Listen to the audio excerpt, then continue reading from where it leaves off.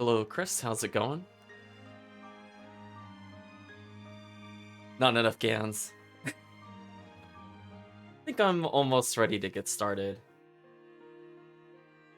Had delays due to, well, I guess to officially state the reason why I was not streaming yesterday was my sleep schedule got completely destroyed by work.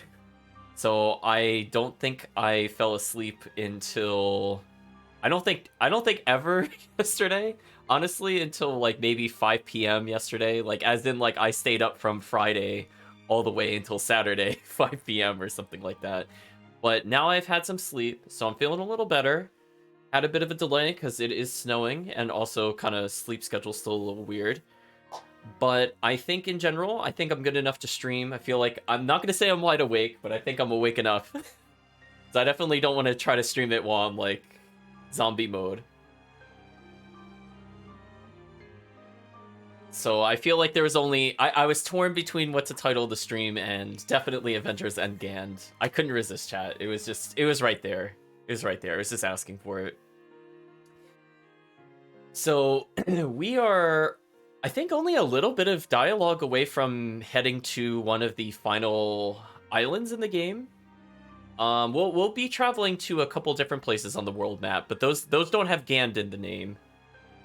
So I forget, chat. This might actually be the last Gand we go to, like new one. I mean, we could still call the other places a Gand, but they're technically not a Gand, but they're definitely a Gand. So anyway, let's go into the game itself. So one moment, hopefully it loads okay. I'll give the OBS a little bit of time. We're out of GANs. I know. It's crazy because there's still other locations we're gonna visit. One moment, chat.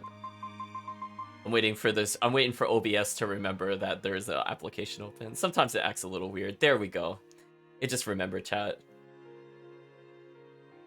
That's the importance of preview, chat, because that would be really awkward to stream without the game up whatsoever. But I think we're good now. So I don't think I really did that much between the streams. I think I was mostly cleaning up our inventory, if I'm not mistaken. That's why there's a quick save versus the hard save. But I honestly really didn't do that much to the save file between streams. So the first thing we'll do is we'll take the expedition. So we got 25 minutes before the next one. Not too bad.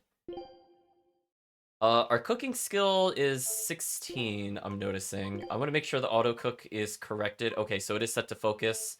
Great. So I just need everybody's cooking skill to be level 20 for something else. And let me just double check my notes real quick, chat, just to make sure that I am on the latest portion that I'm expecting. One moment. Yes, I don't see anything else on my list for today. So with that in mind, I guess we're gonna continue onwards to the GANs. So we did all the islands already. We could backtrack to some other areas, but I don't really see the purpose in doing so at the moment.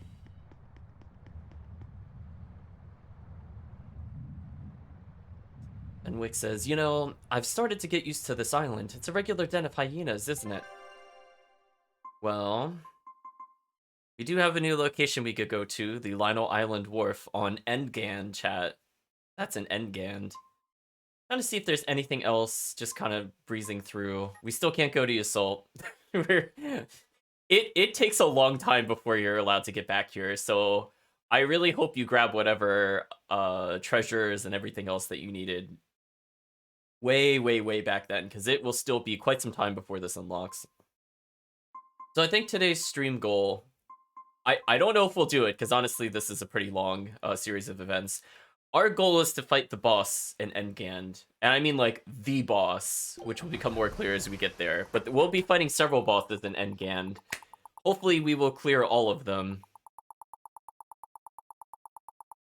And the intent is that hopefully we will be on the return trip to back to Titania. Because that would set up our next session perfectly. So much for the ghost ships. Should we expect another welcome party waiting for us again? No. I had the Bloodwings spread a rumor that we were raiding an Abbey compound far from here. As far as plans go, that's better than nothing. All this cloak and dagger. Give me a good old frontal assault any day. First mate, sir. There's a ship drifting ahead of us. A ghost ship? It's an Abbey ship. Their flag. It's a distress signal. Understood. Commence approach. Are you actually going to help an enemy ship? A ship signaling distress has neither allies nor enemies. That's a code all seafarers abide by. It's an obvious trap. Not even pirates would use a distress signal for a surprise attack. Of course, after we rescue a ship, we still strip them of everything they've got. Anyway, if it's a trap, we'll kill everyone on board. Simple. A waste of time if you ask me. Ooh, pirates have a creed they're following, chat. Look at them choosing to help people. Good for you, Eisen. But they're not doing too hot, chat. Is this... the Corsair Scourge? Benwick, do we still have any Salatoma left?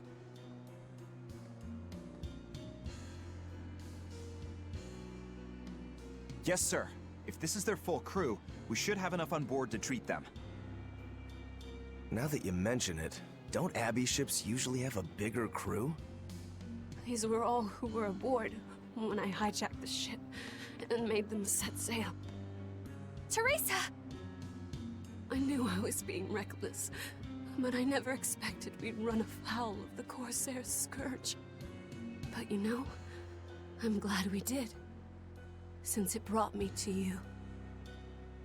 You seriously plan to fight in that condition? No. I know you've won this one. Use me as you will. Use you? Don't bother asking. It's a trap. Lionel Island is where you'll find Dees. Hetherian. My brother Oscar is guarding over it. We can handle him just fine. You should know that Oscar's acquired a powerful new art. Its formula developed by Lord Melchior.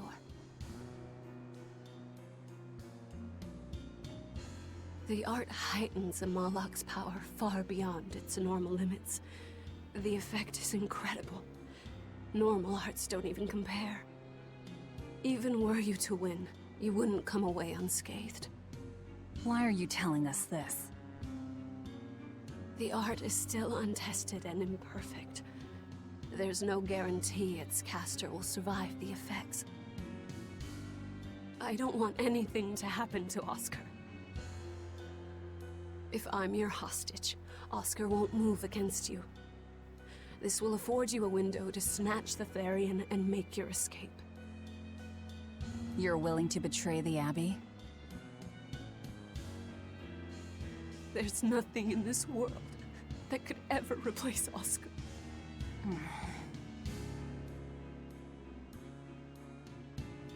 I know you can't trust me, so don't give me your medicine. I'll place my life in your hands. Just save Oscar. Lady Teresa! If true, this information will be of use to us. For now, let's bring her aboard and give her the medicine. Ooh, Velvet actually sparing somebody, chat. How rare.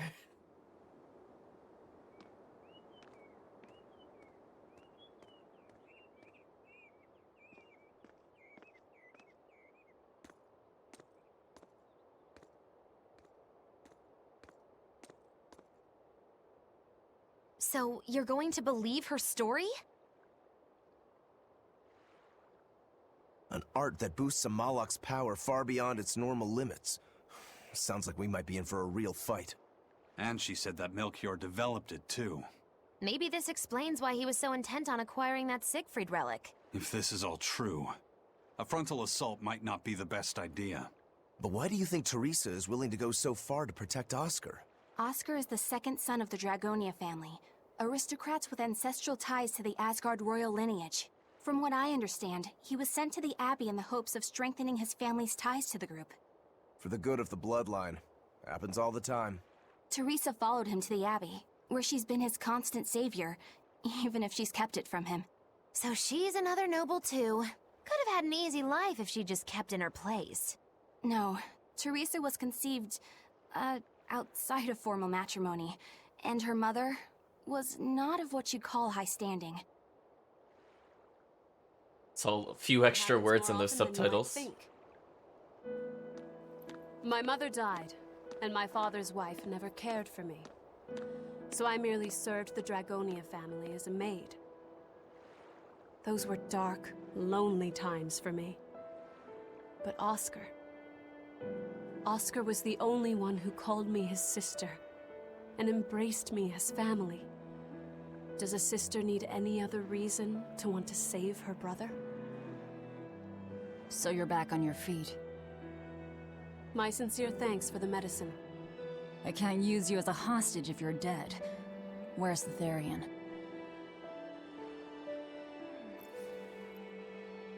Ahead through the Baird Marsh are the ruins of an ancient kingdom. There you'll find the Earth Pulse Point, along with Oscar. What happened to number 1? Lord Artorius took number 1 away from me. As it stands, I'm without the powers of an exorcist. As such, whether I live or die is for you people to decide. Once Oscar is safe, you can do whatever you like to me. We'll do as you wish. All of it.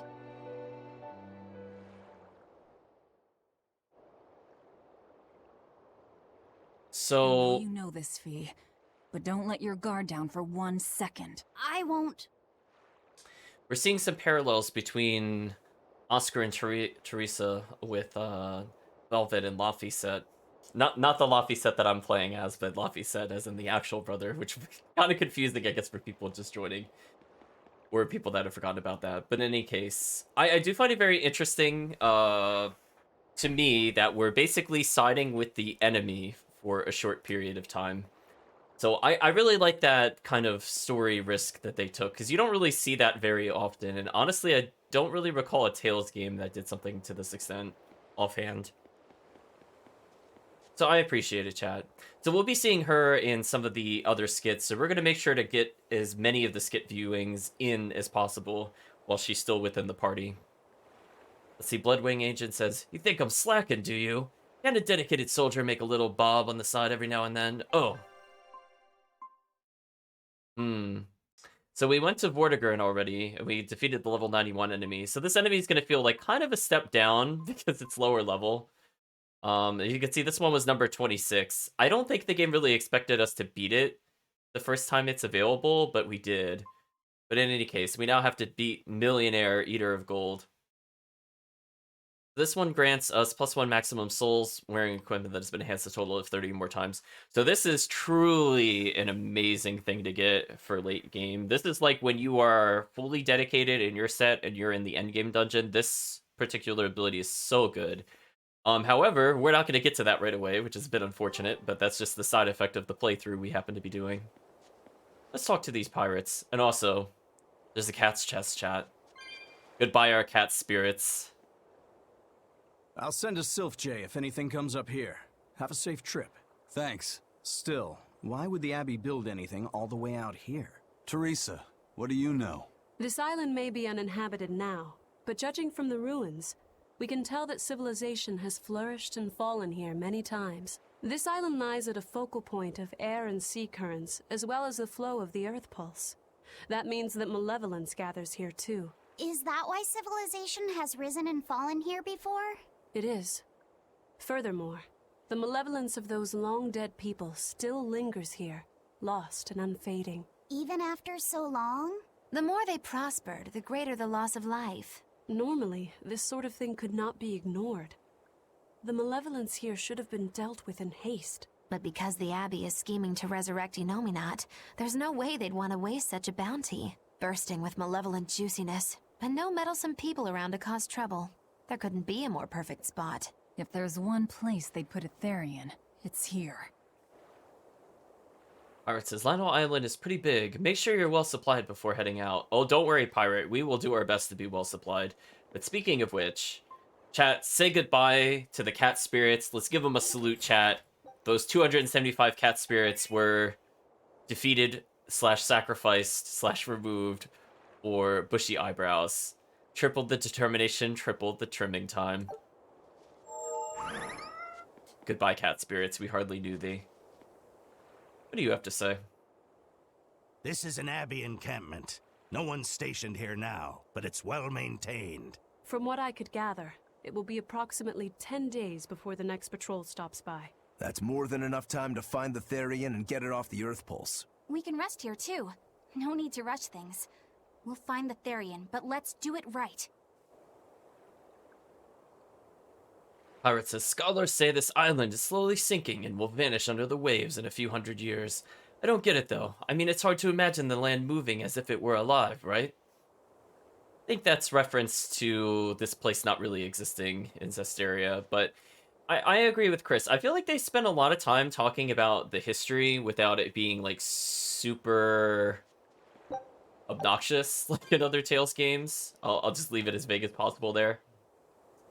But I do feel like they were setting up another series of events, because they talk about different periods within this place. So I was curious if they were ever going to design a third game, like a prequel to this one. It would be the prequel to the prequel. It feels like they gave themselves enough to work with, honestly, especially if we go to some of the side stories where we have mentions of like the previous kings. Like we could have had like a story set in like the time of King Claudin, for example. We're just going to double check this. So there seems to be nothing we can purchase here. We are 100% great on cooking ingredients in case I need to burn them later. But let's just check everything else. Actually, having 30 arcane bottles is a waste of space. I'm going to get rid of some in case we pick up some in the future.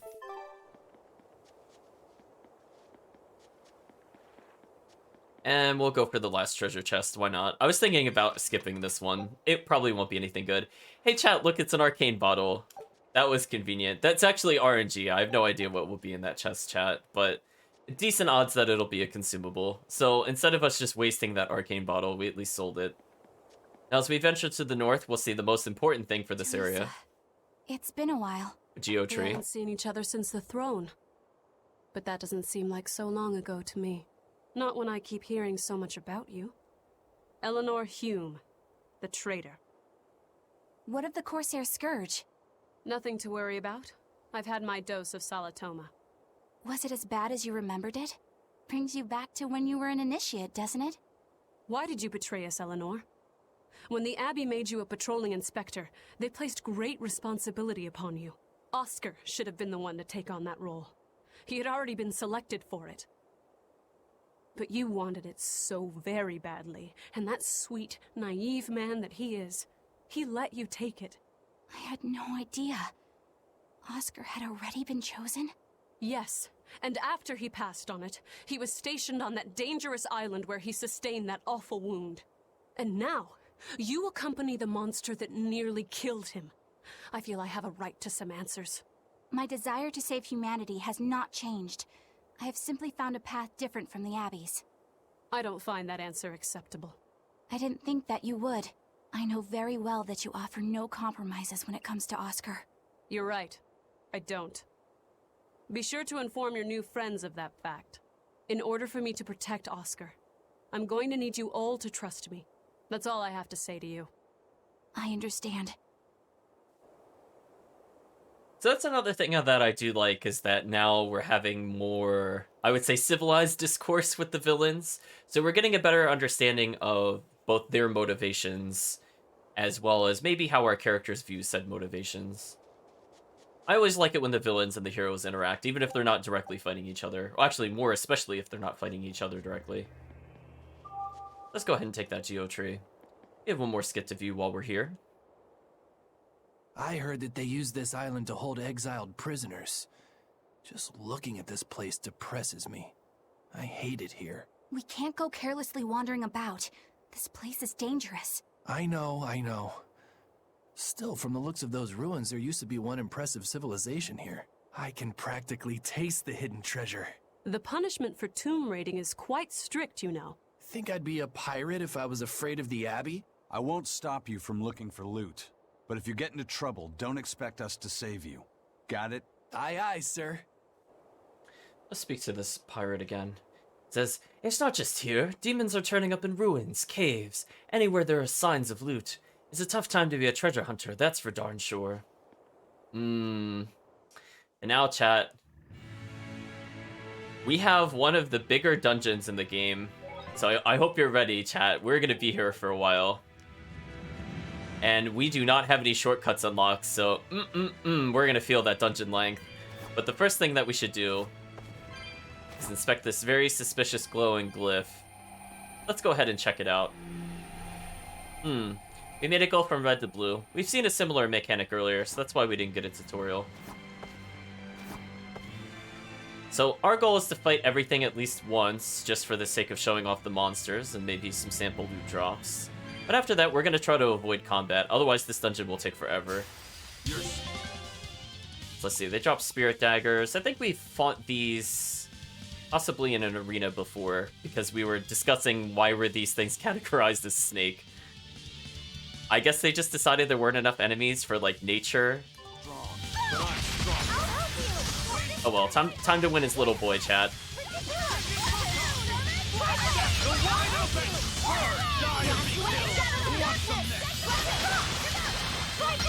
Oh, we actually got that combo.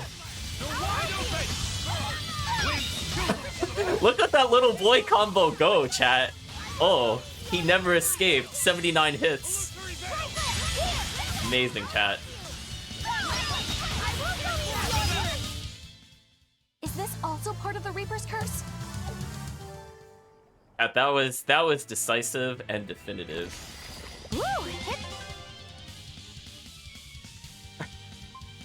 Yeah, they made several plant-ish enemies. I guess they wanted something that would be more nature-focused. It's just that, like, that's clearly a snake. Like, it just doesn't... It's not a great symbol for it. It just is very confusing. I think they're trying to use it to be, like, nature in giant air quotes, but it doesn't quite work. So we could potentially get another satchel from this enemy, which would be pretty good if we did get this. These enemies have quite the stats. It's a biggie. But I don't think it'll affect us too much.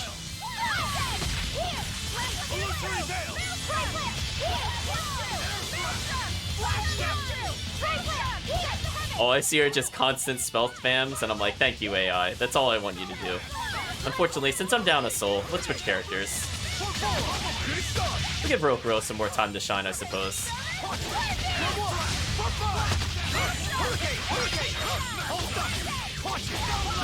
Look at that, chat. I'm using not Hurricane Thrust. You should be proud, chat. Oh, they're dead.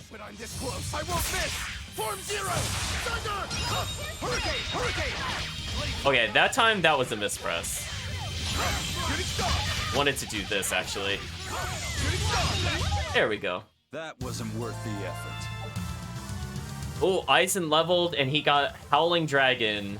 What a fantastic ability to unlock, chat. I am so happy that we got that, because that is very, very, very easy to get with Aizen compared to some of the other characters. So we're going to go ahead, and since Magilu has finished learning Fatigue Ward, we're going to move her up to Force Ring. She'll lose a little bit of damage, but honestly, her getting more magic defense might be more important for a future boss fight. So, let's take a look at the Howling Dragon art real quick. So, one thing I don't think I explicitly discussed, but there will be multiple tiers of mystic arts. So this initial one that every character gets, I'll just call their level 1. It costs 3 blast gauge. The level 2 one is a little harder to get, because not only do you need to get an 8-hit combo or higher, but it costs 4 blast gauge. So this one you can't do unless you've been enhancing your equipment, which you should generally be doing throughout. Now, the reason why this one's important over something like Mystic Mayhem is it also has the ability to target Dragon, which is kind of a hard enemy type to target most of the time. A lot of characters do not have anti-Dragon moves, or if they do, they get it very, very late in the game. So him having this allows us to hit a combo weakness mid-Mystic Art chain, and it does a fantastic amount of damage. Don't let the time usage here dedicate or dictate that this is not a good skill. It is actually pretty good. We'll also hit Dragon Weakness with Aizen with this Draconic Dive, but it's just important because it just adds to the damage when we're on the higher difficulties. Chat disbelieving Rokuro has things other than Hurricane Thrust. I mean, it's kind of true. There really is not a big reason to use those other moves other than the fact that it stales out your combo. Because honestly, Hurricane Thrust is so overpowered. It's fantastic, chat. There's no sense of balance. Oh, I don't think we fought this creature explicitly. Let's fight this creature explicitly. I don't think we have a chance. Oh, chat, I was just thinking, wait a minute. We have to fight the boss here, because we're in a new Gand. When we're in the next area, I'll chain the fights together, I think. I kind of forgot about that.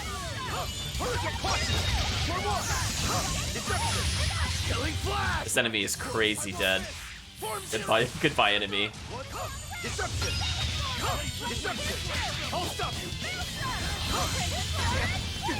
Oh, that was an enemy spell. I was not expecting an enemy spell. I was like, oh, Aizen's just casting spells. I don't really care. This poor enemy, chat. I feel like Aizen and Rokuro are the easiest characters to get Mystic Art with. I mean, just witness how quickly I fill my Mystic Art gauge. It makes no sense. Oh, they're actually blocking me now. Good for them. Oh, now we're being blocked, so I'm not able to get meter while they block me. Oh well. I'm just swap in Velvet briefly. I just want this enemy dead. There we go. Come on, put up some fight. We unlocked True Laufey set. Which, if I remember correctly, chat, if we take a look at that title, I think that just means we've controlled him 500 times. Not bad.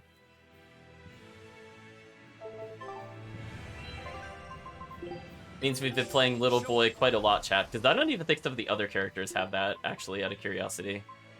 Yeah, like True Magilu. I didn't play Magilu too much on stream last time. Or Eleanor, apparently. Lots of Aizen, to no one's surprise.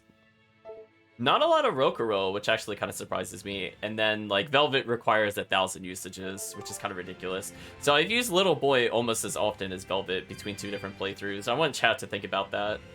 Just let that sink in. Well, we were not allowed to go to the east, so I think what we should do is we could hit this switch. That should destroy the barrier between us and the other location. There's actually another enemy there, masquerading as a rock. Let's go introduce ourselves to it. You're strong, but Let's see, what do you give us? Perpetuity. High attack power, decently high defense, but fortunately this enemy's pretty slow. So I have a lot of time to react and get out of the way. Also, it makes comboing it very easy, especially as Eleanor, because she loves tall enemies.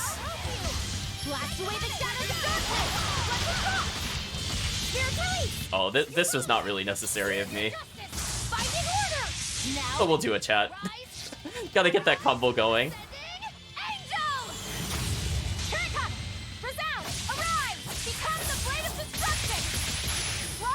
Look at that damage, chat. We're doing no damage, but it's okay. We get to show this off. this is just the first step to kill you, Howling Dragon. Wow, the enemy actually survived that. Good for that enemy. Behold the arts of my ancestors. There we go. That's the difference between a stun and not a stun, chat. That's how important getting that stun is in combat. I feel like that is the best visual demonstration.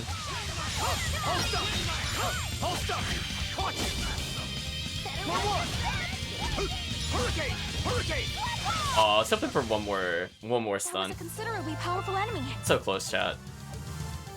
So we haven't been getting any of their rare drops, which is kind of unfortunate, but it is what it is. Trying to see if any of our lances really improve our magic capability to a significant degree. I think this does, but it lowers our magic defense, which is a little risky.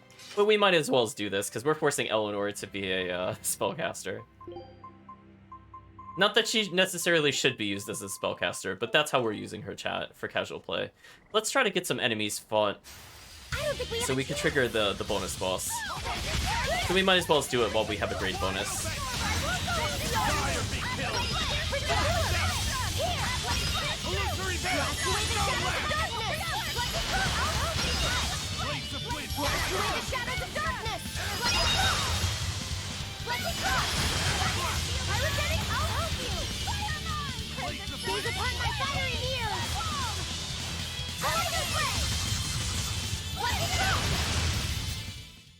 Its guardian was angry. Chat, you know you are winning really hard when you could just spellcast in the enemy's face and you know they have no chance of interrupting it. So we just unlocked a new art from Laphicet, which is Chaos Bloom. Unfortunately, it doesn't come with any anti-enemy types or any new elements, so this one's kind of lackluster, to be honest. However, the big difference between this and Binding Order is that Chaos Bloom has a slightly bigger AoE, so generally speaking, if I'm looking to do a lot of damage to groups, I will either end a combo with Laphicet, Magilu, or Eleanor, because both of them have really big AoE finishers for level 2. Magilu's is probably a little harder to use because she doesn't use it exactly where you think she would. It's something you would have to practice if you're trying to hit a whole group with it. Whereas Laphicet's is brain dead. If the enemy is even vaguely near each other, I'll get the combo.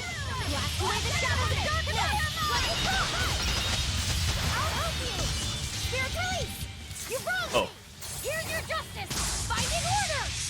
I actually didn't mean to miss the guard there, but that was a happy little accident, chat.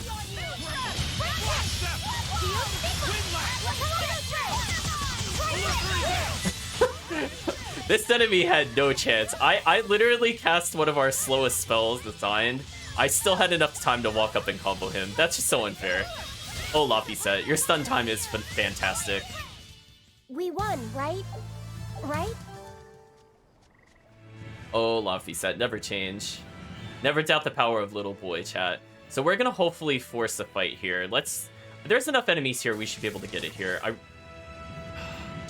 I guess I could dangerous encounter just once.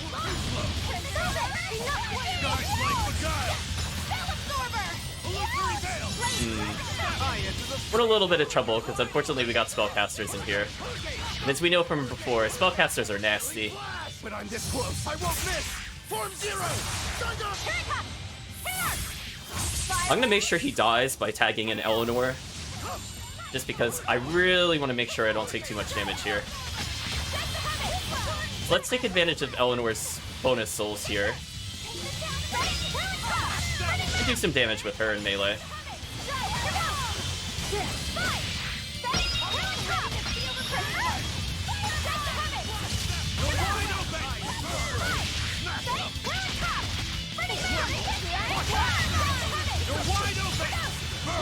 Unfortunately, when the enemy's stunned, they will not get launched into the air. So Eleanor still feels a little weird to combo with, to be honest. But we'll fix that by the end of the game, don't worry, chat.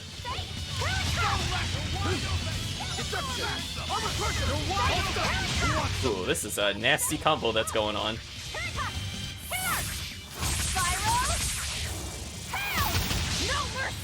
Let's swap in Velvet, chat. Even if this doesn't kill the enemy, safer combat choice. So you can see the difficulty of the fights have now ramped up drastically because we dangerous encountered.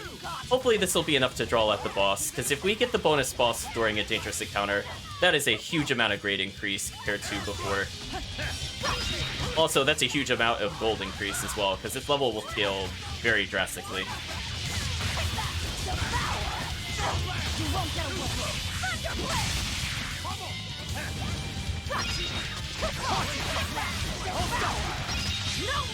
There we go.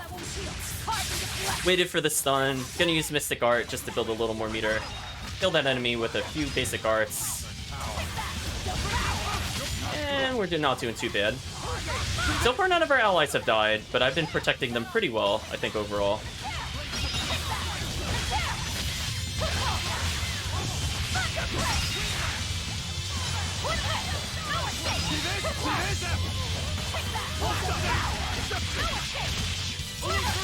There we go, chat. Long combos we get to show off. Velvet gets that nice attack reset. See, those enemies are flat on the ground. Doesn't matter. Just break soul them, chat. Fantastic character. Now we don't have to worry about getting clipped randomly by spells, because spells will do a lot of damage to us.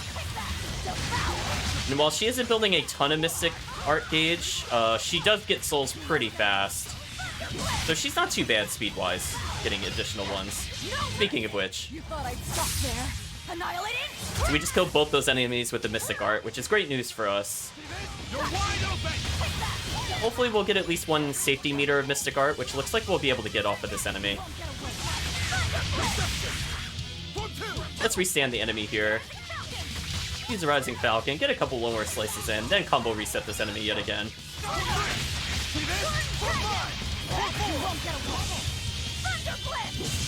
See, like, we drop combo there, but it doesn't matter, because that ability still breaks their guard instantly. So they never really got out of our combo, per se. Like, sure, the combo count dropped, but the enemy never got a turn. That's the important thing, chat.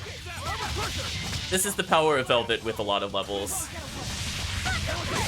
Like, there's nothing fair about this. The enemy has no counterplay to this. They just have to die.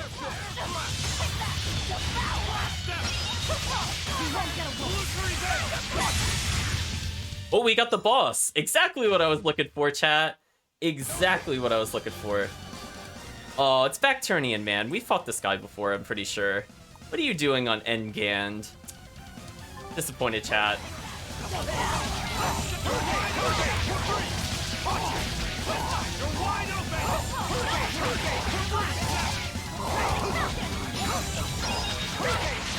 Oh, Aizen died at some point. That's not good. Now, rise, arise, ascending, angel! No mercy! Wounds that won't heal, caught in the flesh! Lick away! I'll try! I'll help you! Let's revive him, so that way he could get some grade. Again, we're only doing these fights for grade. Experience doesn't really matter. Did he really just die a second time? Is he really? Okay, if he dies again, I'm not reviving him, chat. That's the rule of thumb. Oh. Why was it? Okay. I'm not sure what it was targeting there, but whatever.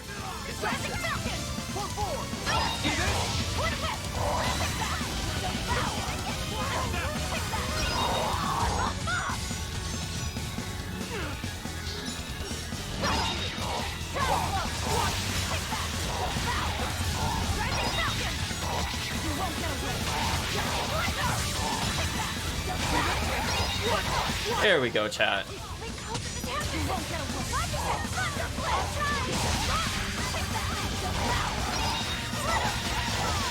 Ooh.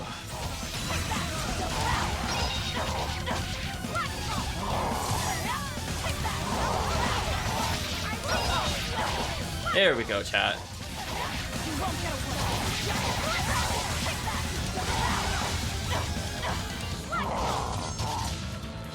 I'm gonna block for a second, just to get meter. There we go. Not sure why the enemy also paused. I mean, that was convenient for me that it paused.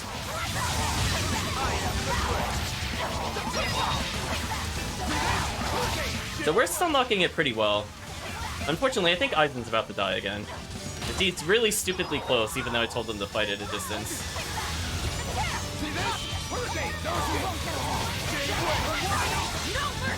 Ooh, there we go. Hopefully this killed him.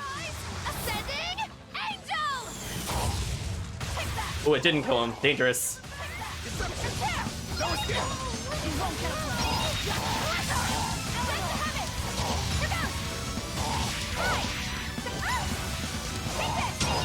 Ooh, we barely did it. Think you could escape me?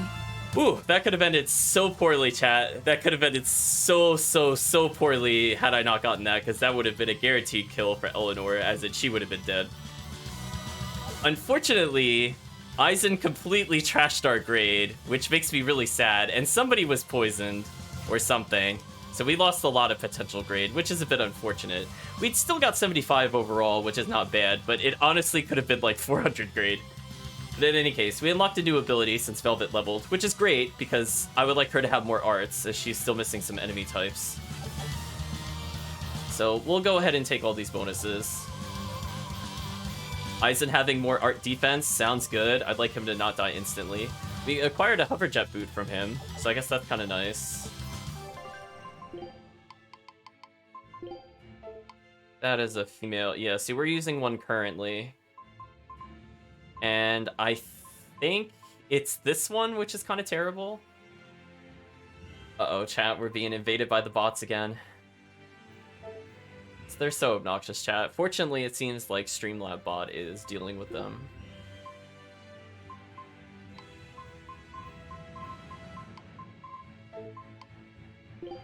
So let's see. We're using this for 108 magic, 88 focus. This one dumps his focus down, which isn't great, but if we're just looking for him to provide support damage, and he doesn't actually need to be the one getting the stun, this is actually okay. I don't think there's any new weapons we can learn from in the meantime. So we could switch him from the Force Ring to maybe the Animal Ring, the Animalia Ring, which gives us 52 attack. This ring I usually end up keeping on the protagonists because I usually don't care about defenses. So having another like 50 attack is actually pretty important on a lot of the cast. So Aizen's raw damage should be pretty crazy at this point due to that. Just making sure we have nothing else to learn from there, so we don't. So currently we have something that gives 142 magic and 44 resistance. I probably want something that balances us out a little better than that. So I'm probably going to slightly lose our magic resistance, because again, that should not be something you should be focusing on. And I'd rather do this, because this adds a lot of raw attack power to our moves. And I like to use mostly physical moves with Rokuro, and it still leaves his hidden arts pretty strong. So he's still very much underwhelming at the moment. I think it's mostly due to the spirit daggers that we're using.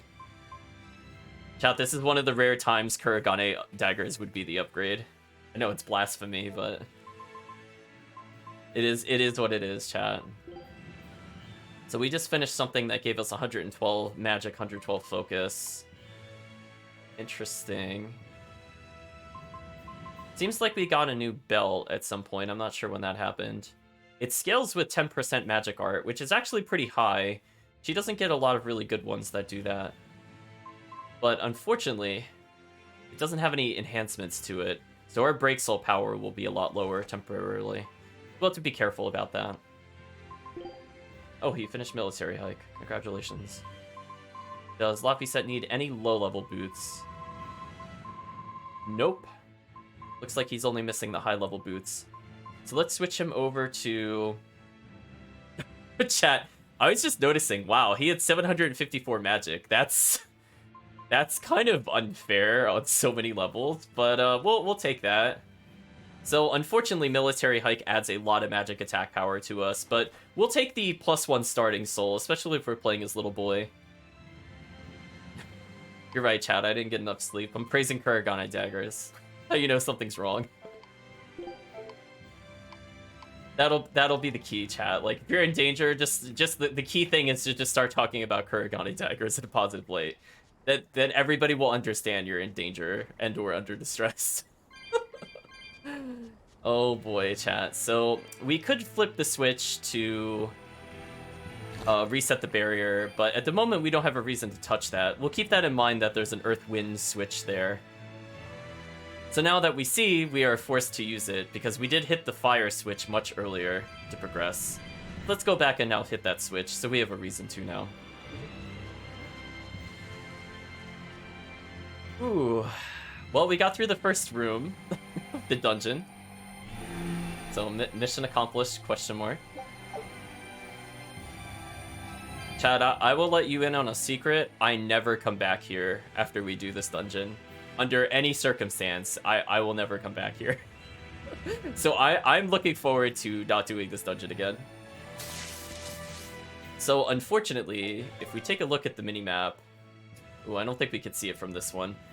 Our end... Oh no, we can see it. Our goal is to hit that star all the way in the upper left. I want you to take note of where we are in this dungeon currently. Keep in mind, we will not be going in a straight path there, so do not draw the diagonal line between us and the target, because that is not how much distance we have to travel. Instead, we're going to be looping around the island, I think, twice. So it's going to take a little bit before we start coming across bosses. Power number 2 displayed at the throne. Hard to believe he had that hidden in him. Lord Melchior said that number 1 was full of untapped potential as well. If I have the talent to use it. Teresa, my lady, you seem angry. Me? At what? At me, for running away and joining Velvet. Oh, that? I was careless. An enemy stole a tool of mine. I'm merely frustrated at my own incompetence. A tool? I don't care what happens to me now. Not as long as I can save Oscar. I'm the one who hurt your precious brother. And you're asking for my help now? Yes, you hurt him. You scarred his face, and his honor, and his heart. Still holding a grudge then? Well, at least you won't be able to kill me in my sleep. With no Malakim, I'm an ordinary woman. How could I threaten the Lord of Calamity? I'm painfully aware of my own weakness. Good. Try to keep out of the way then. Lady Teresa, Velvet isn't so different from you. She had a little brother, I know all about the Lord of Calamity, but none of that matters to me. As powerless as I am now, this is the only path for me. It's the only way I can save Oscar. Lady Teresa. Poor Laphicet / number 2 just wanted some bond time between Teresa and Velvet and got shot down completely. Oh yeah, that's right, Chad. I didn't show off Chaos Bloom. Thank you for mentioning that in general. I mean, we won't be able to use it on her, or at least presumably on her at the moment, I guess would be a more accurate statement to say. But I think we could continue a bit further, and maybe we'll get a chance to use it. So we see a wind barrier directly northeast of us. Or excuse me, more like southwest of us. But I want to check what's over here first before we do that. I'm trying to remember specifically the layout of this dungeon, because it is kind of confusing with how it's laid out. I'll know which room I am in if I can see this one. The branching paths. So as you can see, chat, we could see a room which will go from the upper right to the upper left, and that'll lead there. But in order to get there, we have to go with a big circle on the right side and loop around that way. Let's back up a little bit. So we have 2 choices to take a look at. Ultimately, we need to travel through every location because there's a Code Red fight. We want to make sure not to miss that, because there's no real reason to come back to this place once you're finished with it. So for now, while we have all the switches in order, let's hit the switch.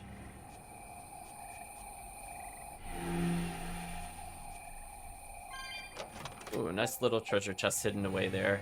Again, most of the treasure chests in this game are really not that important to collect. The only ones I would say you should go out of your way to attain are the rare chests. If they're just the bronze chests like that, they're usually just a waste of your time, to be honest, chat. Unless you are, like, really, really craving some random items.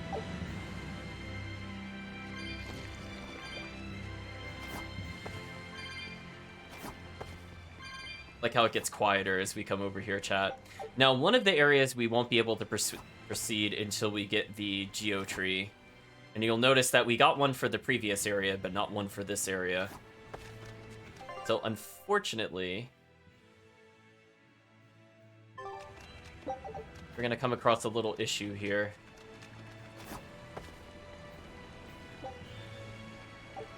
Chat, this is like the biggest tease ever. We can't just go from where we were to our destination because there's a wall there. The ruins at the far shore are in the way, so you can't jump across there. I'm like, can no one swim? I mean, I know Aizen technically can't, but like, could they really not make that jump, chat? Like, what a tease. I just wanted to show that to you. What a tease. Yeah, that's like one of the worst shortcuts. Like that one makes no sense. Like it just you could make that. It's really not difficult. Okay, whatever. We see the bronze chest, I'll collect it. We'll get the money. Yeah, that chest is so silly, chat. Or not the chest, but that shortcut. It's just so silly. Every time, chat, I shake my head. I look forward to when we can use that shortcut. Which will be, I think, exactly once. Like, literally exactly once. that's okay. It's better than 0 times, I suppose. Because there are shortcuts in this game I technically don't ever have to use because we have teleport bottles. So we see some barriers in front of us, so we have to be on the lookout for things we could destroy. Floppy set punch. We'll collect some cat souls here and there. So if we had the water barrier, we could have continued a little further. Let's keep an eye out, chat. So we're gonna have to possibly come back and manipulate this a bit more. So our destination is here, but Malachim are just tools. there's a cutscene here apparently. What are you rooting over? I know. Velvet, Eleanor, or Teresa. You're not sure whose little brother you want to be, eh? In that case, I assure you I'm the kindest of the lot. The cruelest, most devious. That's not what's on my mind. There's something I need to say to Lady Teresa. Something you wish to say? Then speak, number 2. That's just it. I'm not number 2. I'm Laphicet. Laphicet? It's the name Velvet gave me. It's very important to me. Something can be important to you? Yes, I have feelings. You see, Malachim are not tools. Very well. I shall call you Laphicet from now on. Thank you, Lady Teresa. You're kinder than you look, my dear Teresa. Thank you, Teresa. You misunderstand. With so much at stake, I don't want to rock the boat. Is that compassion, or is she being truthful there, chat? You decide. But decide after the skit. Maybe it'll change your mind, or maybe it won't. We'll find out. Tell me what you know about Teresa and Oscar. I want a clear picture of what they can do. All right. Teresa and Oscar are... I can give you the lowdown on everything Abby. Lady Teresa and Oscar are the best of the best, even among the praetors. Some call them the consuls. There are only around 100 praetors in the world, so we're talking very elite. Anyone called a consul is going to be adept at both fighting and leadership. They are key figures entrusted with responsibility for major cities and institutions. The fighting part is all we have to worry about. Are they better than you, Eleanor? Yes, I was a primus, which is a full rank below them. I could never overcome Teresa's arts or Oscar's swordsmanship in our practice battles. When they were still trainees, they worked together to wipe out dozens of demons in a single night. After that, Lord Melchior kept a close eye on them. Appreciated. I'll be on my guard. Together they sound like a real threat. Thankfully, we're only after Oscar alone. But Oscar has mastered a new art developed by Lord Melchior. You can count on it being a nasty one. You really do know a lot about this stuff. It's a little suspicious. You think so? Well, I was at the Abbey, so... Why don't you call him Lord Oscar? That's what's bothering you? It's because we're both so popular with the ladies. I consider him a rival. Oh yeah, Bienfu's very popular, especially with the chat. Chat loves Bienfu. They're like, Bienfu, show up in my everyday life. My life is not complete without a Bienfu quote.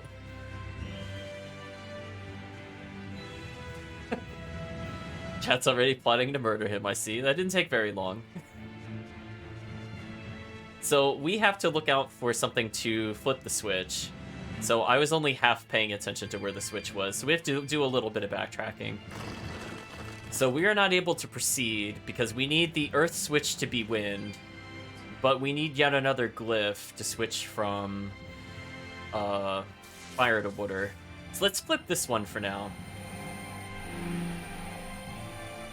Let's take a look over here, chat. It's probably behind a rock, and I just didn't notice it, because they like doing that in this dungeon. So we're going to backtrack slightly, chat. Was there an easy geoprism to reach? Indeed there was. It was right here. They love putting it behind rocks, chat. They love it. See, now you're having the authentic first time clear of the dungeon, because I don't remember the puzzles. So I'm just kind of going along as we see them. So, unfortunately, this requires a lot of back and forth walking. So now we have it set up so that we can proceed to the northeast, at least. We are still, I think, a couple of rooms away from the Geo Tree. And when we get to that loop, as I was talking about earlier, we'll get a chance to fight a Code Red Demon. Let's take a look at our Blast Gauge. Oh, our Blast Gauge is terrible. Let's go fight something real quick to build Blast Gauge. Like, something with a lot of health. We'll need to be extremely wary.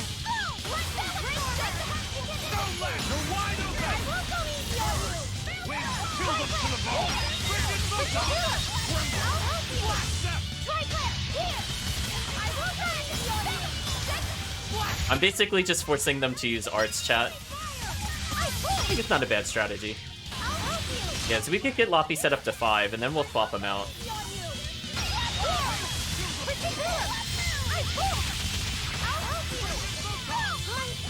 Oh, I actually wanted to Chaos Bloom him there, but I got greedy.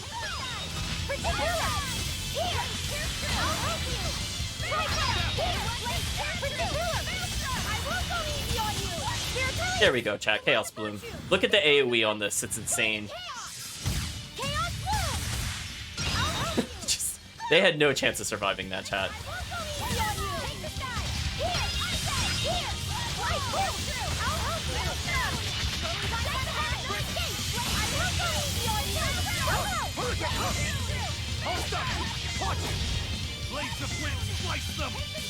Hey Kirk, how's it going?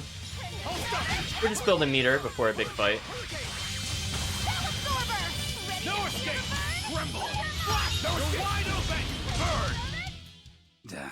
That was tougher than I would have liked. Okay, I think our overall meter usage is a little better. Velvet's not exactly perfect, but it's okay. Velvet is not super hard to get meter on.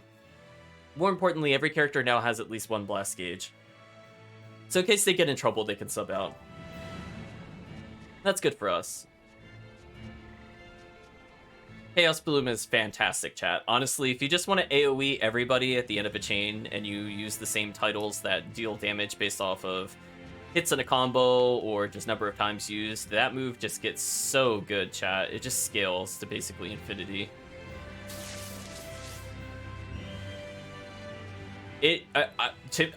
I don't think it technically hits the whole arena. I think technically it doesn't, but it might as well as. It's very rare you will not hit everybody with it, and that's why I like waiting in the combo to use Loppy set. We're getting a lot of standard tempering powders, which I don't really care about. So fortunately, we see what we have to do, and the game teases us yet again, chat. Here's the shortcut we could have taken if we had a Geo Tree. The game does not let us do that. Oh, +3 focus? Little boy needs to be more focused, chat. So let's go ahead and flip the switch. We're gonna go on our way to go to the path to go to our destination. Oh boy. Hope you're doing well, Kirk. It just started snowing near me. Hopefully you're okay.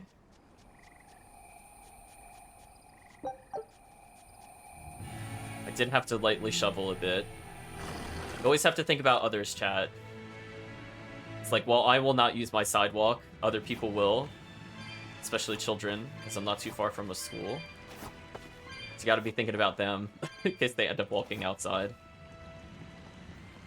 Oh, speaking of which, thinking of others, I wish the cat spirits thought about us, because this cost another 300 cat spirits. Chat, did you think we were ever gonna dip below 4,000 cat spirits? Be honest, chat. Like, it is madness. Chat, we didn't even get anything in return for that. That was actually terrible. So anyway, just be very thankful, chat, we carried over those cat spirits, or else we would have been grinding those. And there is nothing interesting about cat spirit grinding. But for the meantime, let's go ahead and open up this chest. I can see there's a blue barrier delaying us from going to the south, but I believe I saw the blue crystal on the other side of this rock formation. And by rock formation, I mean ruins. Oh, it's already slip and slide near you? That's not good, Kirk.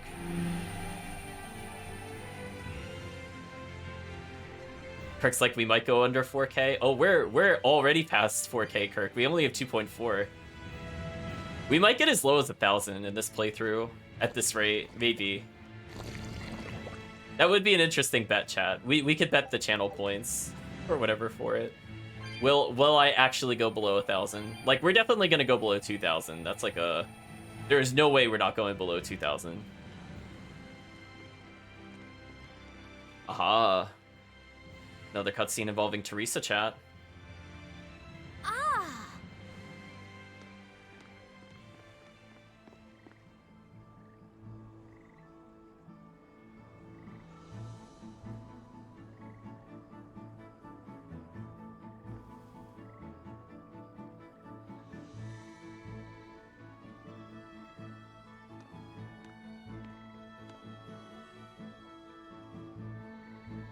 Oh, it's a beetle. Yeah. A Lionel giant thunderstag beetle, to be exact. Why do they always have such awkward names? I think it's a cool name. Oh.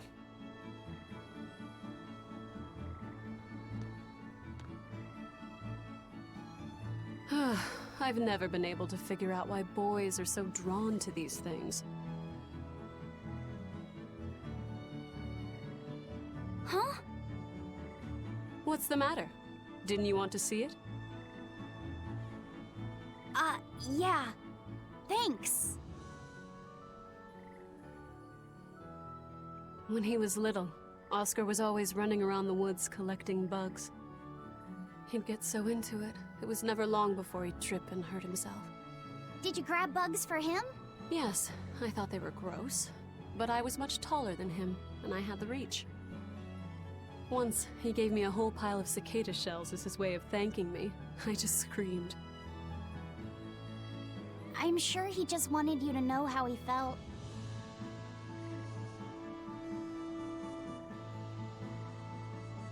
I can relate to that. Rather unusual for a Malak like you to contemplate such things. Well, I try to. It's just really hard sometimes. It's hard for people, too. Sometimes it feels insurmountable, and yet we can't give up.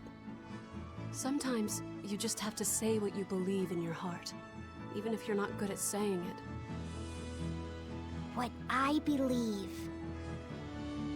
Fee, hurry up already! That Velvet ruining their moment.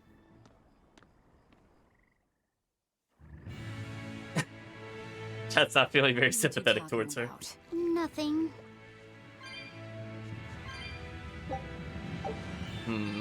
Yet another Earth barrier, chat. We want to make sure to collect these cat spirits, as we are at a big deficit. Hey, look, chat, I found an herb I forgot about. At this point in the game, I don't think it matters if I collect the other herbs. I just had to make sure we collected the early ones in a certain order. Hopefully we did not mess this up. But we could go ahead and increase little boy's attack power by 3. Well, fortunately, we know where the crystal is, so this is not a huge backtrack.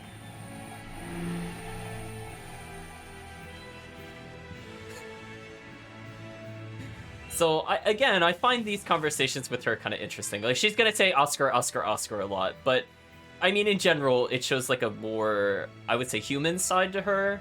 Like, she isn't just, like, a very stereotypical villain at this point, which I think is a nice touch.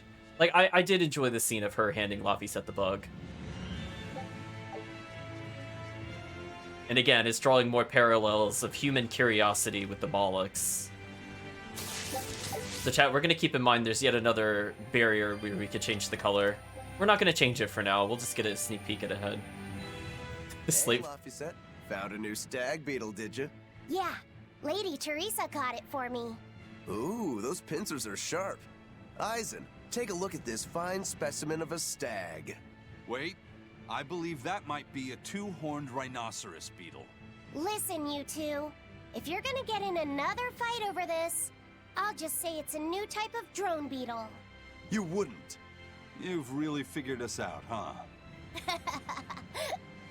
Eleanor, you didn't make him say that just now, did you? I did not. I've made a pact with him as a vessel, but he isn't tethered to me. A Malak, acting so human. I used to think that way. Malakim possessing free will just like humans? It was inconceivable. But meeting Laphicet and Aizen taught me the truth. They laugh in joyful times, and cry in sad times. Their stomachs even growl too. Their stomachs growl? Now I take it as a matter of course that not only Malachim, but demons and Therians too, have their own thoughts and feelings. I thought you hated demons. I certainly still do, but now I feel something besides just hate. Malachim with free will? Demons and Therians as well? You must have sensed that in Laphicet, or you wouldn't have caught that beetle for him. When you saw his beaming face, it must have reminded you of when Oscar was a young boy. Am I correct? This conversation's over. Uh-oh. She said Oscar's name. You're not allowed to do that. That's Teresa's ability only. Be honest. Isn't there something wrong with the Abbey using a dangerous experimental art out in the field? Oscar's the one who decided to go through with it. Don't presume to know anything about who he is. She's like, you're not talking about Oscar. He's my brother.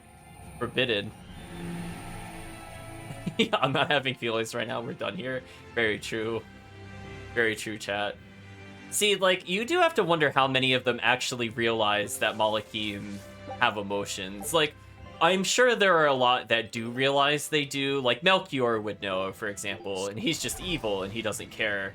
But you have to wonder about some of the other people working under them. Like, does Oscar know, for example? You have to ask yourself these kinds of questions.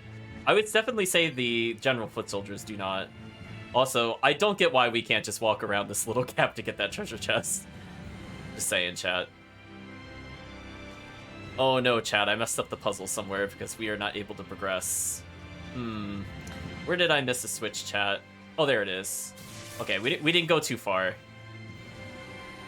Stupid barriers, chat. They're all in our way.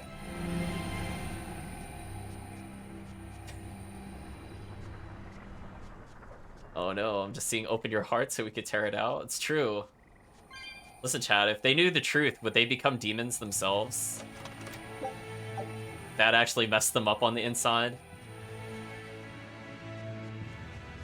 Ooh, chat, we're Using that art could be fatal. I can't allow Oscar to try it. coming up to the Code Red Demon. Lady Teresa, is something the matter? It's nothing. I'm fine. But you looked like you were in pain. Oh. I was just thinking a bit.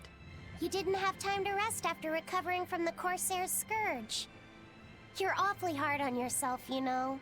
And even harder on others, am I? That's not what I meant. It doesn't matter. I'm well aware that I'm stone cold. But they say a Malak never knows his vessel's heart. I said nothing all those times you snuck off to the library, did I? You knew about that? Of course I knew. But I was just letting you roam free like a master might let her little pup. Number one didn't wander about like you did. What makes you different? I'm sorry. Well, boys will be boys, I guess. But I was planning on punishing you if that behavior continued. Punish me how? You don't want to know. It might wreck your good cheer. Lady Teresa! Look at how open she's being. Do you really think she'll work with us? I don't think she's lying to us. But I don't think she's being entirely truthful either. Look, I know I probably don't have to say this, but... You don't. I won't let my guard down. If I see anything funny, she's dead. And since she has no Moloch, it'll be quick. Again, they're making a really big assumption that she can't get another Moloch, which I feel is kind of weird from their part, to be honest. 'Cause it seems dangerous to bring her basically anywhere. There's a fire barrier there, chat, so let's go ahead and flip the switch. And we're gonna do a little quick save. This demon tree is in my way. I don't appreciate this. There we go, chat. We outmaneuvered it. So we're gonna be fighting Millionaire, the Eater of Gold. Get to look at its little writhing animations on the ground. So we're gonna make sure to collect as many cat souls as possible, chat. Speaking of which, we ended up in front of a chest. I might as well get it. Another arcane bottle. See, chat, that's why you never max out on items. You never know when you'll just get another one, and then that's just a waste of gold. So let's go ahead and collect these cat souls as well. Look at that, we're above 2,500 again. Okay, chat, we'll do a little safety save here, and we'll take a look at our blast gauge. Not fantastic, but I think we can work with this. We will need to be extremely wary. So, we've already seen what this thing drops, which is really good for the end game in particular. This creature actually has a fairly high physical attack power, so I have to be very careful about its multi-hit moves. And kind of what we were talking about before, chat, but a lot of these enemies just don't do physical damage. Which is like, if you didn't actually look at the character sheet, or at least the monster log, you would never know that this monster basically only did Earth, except for literally one move. Because when you look at this, it doesn't say, like, resistance Earth. You would have thought maybe it would have done water, because it's water resistant, but it is what it is, chat. This enemy will not be stunned as long as some of the other enemies, so we have to be a little wary of that.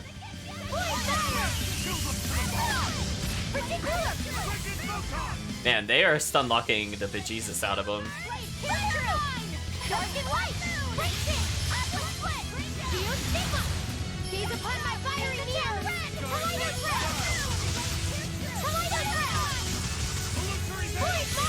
But you can see that Force Spellcasters kind of lock down an enemy pretty well.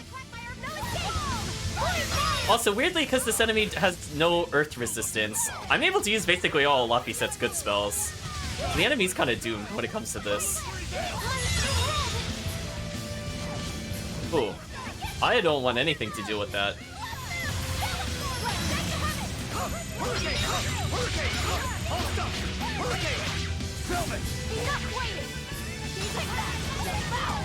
Okay, let's try to finish off this enemy, chat. Oh. I wasn't expecting it to land on me. Fortunately, we're Velvet, so that did not kill me.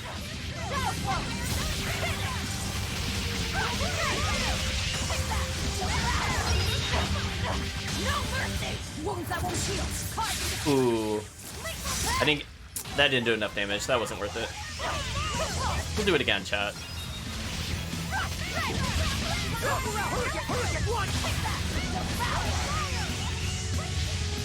So I kind of panic swapped there because I wasn't sure if that was going to hit me or not. And I think that was worth it to panic swap.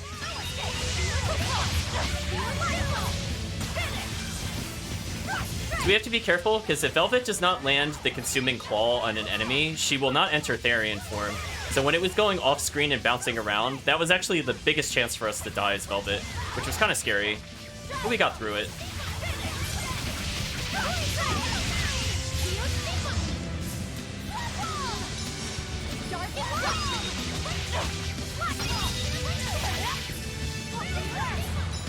Let's go ahead and collect that soul.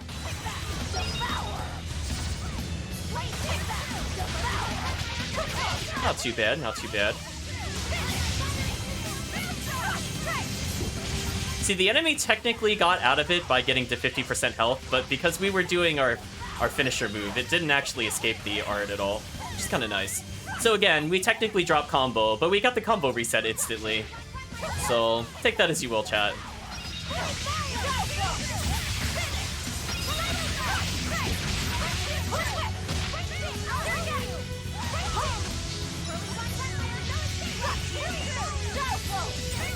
Okay, we're gonna block a little bit to get some soul gauge back. I think we're almost in a position to kill this enemy. I think I could get a really good combo going in a moment. Ooh, that enemy's so tall, we got every hit of Rising Falcon. Awesome. And again, Lapiset is a really good character to keep in your party, because when you see that little flame barrier at the bottom of the screen, that extends how long an enemy is stunned. So we can actually do a lot more combos on bosses this way. I think I'm almost ready to hit this boss with a... Yeah, let's do it. You thought I'd stop there. Ooh, that damage. Ooh. Show him, Lapiset. We'll give it to Magilu, chat. Goodbye, boss. Oh, it actually lived. Wait a minute. Oh, I thought it had 43,000, not 53,000. That sucked. Oh well. My bad, chat. My bad. I thought it had 10,000 less health than it did. But that's okay. Our punishment for that is we lose 20 grade. Not the end of the world. However, that was still a pretty clean fight overall. So it looks like we got some things that increase our art damage, which is absolutely unfair for any character because it's just more damage. And hey, Magilu just became tankier, so that's always nice. A very, very clean fight, and actually we ended with a decent amount of blast gauge. The only one I'm kind of concerned about, honestly, is Magilu. That's about it. I mean, Velvet ended with 2, Rokuro still has 1. Little boy has 3, which is fine.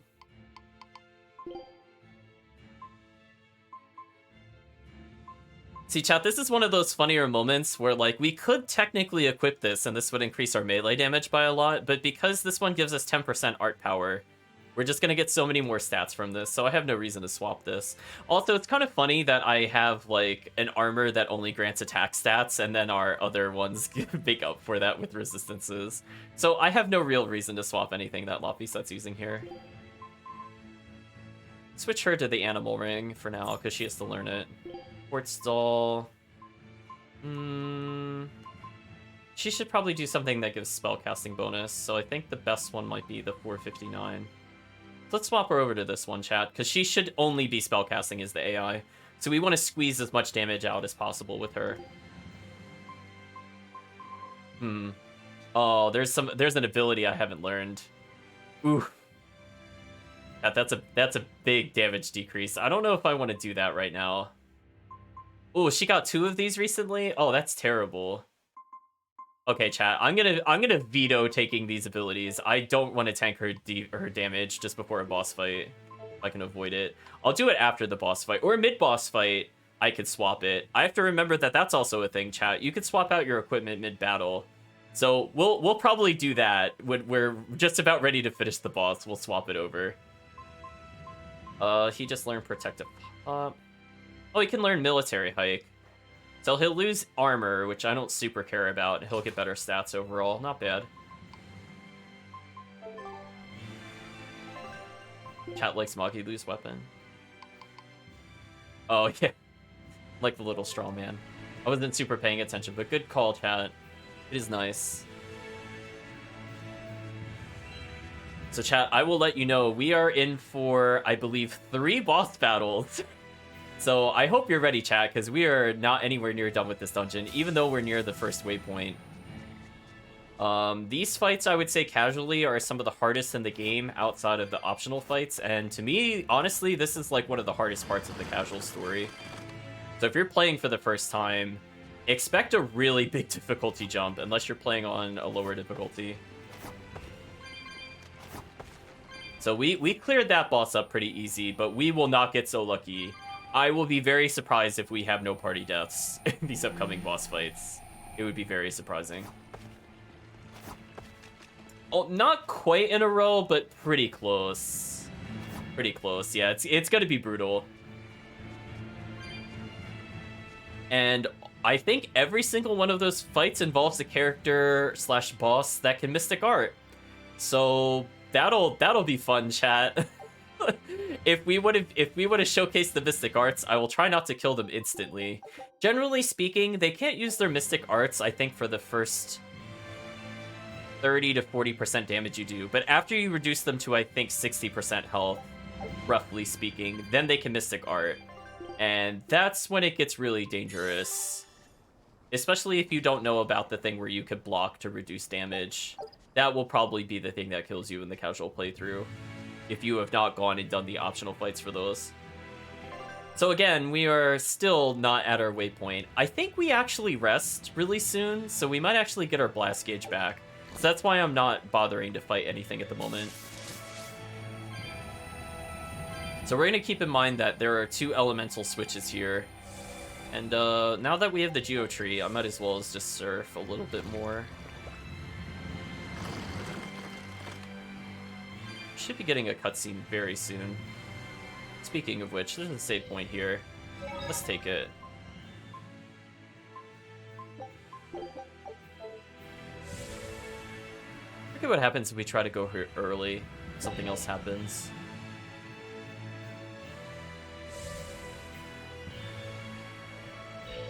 Well, it's allowing us to go over here, so I'll go over here. Hello, monster. You're in my way. like to hop across here just to get more cat souls. Ooh, look, a actual rare chest. That's kind of worth it. Military hike. You know what? If that comes with decent attributes on it, that could be an upgrade for us. Military hike, I think, is probably best suited for Laphicet and Aizen since it gives so much magical attack power. And at this stage of the game, normally you'd be hovering around 400 to 500 magic attack. But with military hike and some of the 10% art bonuses, you could go well over 700, like how Laphicet is, or was earlier for playthrough. So, looks like there's nothing here now, which is fine. I guess we'll go here a little early. But we will be returning to this spot pretty soon, I'm pretty sure. But for now, let's collect the cat souls. Yeah, glorious cat souls, chat. Look at that, we're back up to 2,600 with these. Not too bad. This is also a place where you could...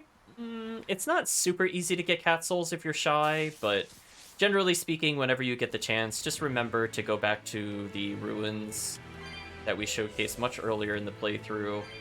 And or wait for the bonus dungeon, if you're just looking to open all the possible cat chests.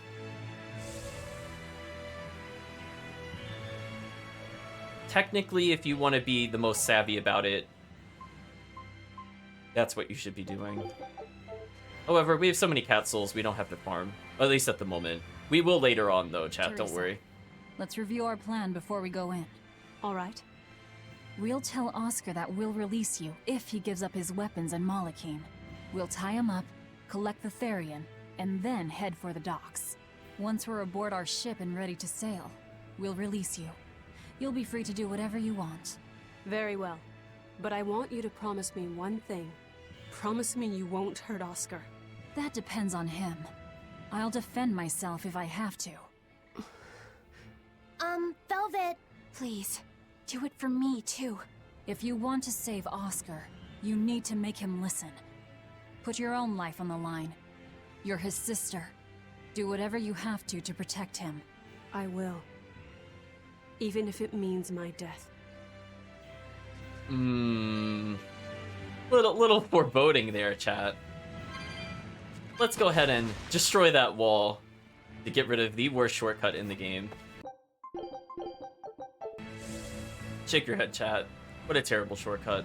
So I think we need to go back to the elemental barriers and flip them to the opposite of what they are. Indeed, that is the case. I almost got into fight there, chat. One thing I will note that's always kind of weird about this, and I don't remember if I remarked about this before, but you can't aim the camera up and down while you're surfing on the geo board. I don't know why that's a thing.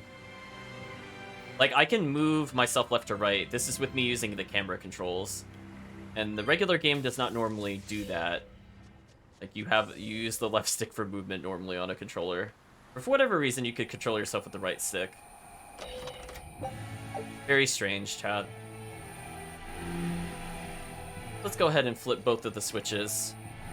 And now, we should be able to progress a little further, where presumably we're going to encounter Oscar. And Teresa does not seem very happy that we're not promising to spare/save Oscar. So we'll see what kind of repercussions that has, chat.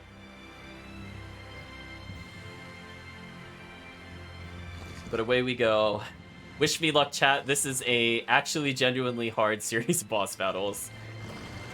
If we were gonna actually legit game over, this is the other point in the playthrough. I figured we would get a lot of game overs. Especially since we have not been power leveling and we're going in very foolishly with +1 gear, which you should absolutely not do on a casual playthrough. Pulse point. You all know the plan, right? I'm using you as a hostage to keep Oscar from doing anything stupid. And don't you try anything funny either.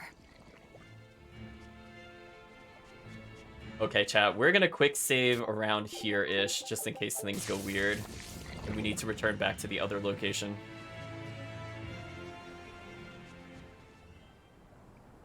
I like how the music cuts out when you approach. Like, that's how you know bad things are gonna happen, chat. Real bad things are about to happen. But before we go and talk to Oscar, why don't we take a look at this chest? What's in this chest? We got Valkyrie, which is a spear. I don't remember if she has this or not. She does not have this. This is actually a really fantastic item, and it even offers us a lot of magic power. The problem with this is that we need the damage against enemies stunned to be active, because this is how she is going to do the most damage. So while this spear is, I will admit, superior in just about every single way compared to the one we're using, especially for spellcasting, the fact that she will not get that 60% damage modifier means that this weapon is actually worse for the time being. So she'll have 2 weapons we could potentially swap into mid-fight. So I will try to remember to do so, chat, for the grade purposes. Unless we died a lot, then it's kind of meaningless. Hey, chat, looks like Oscar's standing in front of a creature with wings. The creature doesn't seem to be moving. I'm sure it's fine, chat. I'm sure things are okay. Let's go talk to Oscar. I'm sure we could be best friends. It's just all a misunderstanding, chat.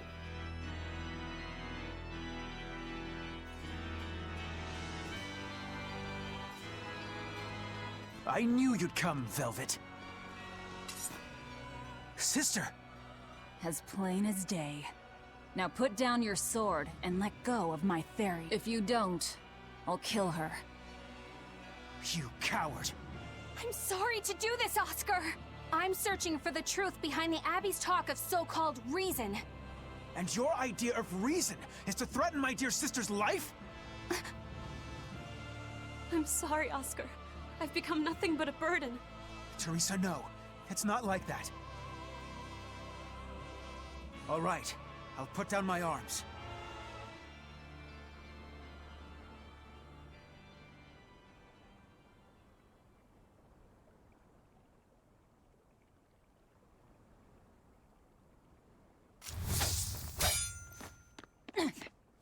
Teresa, get back!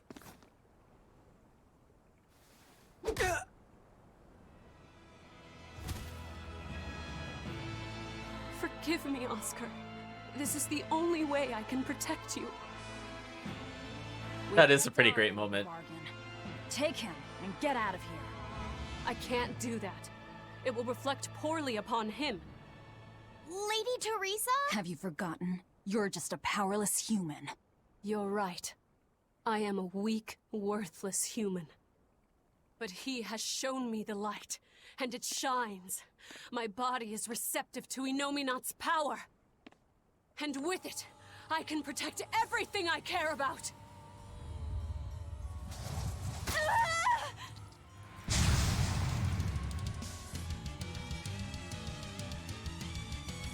She turned into a Therian? No, she fused with it.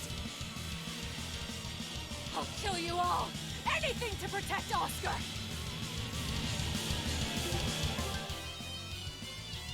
Oh boy, chat. Listen to the music. It's serious time.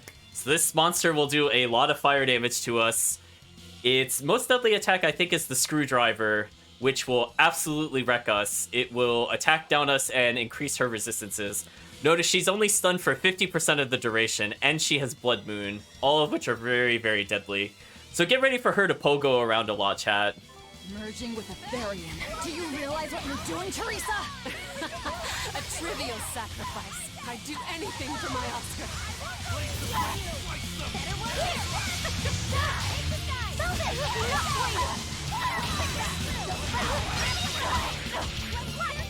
Speaking of which, chat, we're going to take a brief moment to pause and take a look at something.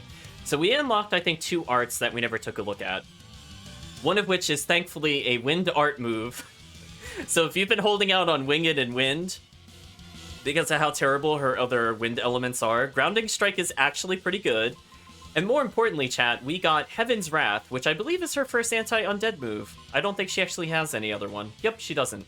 Which is a combination of wood or wind, which is fantastic, because that is, again, one of her worst elements. And is a rapid combination of kicks from multiple angles, and notice it also causes focus down. So it is just like all sorts of beautiful things wrapped up in one beautiful combo. So I don't think I really need Slag Assault anymore. I'm just thinking about what to replace here. Yeah. I mean, Rising Falcon is nice and all, but I think it would make more sense if we go for a dual element here.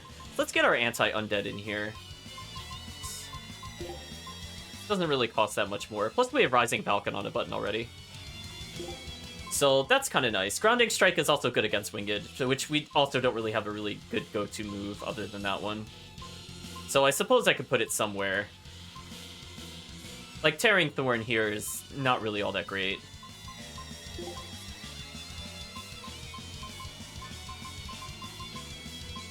Actually, that might be a little too expensive. Oh well, we'll leave it as is for now.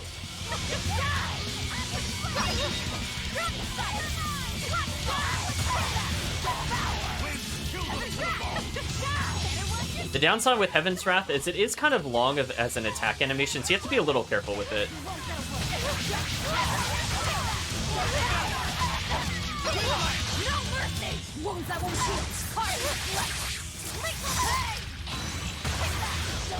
Oh, she almost got us there. That would have been bad.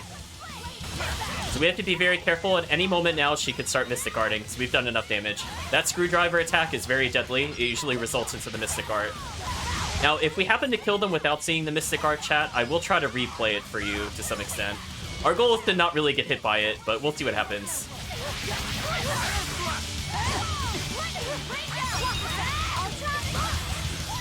Ooh, that did a lot of damage to us, chat.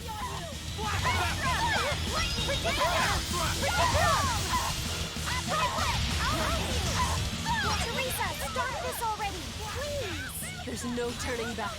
Not with so much at stake. His future depends on this.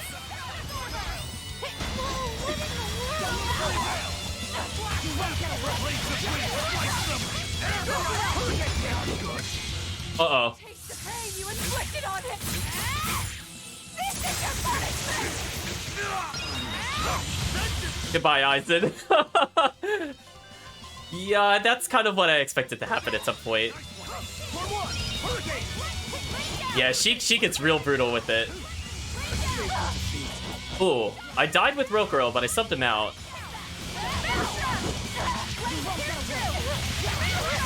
So this is where the boss battle starts getting really hard. She could just kind of set up into a Mystic Art and absolutely wreck you.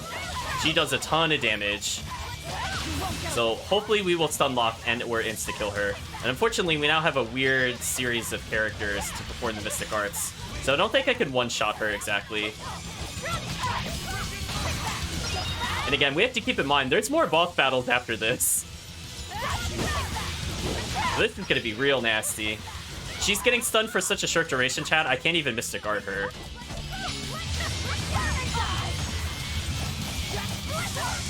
So you can see her spell did 3,000 something to us, so it would have done about 1,500 to normal enemy or normal players. So she does huge amounts of damage.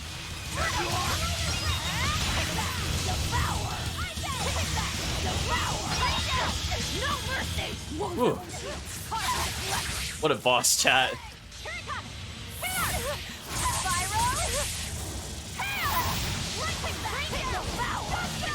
We're gonna do any kind of damage we can to end this fight a little earlier.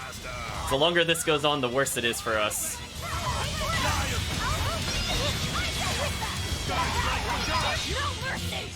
I heard the stun. This should kill her, chat. We got her.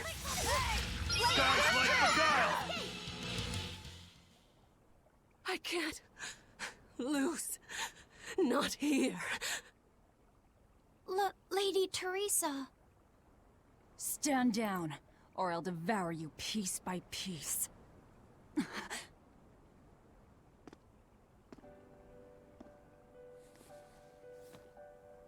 It's okay, sister.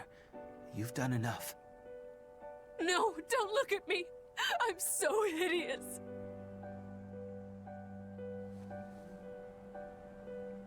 When I was growing up, the only one my mother and father ever paid any attention to was my older brother, the heir. But you, Teresa, you noticed me when they didn't. You looked after me, supported me, smiled for me.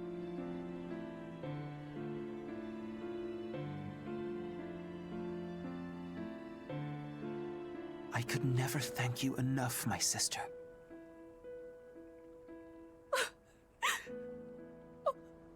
Oscar. Now, keep watching over me, Teresa. As long as you're looking after me, I can vanquish even the Lord of Demons. Hey, Chad, here's the real fight. I feel bad for anybody that does this casually and does not know how hard this is. Is armatization.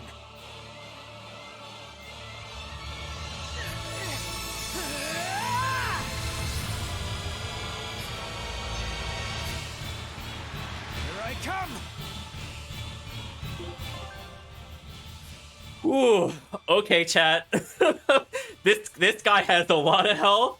He will show you no mercy. He does 50% if he stuns you, so if he stuns you in Mystic Art, you are dead. You are not surviving this under any circumstance. He has a lot of moves. You might notice that he looks very similar to a different form we've seen in Zesteria, and he has all the same moves with way better priority. What's happened to him? He merged with his Moloch? That's one hell of an art. Great boss music, by the way. But yeah, this boss is absolutely gonna destroy us. What makes this fight hard, chat, is because Rokuro died in the previous one, he is still dead leading into this fight. So any handicaps you had coming into this, you take all the meter, all the health, all the character deaths. So good luck.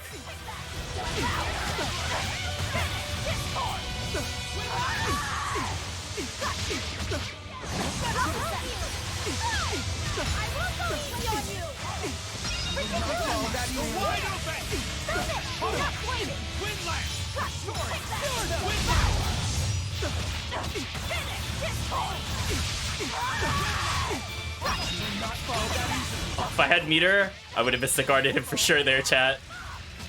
But we gotta win with the hand we're dealt with. And again, if I even sense that he's comboing me, I will tag swap without mercy. It's over yet. Don't give out on me yet, Armatus.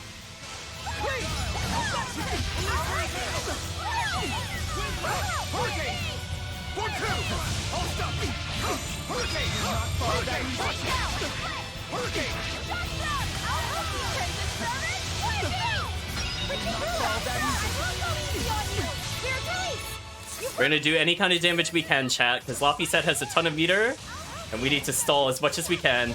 Oh boy. I'm lucky he got interrupted there. He could have Mystic Arted me, I'm pretty sure. Actually, he might have had too much health to do that. We got kind of lucky there.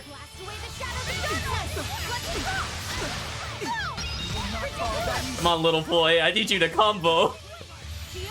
Oh, he got out. That's not good.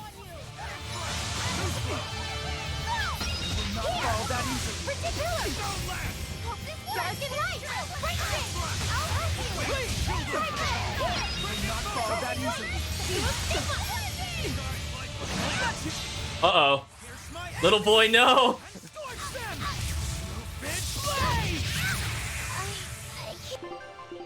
I did reduce some of the damage there, but that was still an insta-kill. That was still an insta-kill. Oh boy.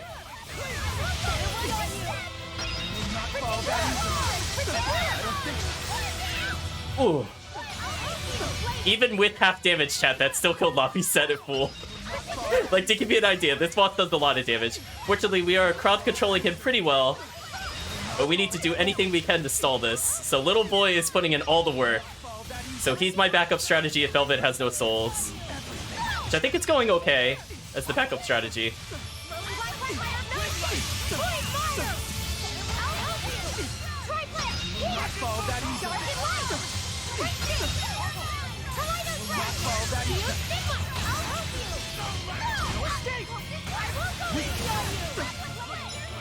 We're doing it, chat. We're brute forcing it.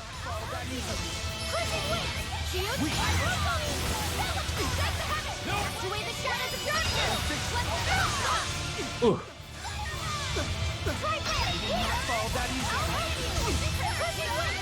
I've given him a ton of souls, so he should take extra damage from us now. Excellent. The light of virtue! The dark of vice! Joining chaos! Chaos! We got him, chat. Oh my gosh, what a boss. I do not want him to attack ever. We're still not done, though. This has gone far enough! No, it hasn't. You people hurt my sister. He's losing control of the Moloch! Damn it! It's turning into a dragon! Velvet, quick! Devour that thing! Stop! He's still...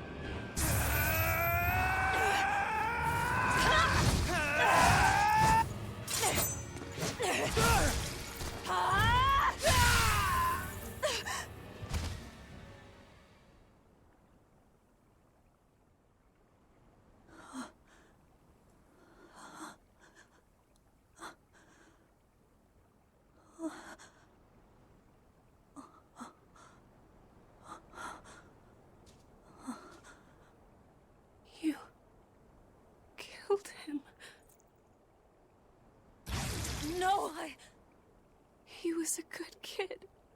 He gave me this pair of earrings for my birthday. They're family heirlooms that were supposed to go to his fiancée, but he didn't know that at the time. I told him he should give them to the woman he cares most about in the world. And you know what he did? He smiled at me and said I was that woman. So sweet, so innocent. And you took him away! You killed my Oscar! How could you? How could you? How could you?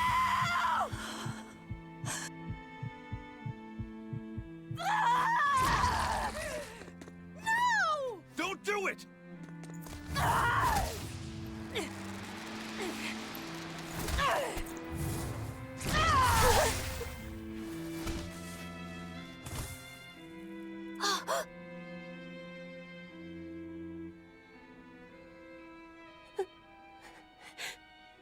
You are so hurt. I'll get you all fixed up. Don't cry, Oscar. You're strong. You're so strong.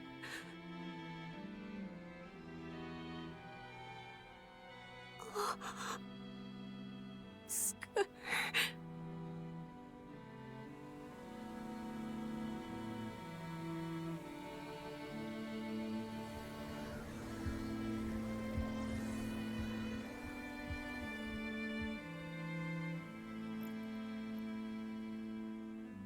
Teresa. Oscar. And we didn't even get the Therian we came for.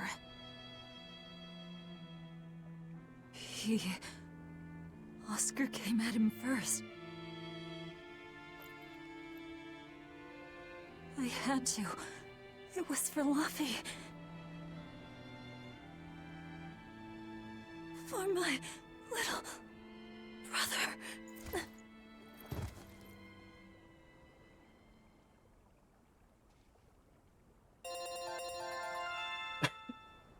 Well, I didn't have a chance to, well, because I was too concerned about dropping the combo. I didn't have a good chance on Oscar to swap out for equipment, but we managed to beat it. We didn't get too much grade because we did have some character deaths, so not a huge loss of 26 grade, to be honest, for some of those characters. More importantly, chat, other than the very touching story moment, I would like to point out that we got 2 fantastic abilities, one of which makes Magilu honestly into like a completely different tier of character. Crown Fire is absolutely stupid broken, and I love that skill. We'll be using Infernal Bloom every now and then, but it's very expensive as a martial art. Very good for endgame, though. So let's go ahead and collect these bonuses. Master Smiths. Check that as well.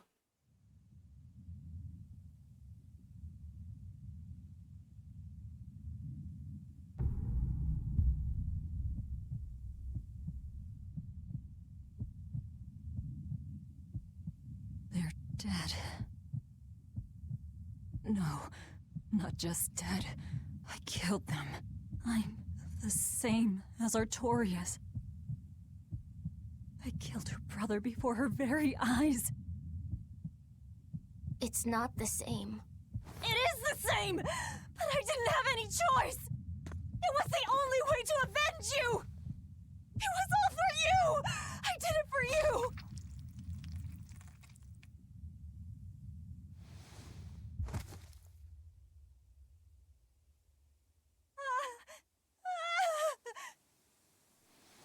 I didn't want this!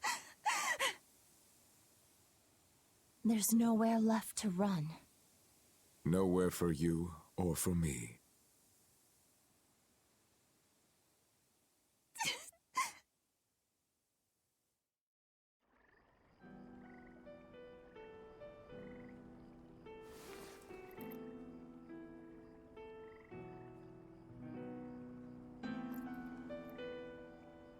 Nowhere left.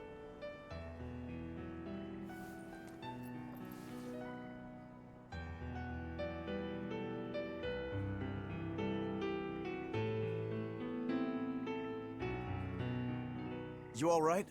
I ate too much. That's all. They were close. They supported each other ever since they were children. I just did to them what they were going to do to us. And who will killing them save? The soul of my murdered brother. Oh. Whatever the case, we messed up the Therian part of the plan. They're probably making a new one as we speak. There's no time to waste. Let's go back to the port and start our search. Yeah.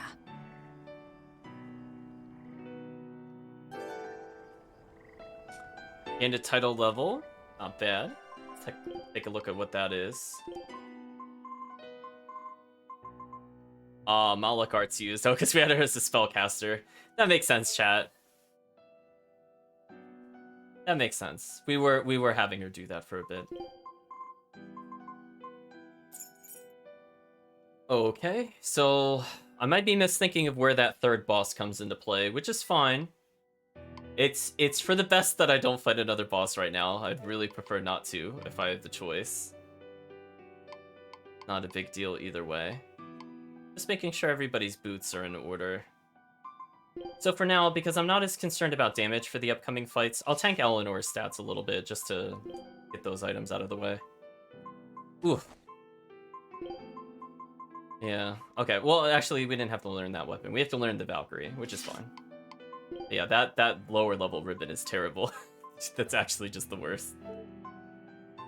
Oh boy, chat, so we have a lot to take in. So long, Oscar and Teresa. You will only continue at this point forward to be in the game by hunting Velvet, like everything else that hunts Velvet. So I guess there's that, chat. We'll be seeing them off and on throughout the rest of the game, despite them no longer technically being in this world. I think we're otherwise good to go. Just thinking about if there's anything else that should show off. I guess I could more explicitly look at Infernal Bloom. So this one's pretty good because it's anti-undead and is fire, and I feel like his fire moves generally are some of the strongest ones in the game. So I will probably modify his moves so that he could do that.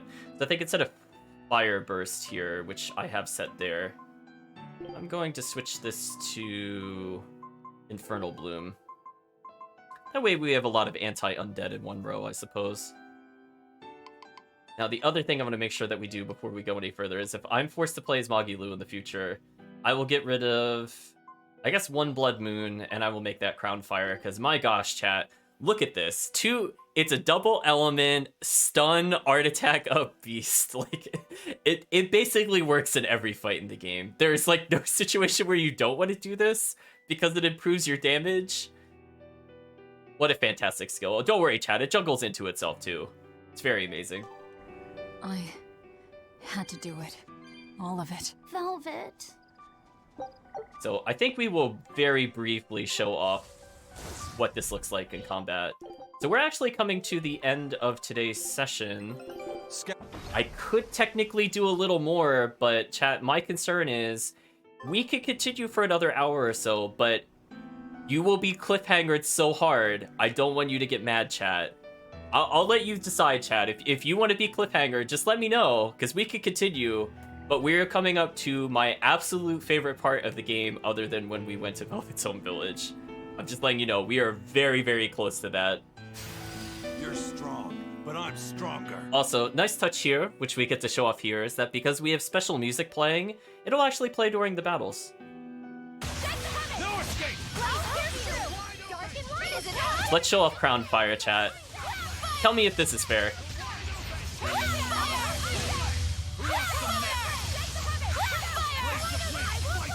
It's so fast, chat.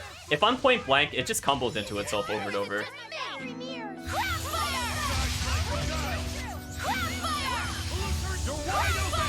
Yeah, so the enemy is just like slightly out of range, but if you're really close, it combos into itself like this. This fight is over. This fight is indeed over. That spell is fantastic. Fantastic. If you don't mind getting a little closer than normal, big AoE, stuns, juggles small enemies into the air. If it stuns them, it just combos into itself again, because of course. Then you could just end a spell with like Blood Moon. Because it has a delayed hit, I do like using it as a combo starter. Now, this is one of the rare times we fight a boss chat, and the game will actually let us teleport out. So let's have a round of applause, Berseria. You learned very briefly that nobody wants to walk all the way to the beginning of this dungeon. They're very tired of it. Thank you, thank you, thank you. Ooh, we have a new skit. A new Therian will be born. I never expected that Velvet would actually eat Teresa. What else could she do? We never expected that Teresa would be a Therian either. Velvet and Lady Teresa weren't so different. They both loved their brothers. Not everyone loves their brothers. Some just want them dead. So where does this leave us? It seems we must search for the new Therian that will fill the void left by Teresa. It won't be easy to find another who could become a Therian. Then it won't be easy for the Abbey either. And they still may not be able to awaken Innominat. We still can't assume that we're in the clear, though. No, we can't. If it takes time for the Therian to be reborn, this could be our chance to strike. Whatever happened, the 7 Therian's ties have been severed from Innominat. But we won't know if the Empyrean has been weakened until we find out for ourselves. I can try and see if I can sense the new Therian. So let's go back to the prison island first. But I think Velvet needs time to rest. Right. If we're gonna take down Artorias, she has to be there with us. Yeah.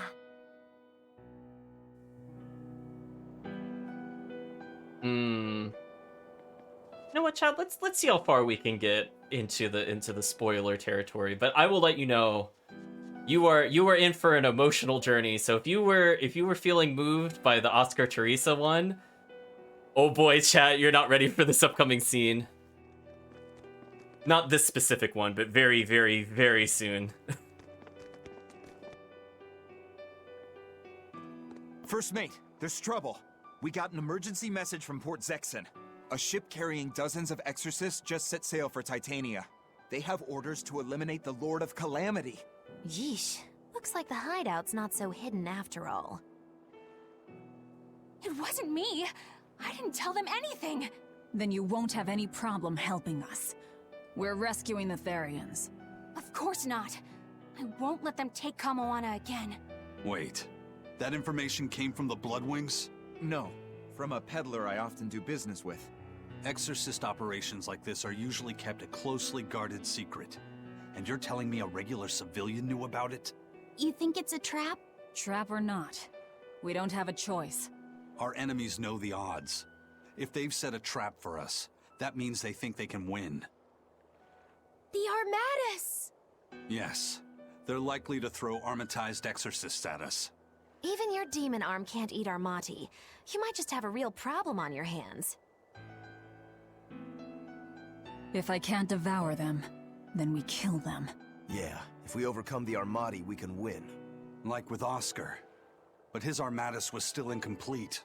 From what I could gather, if the Exorcist remains armatized for too long, their Moloch will turn into a dragon. But to prevent these dragons from running wild, Melchior embedded a self-destruction art in both Exorcist and Moloch. To think they would go that far. This is all just conjecture, of course, but we should prepare ourselves as best we can. Just make sure not to leave any regrets behind.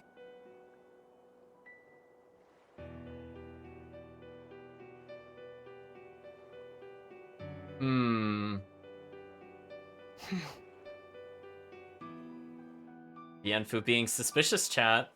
Abby's scheme. I really can't fathom what the Abbey is doing. Even if they did let us know on purpose, why would they leave us be? I would have expected them to press the attack against us. Even if their aim is to capture our allies as some kind of leverage against us, their plan is too many holes. What if we decided to abandon Kamoana and the others? They'd be no closer to capturing Velvet. Do they actually want the Therians back? What are you saying? Why did Melchior place that illusion on a ball to lure Velvet in? That was so he could capture her, right? And in case he couldn't capture her, he could kill her and create another Therian. Okay, so if securing the Therians is so important to them, why would they throw Orthrus to the winds? That's a puzzler. Melchior was right there, and he didn't try to protect Orthrus at all. I don't understand it. It's like they're toying with us. I don't see any point in that either. They must know we won't give up. Actually, that could be close to the mark. What if they're just trying to rattle us? Everything would fit, including the assault on Titania. Whatever's going on, I don't think we're going to like it. Oh, they're not gonna like it at all, chat. But we'll see what their plan is very soon. Let's see what Siegfried and the Armati skit is about. So, Eleanor, about that Armatus Oscar used, was that something the Abbey has been working on for a while? I was never involved in weapons development or anything like that, but I did hear of a secret research division. Word was that they were deciphering ancient scrolls and books coming from every corner of the Empire. Apparently, Teresa knew something of the ancient tongue, and they called her in to help from time to time. Did she work on Inominat's book? I was never privy to any of the details, but I think the books were mostly about controlling Malakim. Well, that Siegfried thing of Zavid's is some kind of power control device, right? The Abbey probably learned about Siegfried in one of those books, and realized they could use it to armatize. So Melchior tracked Zavid down and stole the formula. Makes sense. It was all so they could create the Armatus. Will Ifrid be alright? Complete or not, they've seen that they can use the Armatus in battle. They have no use for him anymore. Let's get back to Titania, Eisen. I'll help out with the ship. Right. Let's set sail. Okay, chat, so I would say if you are playing this game casually, absolutely make sure before you leave, get all your shopping done now. You are in for a very long series of fights. And you will not have your easy access to items, and will be under quite a handicap, as you'll see what I mean when we get a bit further. But for now, let's make sure to upgrade our equipment, or we are not going to get very far. Let's go ahead and purchase any item that we can to give us an advantage. And again, I will not uncraft here, because I will spare the chat that. Or disenchant, I mean. But I will purchase new items. We will likely not use them, but this will help for later. But what I do want to make sure is that for any new weapons we are currently using, they should have a bonus on them. For example, the Witching Hour, we could probably get this up to +2. Not too much of an issue. I do not want to spend odorless fluid on it. For things like the Valkyrie, I only have 1 gold scrap, but it is better than nothing. So I'm going to spend it there. I guess we can also increase the belt defense a little bit. We do break soul with Velvet quite often. I think we're okay-ish here. Not too bad. Again, I don't have a lot of materials since we haven't been, we've been avoiding fights for the sake of pacing, which I think so far has been pretty good. But let's prepare ourselves, chat. Yeah, it's all Zavid's fault. That's also the important takeaway. You're very right, chat. So this is your last opportunity for quite a few hours in the game to free roam to any other location. I would recommend, again, if you were in a playthrough of your own, please, please, please take the time to make sure you have everything you need. Because once you get here, you'll see.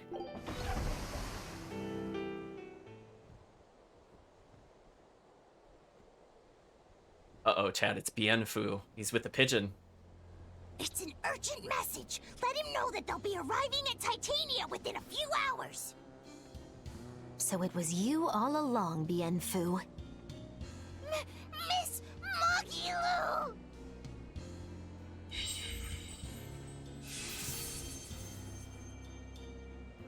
I'm surprised I didn't sense it. There is a gesh on you, interfering with our pact. Well played, Melchior.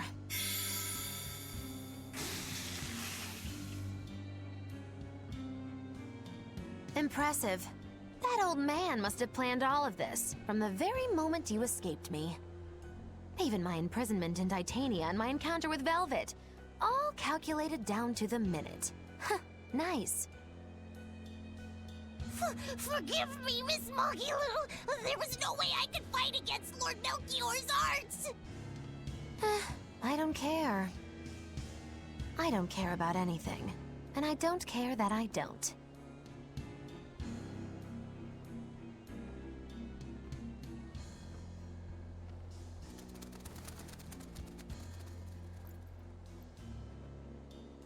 Oh no! You've caught me red-handed!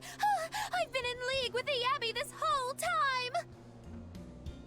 That's not true. I'm the one you want. We were listening. We heard it all. Oh, boring. Fine then, do with us what you will.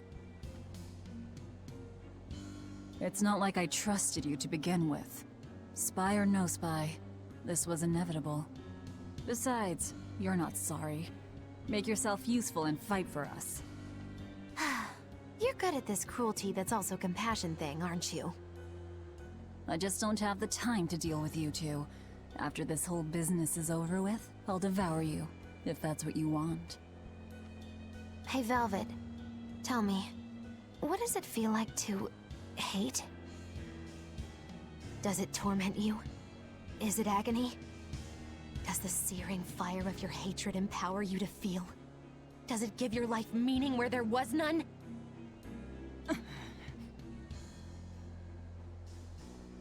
Land ho! Titania! There's an Abbey ship in the front docks! Take us around back!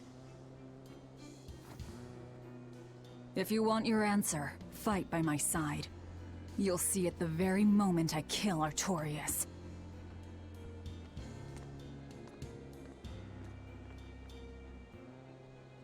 In the face of doom, still the crow caws defiantly. You really know how to vex me.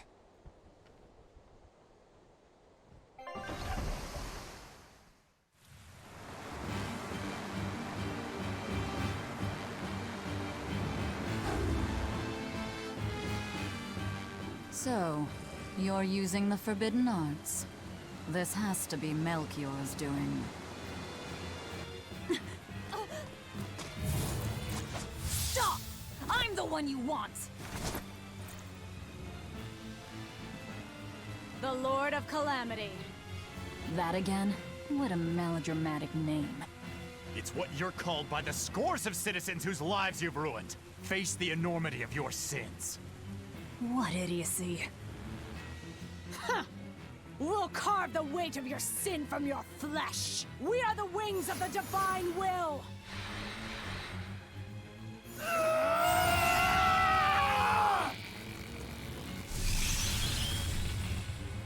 They are mad at us!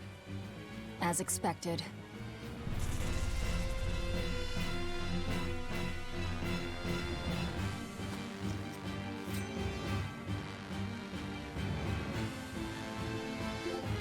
So for people that have seen the Berseria playthrough, the weapons used by these particular Praetors should look very familiar to you.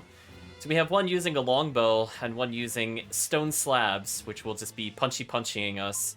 As you might imagine, the water bow does water damage for the most part, and the earthen slabs do earth damage. So one thing that we're going to keep in mind is that humans in this game never drop any important items, so we'll actually try not to fight literally anything else in this dungeon, since it will just be mostly things that don't give us any items. Please, stop! Do you not understand how dangerous an Armatus is? Fools! This is a battle of life and death! Hurricane! Hurricane! Hold still! Hurricane! Hurricane!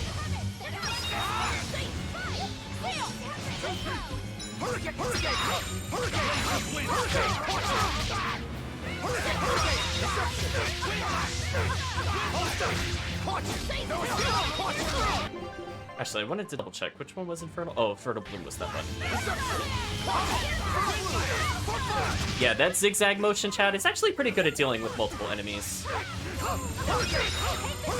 I want to make sure we end this fight with basically near max Mystic Art, so we don't have to fight anything else.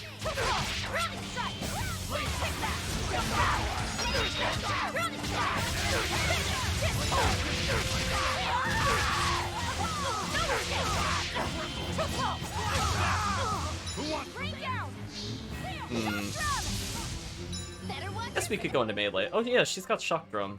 I don't think I actually applied that to myself at any point. I should probably learn that. Ooh, destroyed.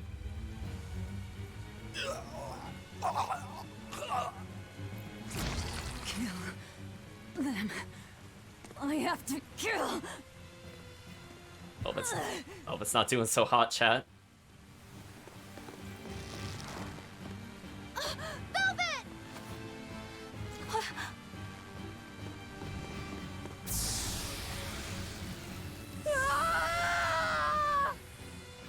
So this is it. Uh-oh, chat, you see Dial. Destroyed themselves. Just as I expected. You saw his meat chunk of a tail. They know exactly what they're doing.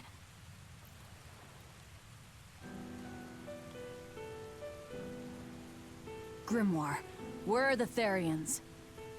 Couldn't tell you. They came out of nowhere, and before I knew it, we were all split up. How's the book? Nearly done, but I'm still working on the critical passages at the very end. All of you, get on board the Von Eltia. I'll find the Therians. Oh? You really think we can make it past a horde of armatized exorcists? Stay behind. I don't care.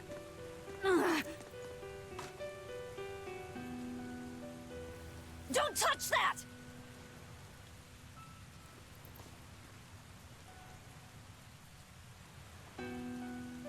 You don't have to do this alone. We're all in this together. And I promise I'll protect you, Velvet. You'll protect me. Long ago, Laffy said the same thing. But that sort of idealistic drivel will kill you. Make your worthless promises. They won't change reality.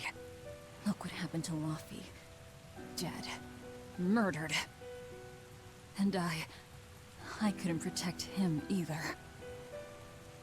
In the end, no matter how much he cared for me, my only brother, his life torn away from him.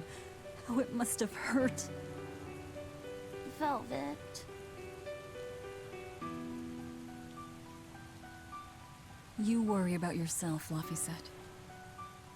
That's an order. An order. We have to keep Inominat out of the picture, so that I can kill Artorias.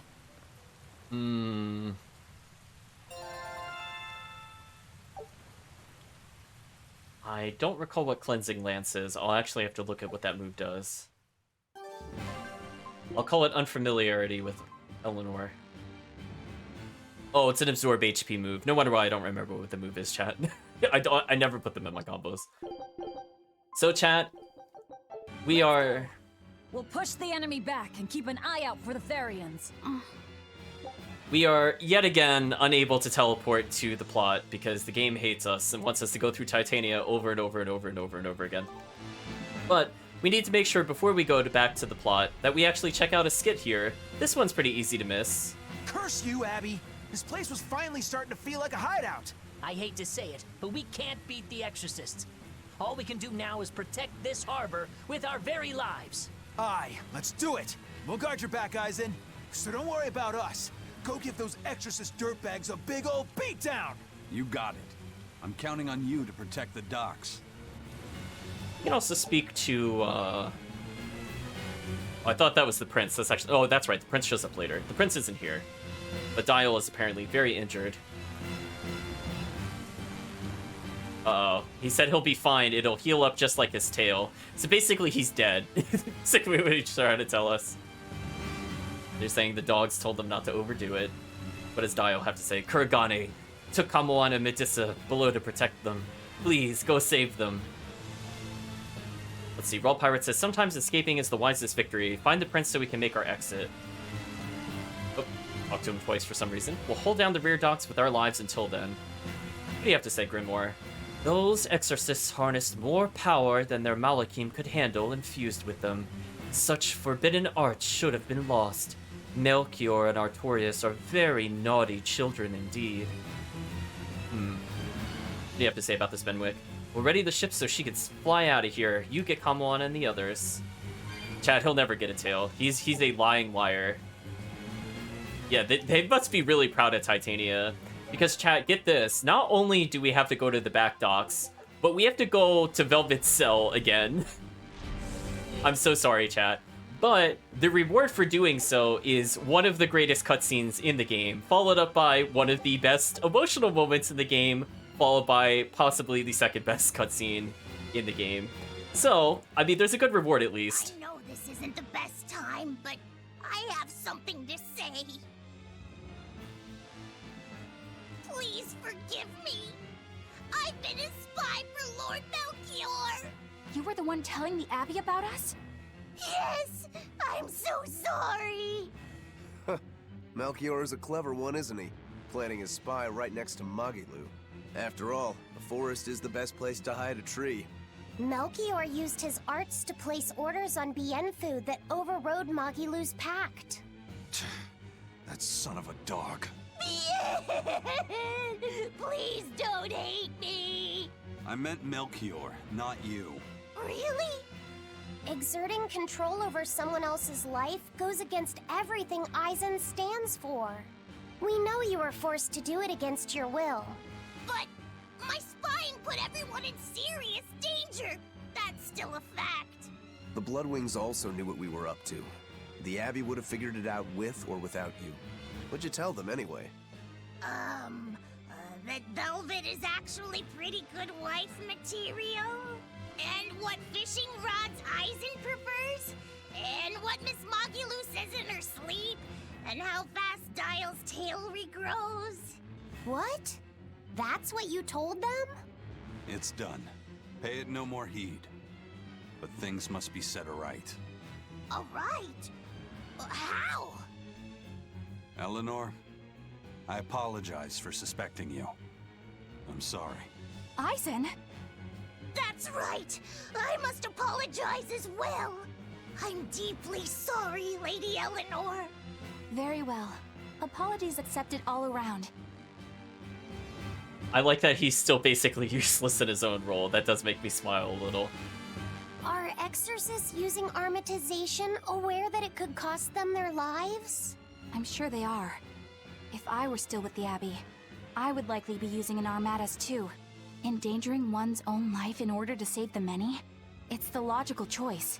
But using something that dangerous so frequently in battle is absolutely wrong. The Abbey must be starting to feel the pressure, too.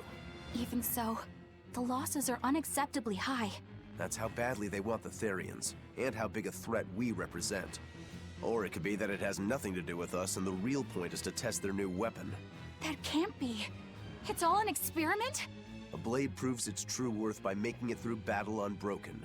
Are exorcists all that different? Your logic is sound, but it's still awful. We were able to survive this time, but it won't be much longer until they've perfected the armatization. That's not the only thing we need to worry about where ticking clocks are concerned. Am I wrong?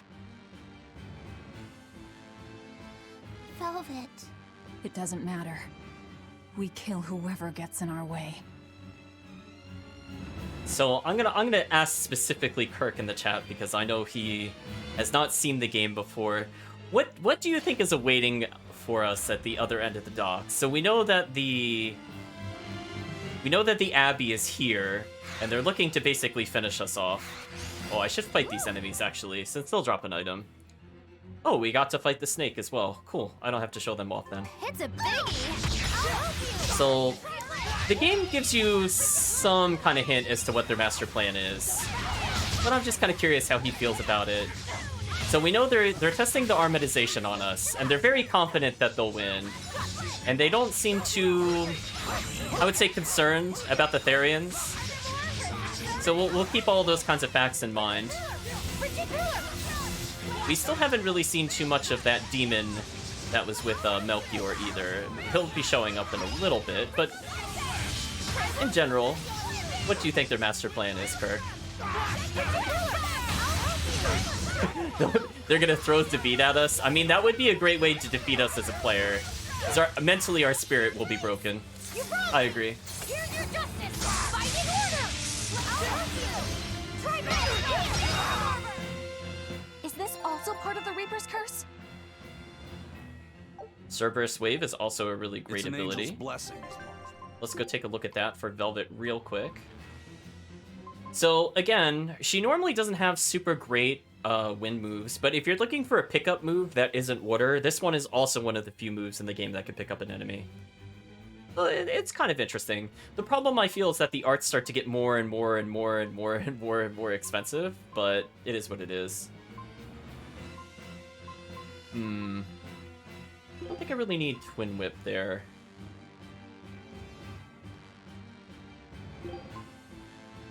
Do something like that.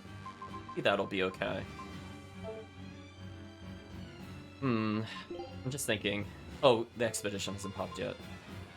There's something I'm forgetting to do before we go any further, and I'm not recalling what it is.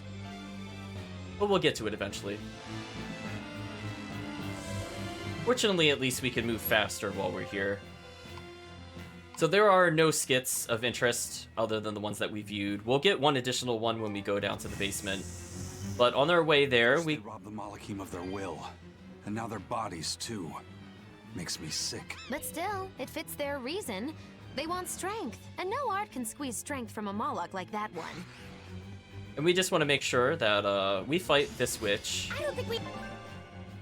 She drops a very interesting armor. So if you're playing casually, it's not bad to get. And again, it's just a free skill, so there's no reason not to do it.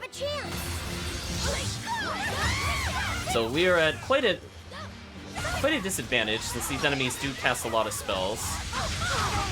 But fortunately, their stats are not insane, so we shouldn't die instantly if we get hit by a spell.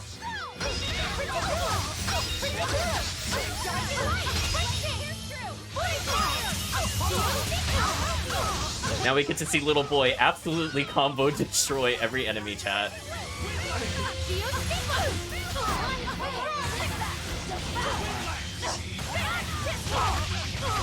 That poor enemy.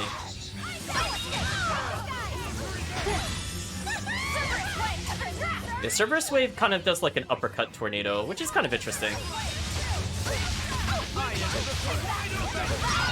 Not too bad. Kirk is trying to predict his own thing. Come on, really? So Kirk is thinking Melchior will be here. He doesn't think Artorias will be here. Fair enough. I mean, it is fair to do as an assumption that Melchior would be here, as they are attempting to use Armatization in kind of like a warlike zone. Hey chat, we see a familiar face. It's the White Turtles. Unfortunately, we don't get a cutscene with him, which is a little disappointing. So we'll take this opportunity to purchase more items. Again, any spare items will just end up as resources later, and since we're not doing a lot of battles, that is actually worth it for us. I want to make sure I have spinach and fresh milk, which we do have 99 of for a future skit, as we'll finally be able to cook Velvet's quiche and get something special for doing so, but not quite yet. So down we go, chat. We have to trigger the plot. And we are doing absolutely fantastic in terms of blast gauge. Everybody has 3 or more, and I'm playing Lafisa, who starts with an extra soul, so he's very easy to get blast gauge to at this moment. Oh, they're all just here. So, you all got away. It was all I could do to flee. I have lost face. You don't have a face! I was so scared! It's okay now, dear. I won't let them cause you any more pain. Medusa was the one who saved us. Thank you. I could never forgive them for involving children. That's all. Kurogane, head to the rear docks. Keep them safe. If you find the prince and Griffin, take the Von Altia and escape. As you wish. Rokuro, take the Stormquell. I made it with the orichalcum you gave me. You actually did it. I abandoned all desire and forged it with a clear mind. You will find no harder sword in all the world. Stormquell. Made from orichalcum. I'll use it well, Kurogane. Spoilers, chat. If you thought we were getting an actual usable piece of equipment... No. It's complete! The orichalcum blade, Stormquell! It's the hardest blade the world has ever known. Even to an untrained eye, that sword is obviously something special. Kurogane is a real master! Color me amazed! The Godblade Stormhowl versus the Orichalcum Stormquell. This will be something to see. Will it end in triumph, or will you need to try more oomph? The gods alone know. The gods have nothing to do with it. Skill alone will determine who lives and who dies. I remembered what I was wanting to show off, chat. So we got some new glaciite, I believe. So we got the Mastersmith's Acerite for beating Oscar and Teresa. So we got one of the final upgrades in the game, which is very significant. We can increase our enhancement to gear to +9. So chat, remember all those ambers and all those basic weapons that, you know, you would think you would want to junk at this point. Well, actually, they're the easiest thing to get to +9. So in a casual playthrough, you could just have all +9s. Because honestly, some of the early gear gives you percentage-based buffs. So you can afford to have 1 or 2 weaker pieces of items because they'll just scale better.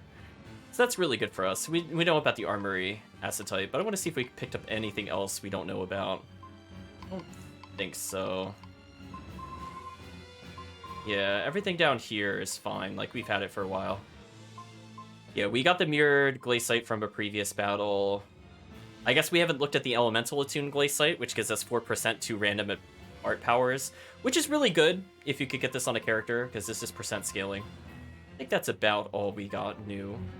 I just wanted to show that off. So, fortunately, we're almost done with Titania, but we have to go a little further down. So yeah, the weapon we acquired, chat, is a valuable item. It is not something you actually equip, which is such a big disappointment. Hey chat, look, it's the prince. Managed to avoid capture, huh, Prince? As did you. You did well to avoid Artorias and his forces. Lord Artorias is here? He is. I overheard some exorcists mention it. Artorias. If you want to die, do it alone. We're saving the Therians before anything else. Besides, we're so close to deciphering the ancient book. I know. We'll escape from the rear docks. Follow me. Watch out, Princey Wincy. You ain't no Therian. If Griffin gets there first, we're leaving you behind. Understood. So there you go, Kirk. We have got confirmation that Artorias is indeed here, which probably isn't good for us. I think we can all agree. Now, chat, if you thought I could teleport to go to the back docks, because going to the front docks is impossible, because that's where they are, well, joke's on you. This is Titania. The game hates you. So we have to go back by foot. This game is such a tease, chat. Could we have a collective eye roll in the chat? Like, seriously, Titania. Why do you make me go back and forth through these hallways?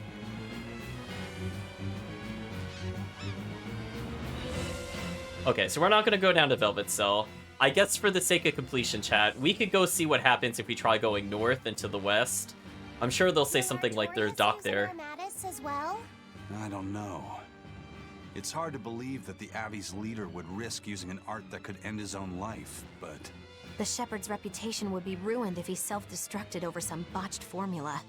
On the other hand, if the risk is based on the user's ability, then the Legates might not have any trouble. So if Artorias were to try, he'd armatize with Innominat. Can an Empyrean be used as an Armatus? I'm not even sure Artorias can handle that. He'll do it. Why else would he try to revive Innominat? But we're talking about an Empyrean. He'll succeed. I'm certain of it. This is the Shepherd Artorias we're talking about here. Whether God or devil stands in his way, he won't be swayed. That's who he is. Velvet! But it won't save him. He'll die by my hand. Empyrean or no Empyrean. That's a rather unsettling thought that they just introduced. What if Artorias just merged with God? Like, they seem very convinced they can handle that. That just seems like a really terrible thing to happen. But again, for the sake of completion, we're gonna go see what happens when we try to walk over here. The Abbey's forces are concentrated at the front docks. It'd be suicide to go there. It would be suicide to go there. Okay, we'll keep that in mind, chat. Let's go this way for now. Well, chat, would it truly be a JRPG if we didn't fight the embodiment of God? I don't think so, chat. I don't think that's a true JRPG then. There we go, chat. We're just gonna escape. Everything will be fine. We're going to the back docks, where clearly everybody was able to escape, and we're just gonna set sail. It'll be fine. Eisen, there's trouble. The enemy found the Von Eltia. Several enemy ships are heading this way right now. Set sail, now!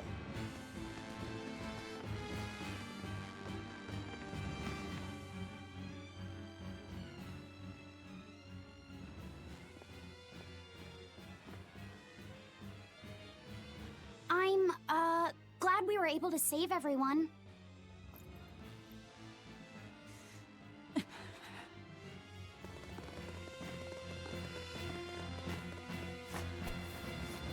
Oh, I wish I could jump that balcony. There's no escape, Lord of Calamity. I'm jealous of that, chat. That would save us so much time. Benwick, forget me. Take the Von Altia and leave, now! That's madness. What do you think you're doing? If I don't take them down, they'll sink you from afar. Raise anchor! We'll make it through somehow!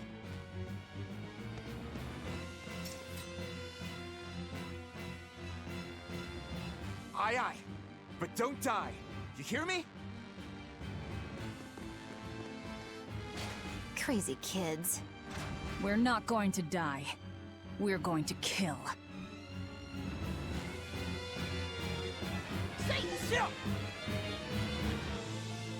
I'm just taking a look at what we're fighting. Looks like 2 longbowmen and a pugilist. The longbowman can be kind of annoying because he can do a lot of AoE. So I want to interrupt him if at all possible.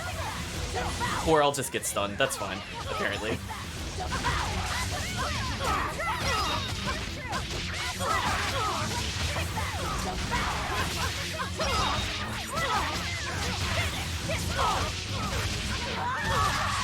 No mercy! You thought I'd stop there? Annihilating? Well, that's 1 longbowman out of the way at least, chat. And again, we have a little bit of time to get some meter back. We want to make sure we have an okay amount of meter. Not necessarily for any upcoming fights, but just in general. It's good not to be low. We're coming up to a more difficult section of the game.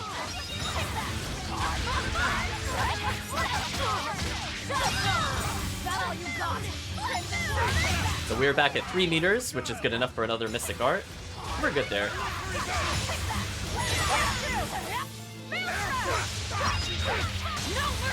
I did not mean to Mystic Art there, actually. That was a misinput. I don't think that'll hurt us necessarily, but it'll be kind of annoying. Because I would like to end this battle with 3 meter, if at all possible. I just wanted to actually wide open him, but that's okay. What do Close we do enough. now? We'll head to the front docks. We'll head to the front Still an Abbey docks. ship, I take it. That's where the Abbey's main forces will be concentrated. And Lord Artorias should be there too. All the better. But we still don't have a way to fight Inominat. I told you, if you want to die, do it alone. I'm not asking you to come with me.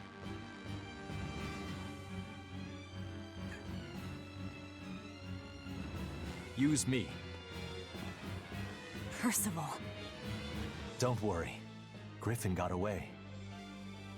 If you use me as a hostage, you should be able to steal a ship.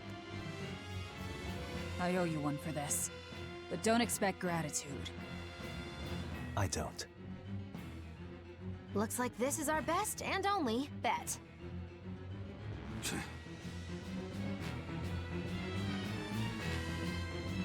So we got a little grade from that, nothing too crazy. Oh, we actually got an equipment mastery.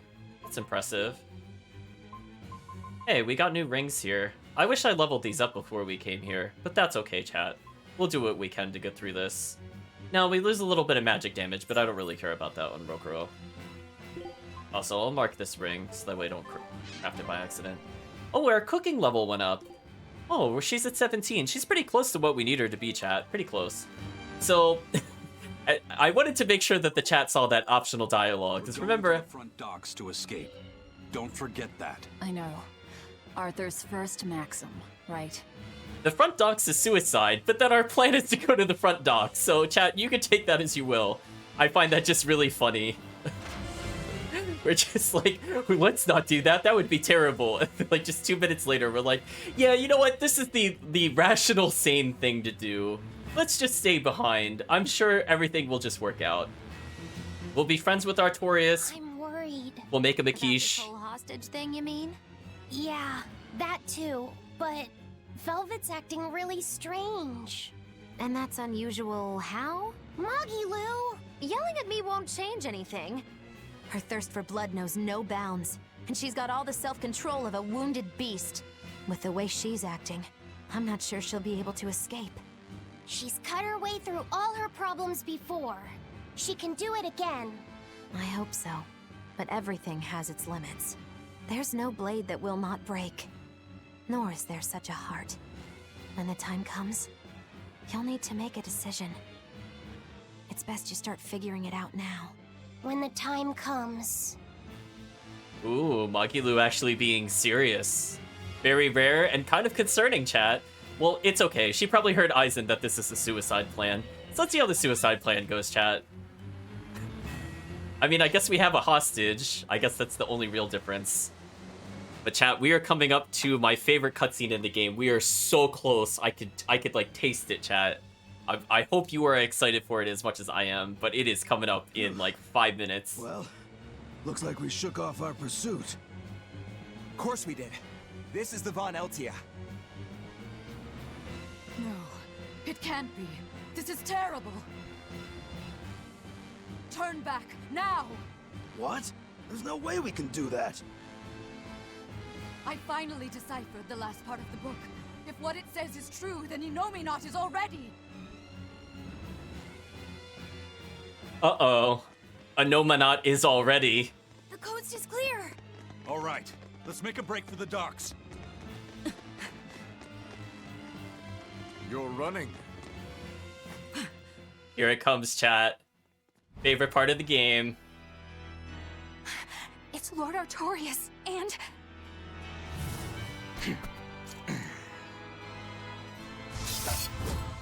Say goodnight! Forget if we have a fight first or not, but we are in the right location.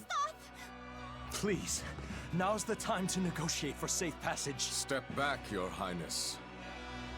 The girl before you wants nothing other than to kill me. You better believe it! This is a trap. We're leaving. Let me go! I have to save her! That ain't gonna happen, kid. Don't forget you're my ticket out of here, too. I'm not your tool!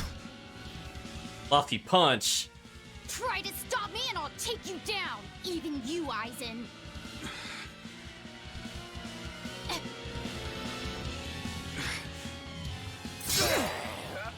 Oh, okay. It's cutscene. We're fine, chat. Your Armatus isn't gonna stop me! Don't worry. I have another trick up my sleeve. That sword. Is that orichalcum? Good job, little bro. Never seen that before. Damn right! The hardest sword there is! It may be made of orichalcum, but still... Here it comes, chat. The big reveal. It's time. Stand down, Shiggy. Don't be a spoil sport. I'm just starting to have fun. Get caught in the middle of this, and even you won't survive unscathed. The one to face Velvet will be Innominat.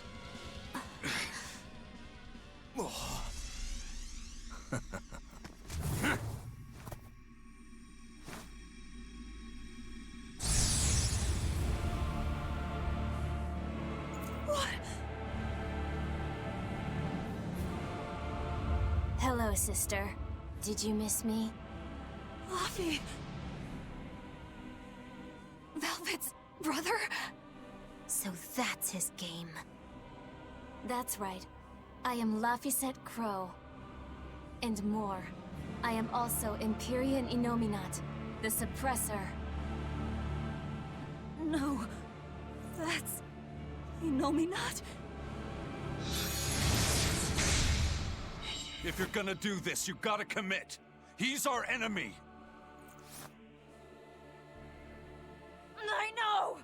This is just another illusion! I'll devour all of you!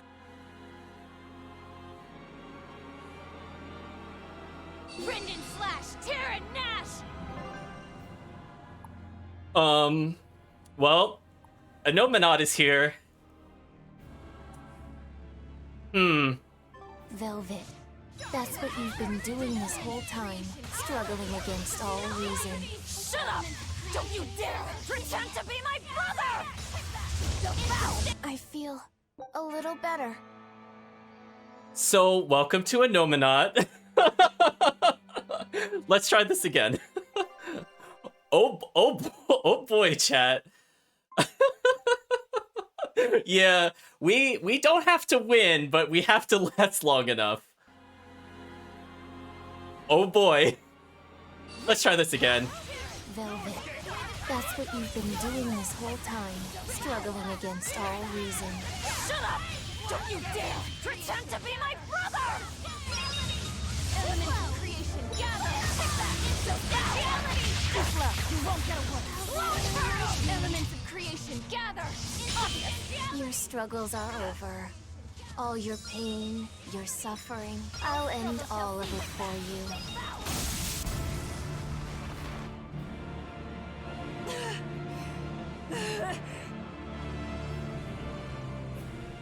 Is this the power of an Empyrean?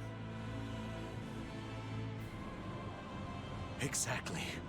This boy is Empyrean Innominat the Suppressor. But how? We took away his strength! By kidnapping the Therians? Sorry to burst your bubble, but you were a wee bit late. It was never about the amount of malevolence the Therians devoured. What we needed to awaken him was 8 different types. Greed, conceit, lust, cowardice, selfishness, obsession. Those 6 Innominat had already obtained by the time you managed to tear the Therians away. That leaves just the 2 that Velvet carries inside her. Once Innominat has them, he will fully awaken. And I don't even need an Earth Pulse for that. I can eat them right here. Like hell you will!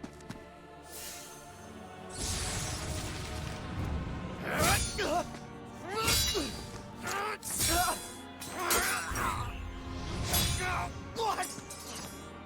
If you're that weak, stay out of my way.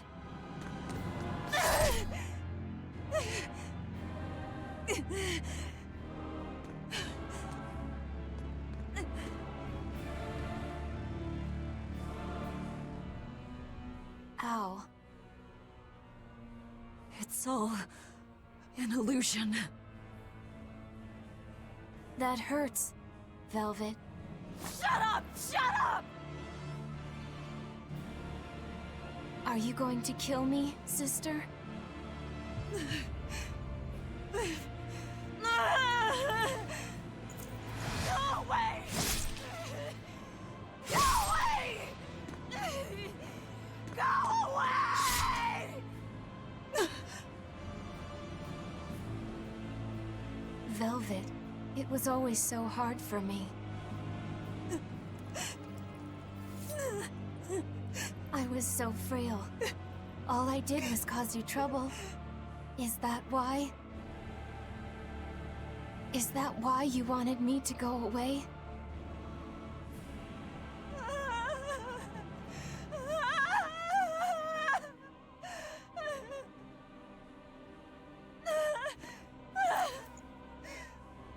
I never wanted you to go. I wanted you to live. I wanted you to be by my side. But in the end, I couldn't protect you. All I could do was avenge you. To get my vengeance, I devoured. I killed. Of course you did. I'm sorry. I'm sorry, Luffy. It hurt, didn't it? Fee! Kill him, please! But... please? It's Luffy said! He's my brother!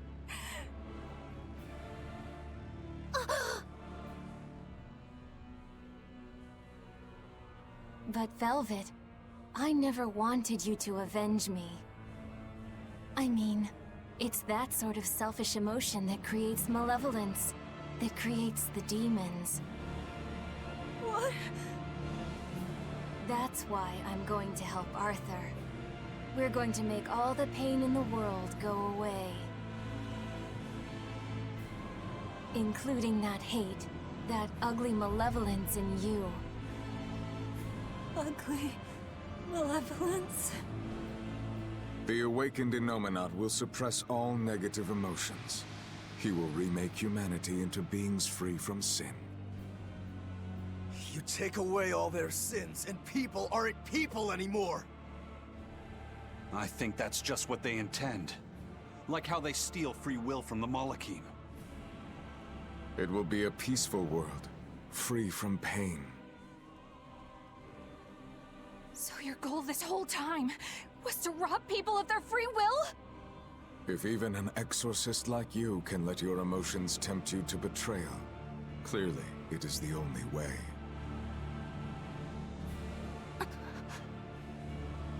I'll make this world a safe place free from demons. That has always been my dream. Don't worry. My wounds will heal. Once I have eaten you, sister.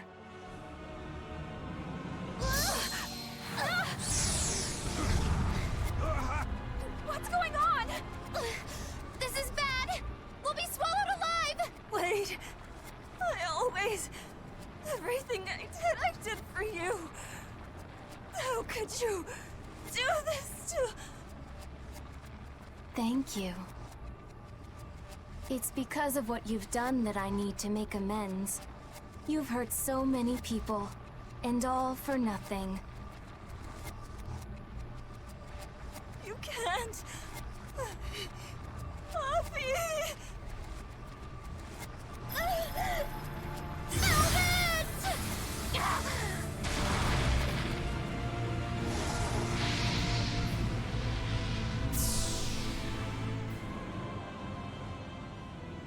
Unfortunate. But they're within me now. I'll find them.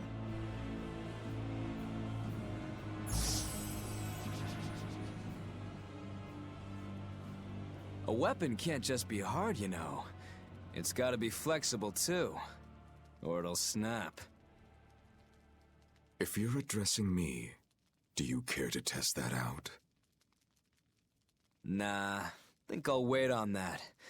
At least until you and Innominat finish up your armorization. Shepherd Artorias! What have you done? It's all according to my plan, Your Highness. Let us return to the capital.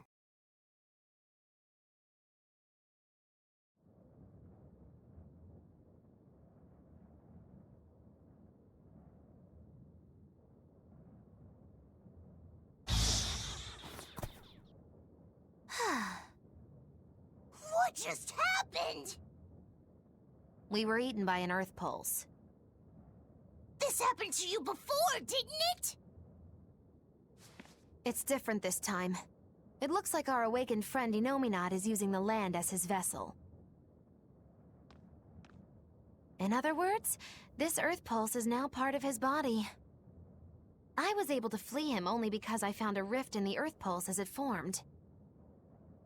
So, Velvet and the others? I guess I won my bet. Took long enough. Bravo! You do have a talent, if nothing else. Oh, Melchior.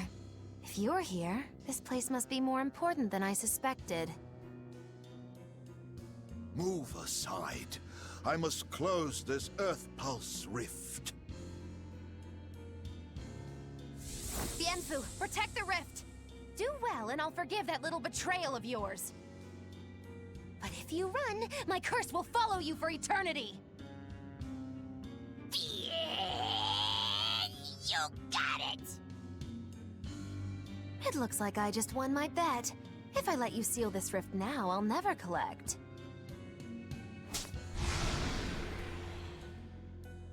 Illusions won't work on me. You can't break a heart that's already broken. That day, I interrupted my art when your heart broke. I suppose I was taking pity upon my student.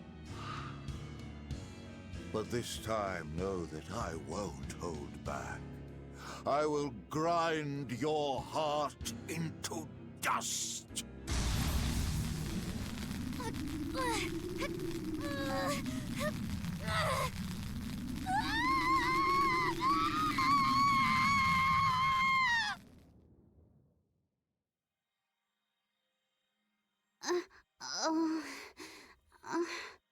You're awake. I'm glad to see you're okay. It looks like we got sucked into the Earth Pulse. Are you alright, Eleanor? What about everyone else? I'm fine, but...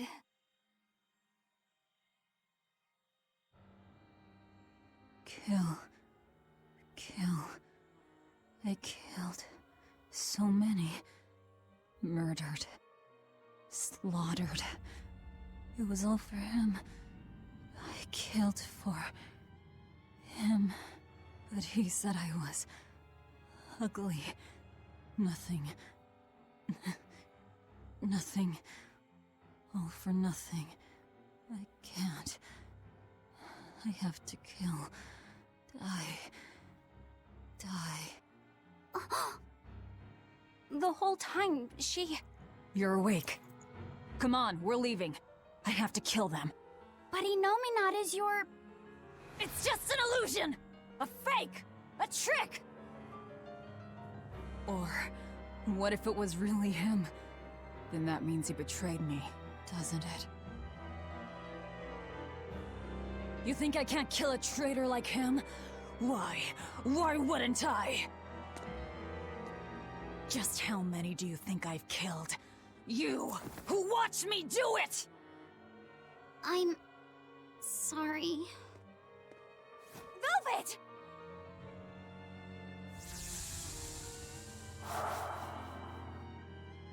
Luffy, time to wake up.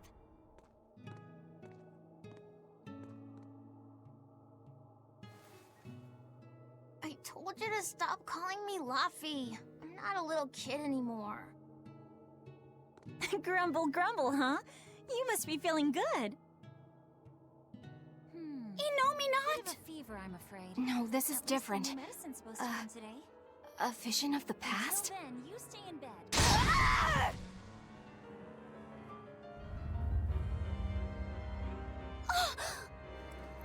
See? I killed him! It was easy! I'm used to it by now. Alright, we're getting out of here! With your power! But... Now! We've gotta find Aizen and the rest. I said now! Enough! Stop it! They're the ones who need to be stopped!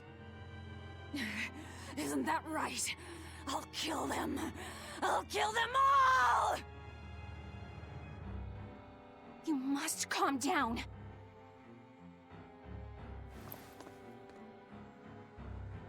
Fine.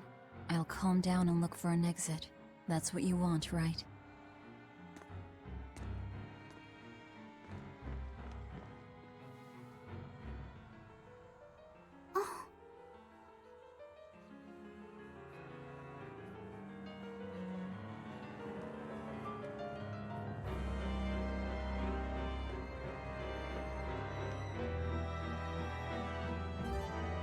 Whatever the case, we have to get out of here.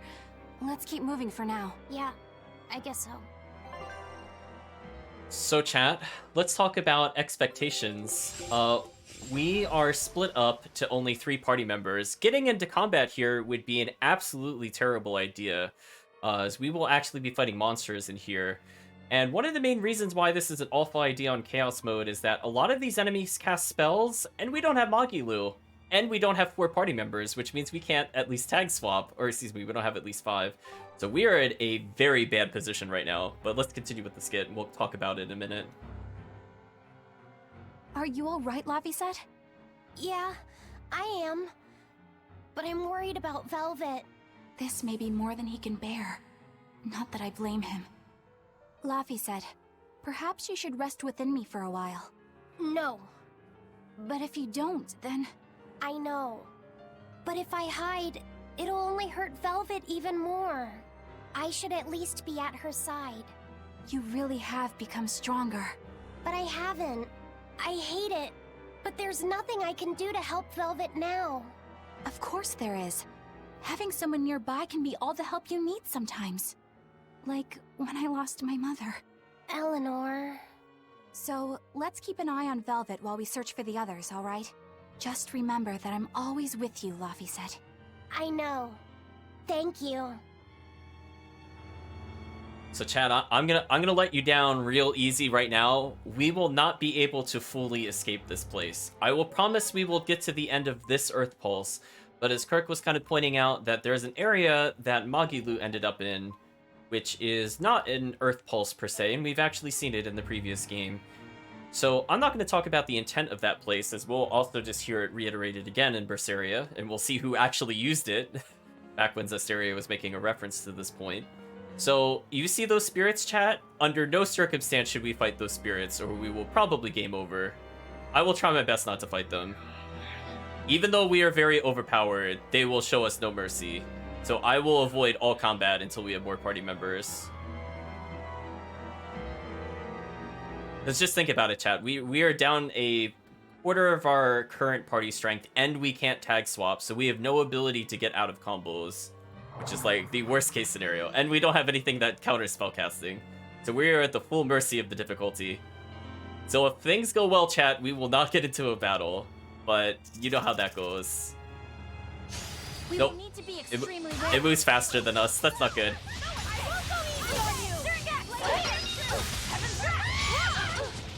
Ooh, okay. It's not the ghosts. I can live with this. It's not the ghosts. You wronged me! Here's your justice! Fight in order! So this enemy drops shimmery shoes. That could be nice for us. Again, we want to keep our blast gauge high, because we will not be able to easily restore it, and we'll probably panic Mystic Art to get out of certain scenarios. I hope I did a good job. Oh, you did an excellent job, Laphicet, because without you, we would be in big trouble. So the least threatening unit here is probably the Armored Knight. He's another character I'm not super concerned if we see him, because he is not a spellcaster, therefore I don't care. The snakes are moderately challenging. They could be kind of nasty if you let them get away from you. I think that gave us 3 life bottles. That might be one of the few chests in the game that drops multiple items, which just doesn't normally happen. You get a ×1 when you open them. The ghosts, however, will flood the screen with AoE, which is not usually a big deal if you're playing on normal, but again, we're playing on chaos, so that will absolutely be an insta-death to us, because we have no real good comeback mechanic. Now, what I would recommend is if you're going through, and we eventually get characters like Rokurou and Eisenbach, is I would recommend if you are not feeling very confident in your ability to quick evade, my recommendation is you start learning to play Rokurou, because Rokurou can counter spells regardless of their distance and get away from them. So instead of needing to time each individual hit of the spell, you just need a break soul and you can instantly get out of whatever spell is being cast at you, which is extremely important. I would recommend that if you haven't learned to practice your dodge timings, this is a dungeon that will make you kind of regret doing that if you got this far without it. That was a Peach Gel ×5, so it seems like the game has some pity upon you if you happen to come in here without items, as it gave you 3 life bottles and 5 pretty good healing items. Now, the theme of this dungeon, as you might have guessed, is that Velvet will continue to be tortured psychologically as we get to the end of the Earth Pulse. So our goal is to get to pretty much the end of the Earth Pulse chain, and we'll be taking a break there. So unfortunately, chat, there will be a cliffhanger. Could he really be Velvet's younger brother? It could have been an illusion intended to torment her. Don't you agree, Eleanor? I do. Velvet's objective is avenging her brother, after all. We've all seen how strongly she feels about it. I find it hard to believe that the one so dear to her is still alive. I don't know what powers Innominat possesses, but I think that really was her little brother. Velvet was able to see past Melchior's illusions. But look at her now. I just don't want to believe that the real Laphie could do such a thing. Could it be possible that Innominat was reborn into her brother's body? I don't know. But if that was the case, I'm not sure Velvet would be in so much agony. Yes, I guess. Inomi not actually being Velvet's brother. It makes a twisted sort of sense. But it's too awful. So fortunately, there are not really too many missable skits in here. Generally, if we get a cutscene like that, it will follow it up with a skit. So we don't have to be on the lookout for some crazy optional location to look at, to my knowledge. Kirk is thinking Laufey knew something was up at the beginning of the game. Well, the game did hint that Laufey knew something about the events that were about to occur. The game will make it a lot clearer to us in the nearer future. But that is a good observation, Kirk. I congratulate you on noticing that. And also remembering it, because it has been a long time since we were in the first session.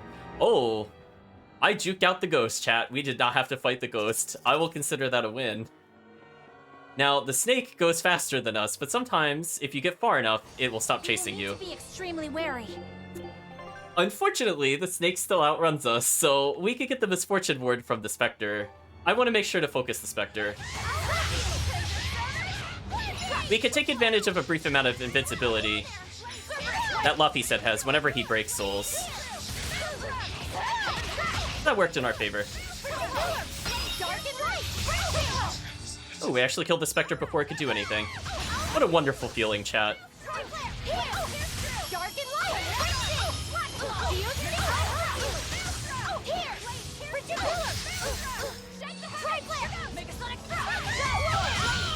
Ooh, there we go. Sometimes with spells, chat, you can actually block the first hit and then evade. Some of them will keep you in stun lock, but that's one of the few spells where if you block the first hit, you can actually evade the other hits. That's also an important thing to know when you're playing against spells. Sometimes you could get away with it. Come on, really? So that is actually going extremely well. Fortunately, we are not making the foolish choice of dangerous encountering anything here. Because you would have to think, chat, they would scale like a bazillion levels. There is no way we would survive a spell. But fortunately, since we're just getting one-offs of the Spectres, and we are smart enough to not dangerous encounter them because we do not wish to party wipe, I think we'll get through most of this dungeon without too many more issues. Oh, the game taking pity on you with the life bottle ×3. I do think the item here is actually set. I don't think these chests are random. I think this is one of the few times in the game where that is the case. Because again, normally when you open these up, you only get one item. So that we've now collected a total of, I think, 6 life bottles. And it gave us 3 grape gels, which again is kind of rare. So the game has some mercy upon you, unlike Velvet upon her enemies. So I guess that's nice, question mark? Hopefully this ghost will not teleport in front of me. I was kind of close to it. Oh, you almost got me there, ghost. You were real close. Except I was prepared mentally, chat, to dodge that. Therefore, I am the victor. Like, no thank you, Mr. Ghost. Maybe later when we have a full party, we'll consider it. Ooh, chat, a cutscene. I'm sure this will be a happy memory. Is this? Look!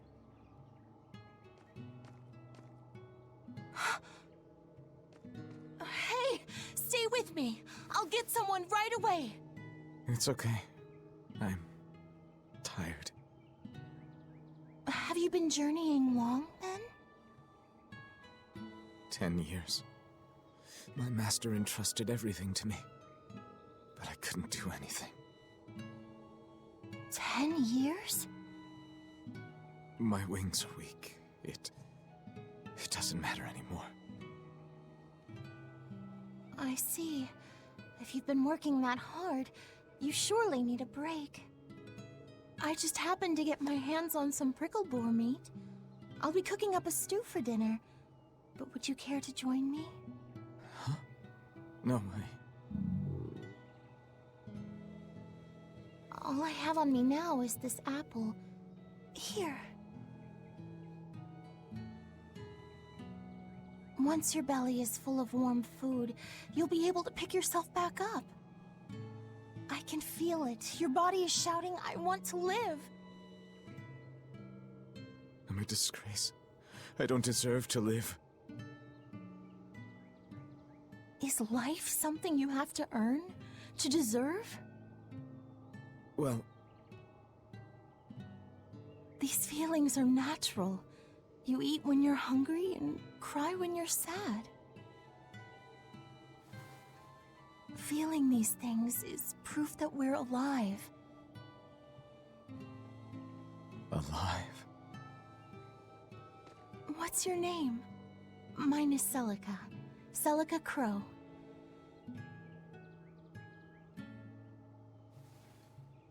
I'm an exorcist. Artoria. No, Arthur. I'm Arthur.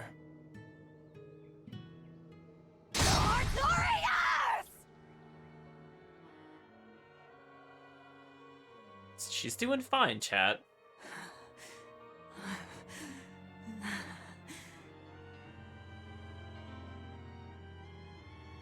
What in the world was that? Rokuro! Aizen! You saw it too, then? Sure did. Artorius. And he called himself Arthur. I've heard of this. The Earthen Historia. They say that events on the world's surface cast imprints on the Earth pulse that runs below.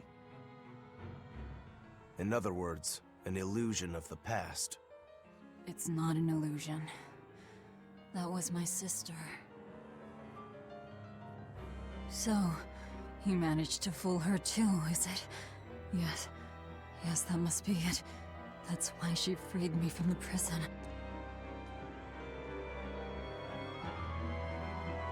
Rokuro, have you recovered from your wounds? Yep. Tough as nails. That's old Rokuro. I'm more worried about Velvet. She okay? How could she be okay? Inominat is reborn, and it's her little brother. A blade can't just be hard. It's gotta be flexible, or it'll snap the first time it meets an unexpected force. I misunderstood the true meaning of strength, and so did he. Let's just worry about ourselves for now. This Earth Pulse is completely under Inominat's domain. We can think of it as an extension of his body. Yeah, which means my power won't get us out of here. Be wary. Inominat may be the one showing us these memories. Remember, he's after Velvet. And the two types of malevolence inside her. True. And we may be able to use that against him to get us out of here. What are you saying? Just use her? If it's necessary. We have to keep moving. Nothing will be gained by staying here. And we ought to look for Magilu. Even she doesn't deserve to be stuck here forever. So now at least we have a mostly full party, which is not too bad. I will probably switch to Rokuro for a little bit. And Aizen has no blast gauge, which is a little dangerous. Ooh, I'll sub out... I think nobody for the meantime. I think if I get a stun with Rokuro, I can lead into an Aizen combo. So I'm just gonna set up specifically for this dungeon. I want to make sure if we're gonna be fighting a lot of spells, I'm gonna keep Rokuro in the front. We will need to be extremely wary.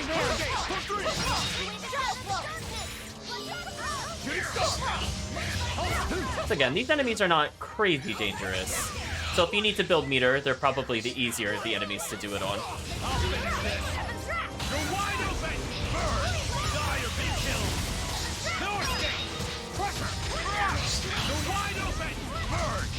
No escape! Crusher! You're wide open! Burn! Crusher! Maelstrom! Blade, pierce true! Maelstrom! No! Sorry, chat, I'm getting a phone call. One moment.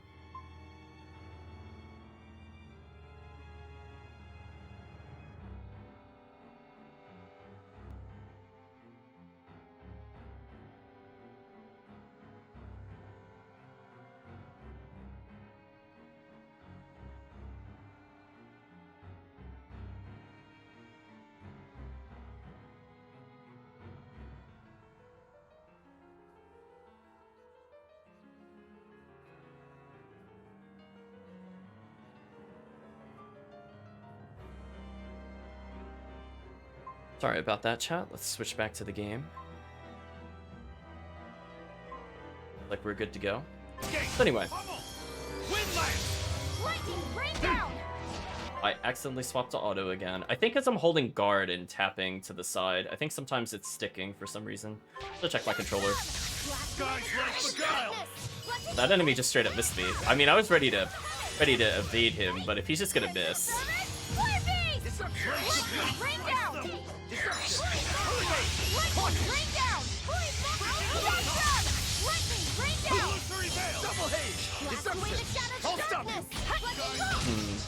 Oh, Kokoro has a lot of meter. Let's use it. So these enemies are just more annoying from the standpoint that they have a lot of armor, but they're otherwise not like crazy tough, as I said before. That was tougher than I would have liked. Lunar Fountain attained. And we also got a new spear, which is kind of nice. At least I thought we did. Perhaps not. That's fine, though. Military hike, we've mastered this. So unfortunately, that means Aizen will no longer get the magic bonus that he was benefiting from earlier. But that's okay. He's kind of out of the party at the moment. So let's take a look at... There's one other item I wanted to check. I'm trying to remember who had it.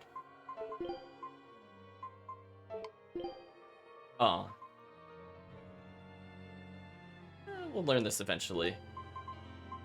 By eventually, I mean, we'll do it now. It's not a big deal. We'll lose a little bit of attack power, but it is what it is. It also reduces his break soul power, which is unfortunate because that is one of his best abilities. But what I want to also talk about is Lunar Fountain. What a godlike ability, chat. Can we stop for a moment to praise this ability? I'm so sad the AI does not spam this. Listen, chat. Attack down, stun, undead, physical, all things that Laphicet does not have on any of his other moves. So we will probably replace one of these moves. I don't really need triple Frigid Pillar. So I could probably replace one of these with just a good old Lunar Fountain. What a fantastic move, chat. Because again, keep in mind, Laphicet actually doesn't have too many physical encounters. Or, excuse me, he doesn't have many things that hit weakness to physical. From a melee standpoint, spell-wise, everything does.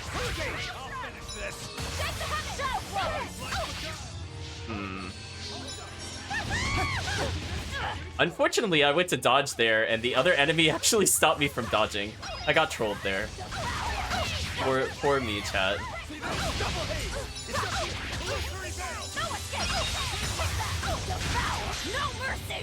Let's go ahead and use our blast gauge up, because we have no other real purpose for it. And again, since we've unlocked so many moves, we should actually be getting quite a lot of blast gauge back every encounter now, which is a good thing about learning new moves. Did that just miss?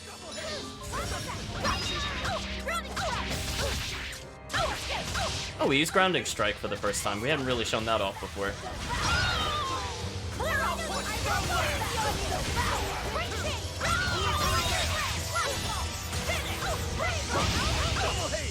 That poor enemy, chat. Did you see that? I beat it! Laphicet wants you to know that he beat it, chat. So again, we'll go a little further, but we are in a little bit of trouble in terms of party sanity. Got another ring, that should help us out a little bit. Trying to remember where I came from. I think I came from the one on the far left. So there are no bonus bosses here to my knowledge, so we will not be going around grinding those enemies just to show it off. So we'll just head towards the exit. So our goal is to get to, I think, the next floor or two. And then we'll be taking a break at that point, because we still have a whole nother dungeon and a half to do in order to escape. Berseria you mentioned. As I've said, an earth pulse is a natural force that circulates within the land. Wind blows, water flows, birds fly, flowers bloom. All actions in nature leave their mark on the earth pulse. These marks become etched within the land itself and remain a part of the earth pulse, like memories. So it's a record of the world's past. Does it remember human and Moloch deeds? Everything that occurs is part of nature, including the acts of humans, Malachim, and even demons. So that means that even this very conversation is being recorded in the Earthen Historia? Anything bad I've done in secret, any insults you've ever told behind someone's back, the land sees it all. My insults? It's just an example. Pay it no mind. Does that mean that Inominat is drawing specific memories from the Earthen Historia and showing them to Velvet? I believe so.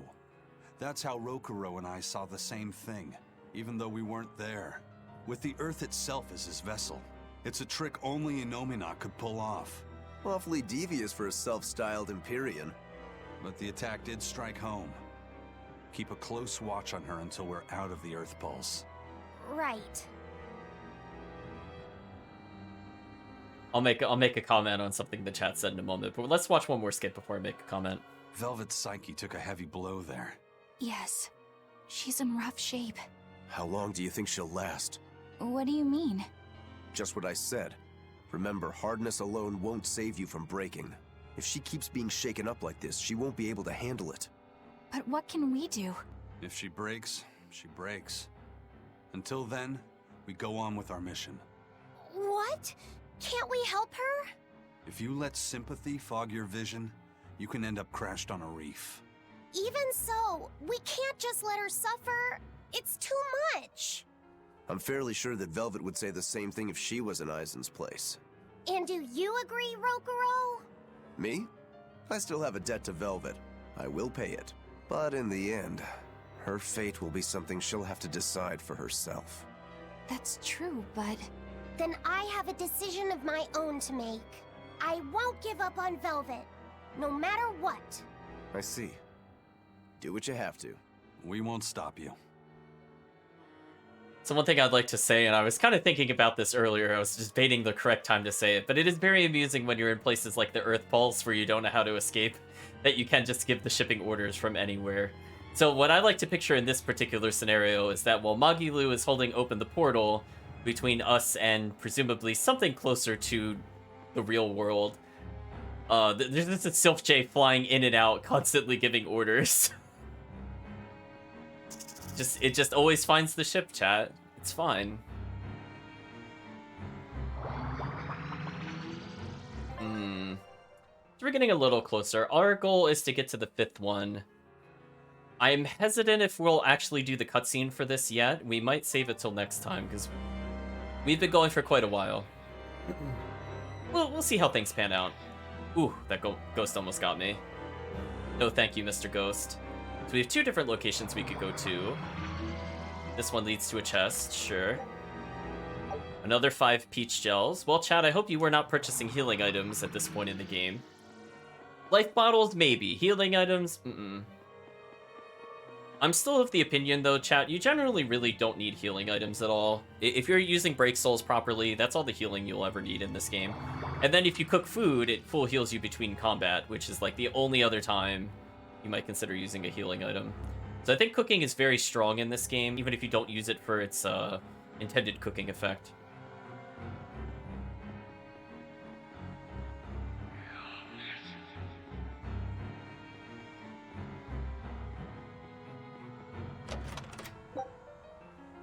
Chat, we actually capped on life bottles. That is impressive. I think it gave us 9 already. I'm gonna have to sell some when we go back to town, unless I use one in an upcoming fight.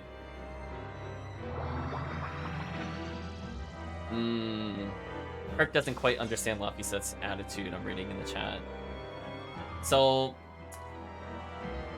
I think it'll cover it a little bit, but yeah, he definitely has some strong feelings for her. Welcome home, Arthur.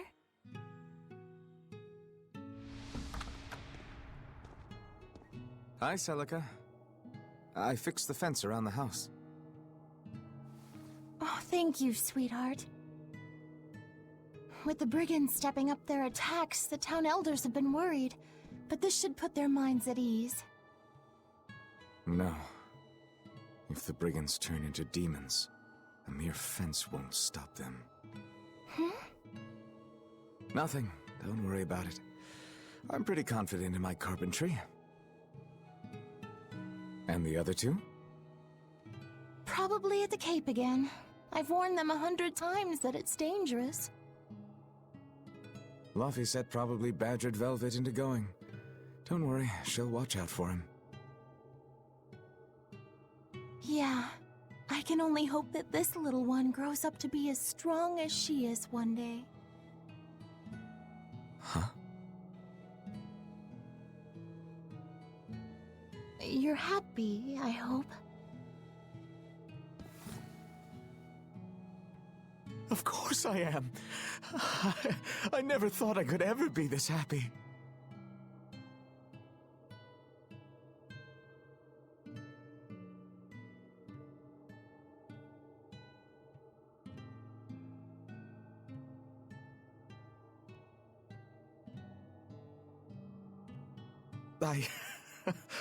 I only wish I'd known earlier.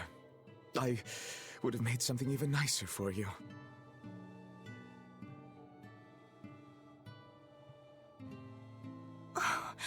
You made this for me? Yeah, I put all my heart into it.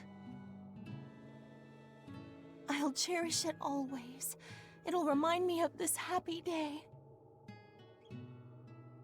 Let this serve as proof of our love. This I swear. I swear to protect you both with my life.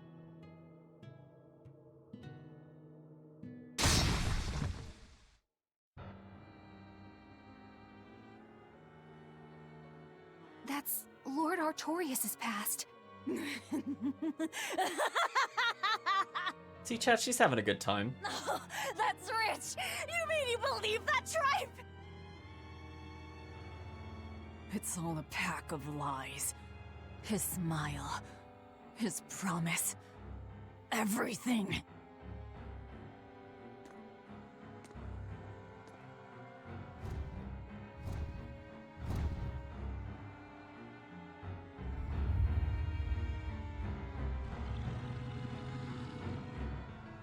Something seems to be observing us, chat. You know what, chat? Just for you, we're gonna leave the Earth Pulse today. I ate up his lies without questioning a word. What a joke. We're gonna view this skit for now. What we just saw, was that from before the opening? Yeah. Celica was there, and Artorias still had use of his arm. It didn't look like he was an exorcist either. I never would have thought Lord Artorias could smile so tenderly. But he's since become an exorcist, taking on the mantle of shepherd and the weight of the world. All because he lost his beloved wife. I'd understand if you wanted to back out, but at this rate, I think the time is coming. Not much longer now. It's coming.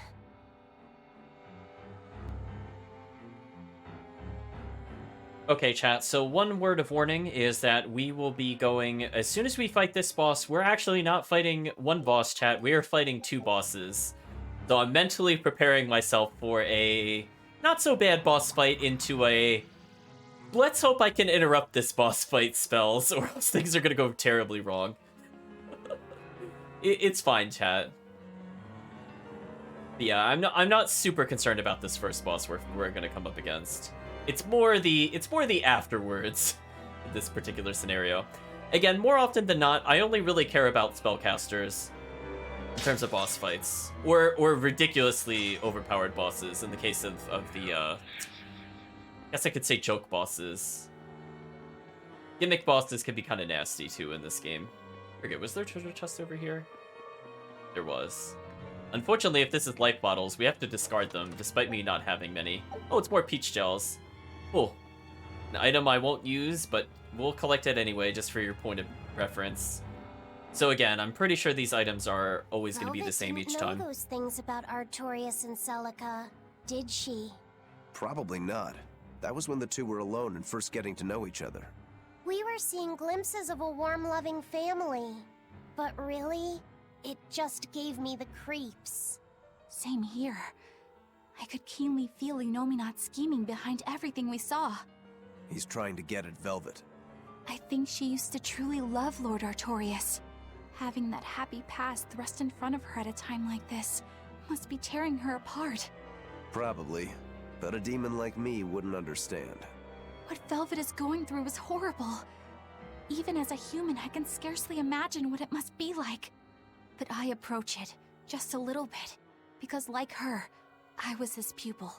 Artorias said he needed 2 types of malevolence to awaken Innominat.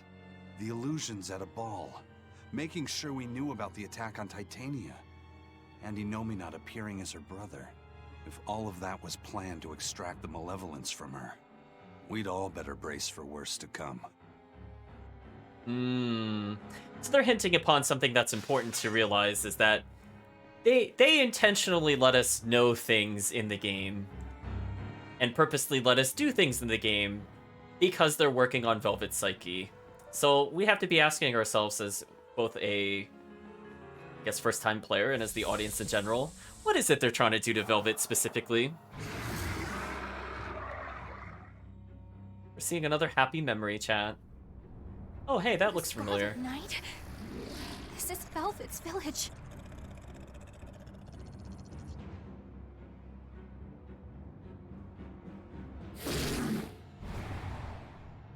Damn!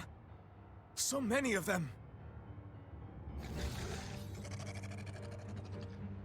Celica, I'm coming! It's too late! Take Velvet and Laphicet and run! I can't do that!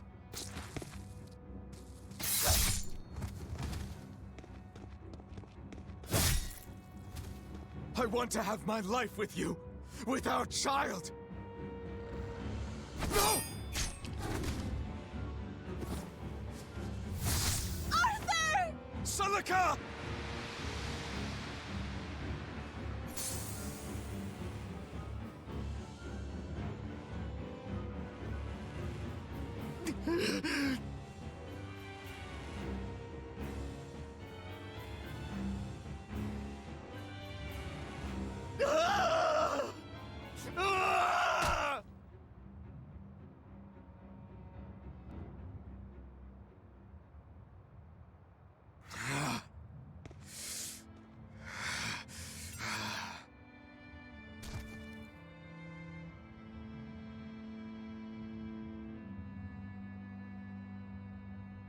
Why? Why?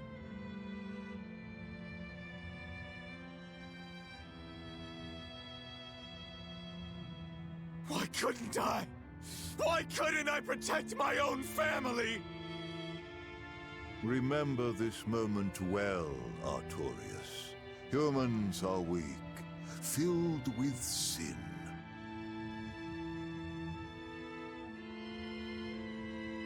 Melchior! The people of this village offered you and your beloved family up to the demon brigands. A sacrifice, so that they could escape and hide. No, they wouldn't. It happens often. The reason people act on is burdened by the weight of their sins. However,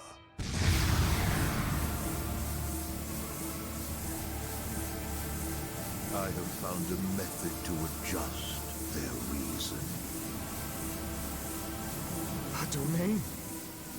What is this incredible power? Don't tell me the Empyrean we've been searching for was here this whole time. Uh-oh, chat. These Malachim. So they have been reborn, but be not deceived. They are not the same people you knew.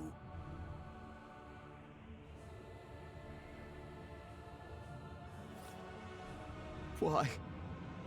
Why must fate be so cruel? It appears that Innominat's resurrection is incomplete. We must guide him until we understand why. I'll be taking these Malachim. Wait!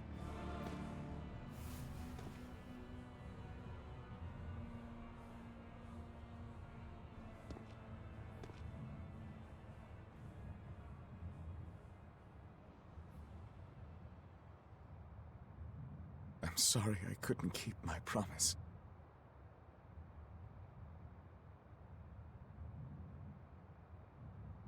I'll make things right. I'll abandon who I am.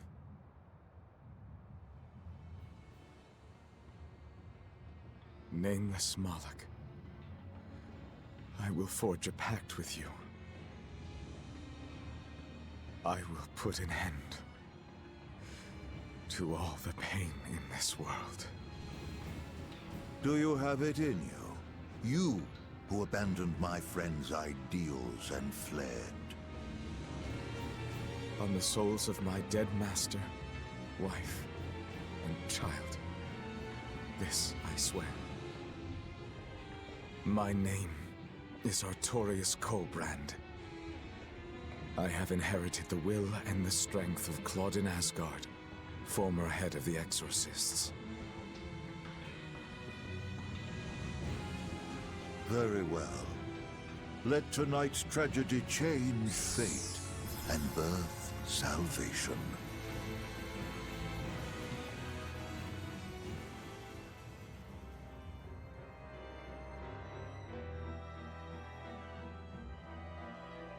That Moloch, it was me. You don't remember? Not at all. They said you were reborn as a Moloch. That means... what exactly? The soul of a human who passed away can, given the right trigger, be reborn as a Moloch. You're saying that Artorius' child was reborn as Laphicet? If what we saw was real, yes.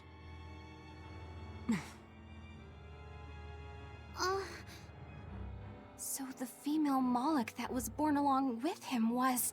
My sister's reincarnation. But I ate her long ago. You didn't know, right? I knew. I had already caught on to who Ceres really was. Velvet. But it doesn't matter. What does it change? I'll devour anything to fulfill my goal. My sister, my brother, even the world. That's who I am. That's all I am.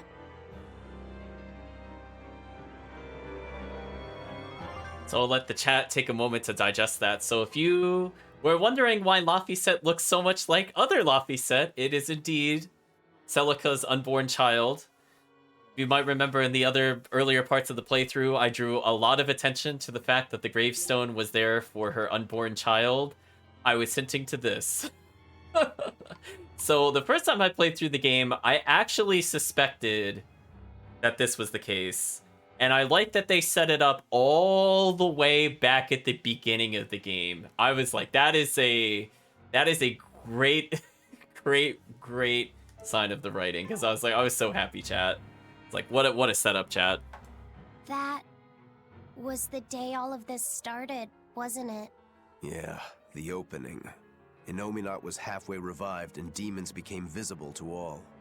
His power also robbed almost every Moloch of their free will that day. I never imagined that Lord Artorius' quest to change the world was so steeped in tragedy. The villagers should have never sold them out to those bandits. It was cruel, yes, but nothing remarkable. People are capable of anything when under pressure. Even more so when they can do it under the mantle of the greater good. Velvet's family was probably the furthest outside the village circle that night. That's pure selfishness. Humans are selfish creatures. You should be aware of that by now. That's why you said what you said just now, even if you didn't know it. Artorius' quest to change the world, not Artorius' quest to save humanity. I mean no disrespect. It's just an observation. A man with the power to change the world turned his back on the potential of humanity. That may be the biggest tragedy of that night. The savior of the world lost all hope in its people. So Kirk also pointed out something that's a very interesting point to observe, and I'd like to draw attention to that as well, is what was Melchior doing that entire time? That is a great question to ask. The game will eventually address what he was doing, but we'll have to ask him what he was doing more directly when we see him next.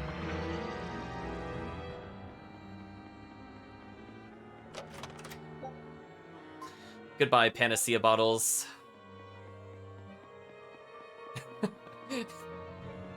He's on the eternal quest for a bigger hat. I don't know. I mean, his hat's already pretty big.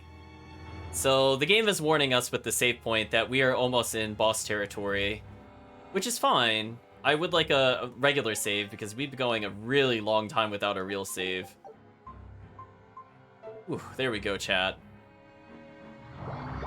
So again, our goal is we're going to complete these 2 bosses. You said a human soul can be reborn as a Malak given the right trigger, right?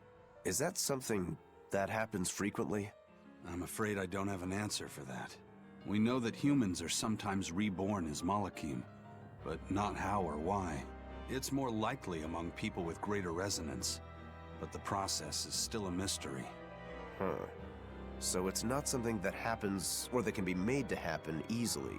Ordinarily, at least. But Velvet's sister was reborn as Ceres, and her unborn child came back as Laphicet. What are the chances of that? It might not have been chance.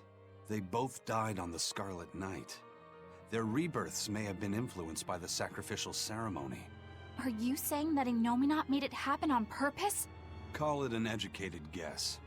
But I don't think even an Empyrean can control the lives of humans or Malakim at his whim. If it wasn't chance, it might have been destiny. Velvet said she ate Ceres, her own sister reborn as a Malak. How could such a horrible thing be destiny? Sorry. I didn't mean to make light of a tragedy, but our fates intertwine.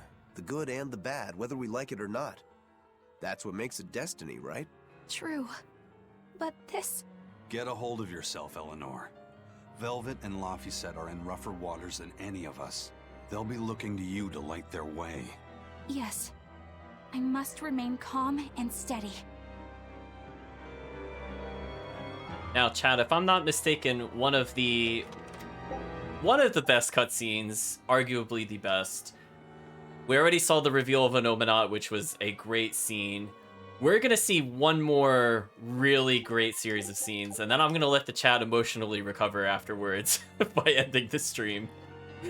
Because we have quite a long way to go before we actually escape. But hey, chat, there's a portal. We should probably try to take it to escape. Look! Over there! An Earth Pulse rift. We may be able to get out from there.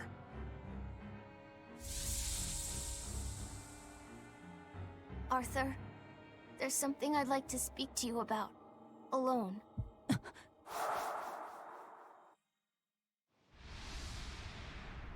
Two souls possessing powerful resonance and free of malevolence. These must be sacrificed on the Scarlet Night. Ah, yes. The ceremony to resurrect Innominat. You read my book. I haven't fully mastered the ancient tongue yet, but I have read your notes. You wrote that if Innominat is resurrected, we can make a world free of demons. 7 years ago, a soul with strong resonance, my own unborn son, was sacrificed for that purpose. Now, Innominat's resurrection is half complete.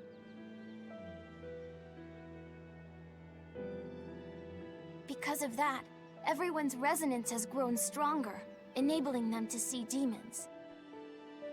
Yes, that's the truth behind the opening. So, if one more person is sacrificed... Innominat's resurrection will be complete, and his power will spur the creation of many new exorcists. And there is another Scarlet Night very soon.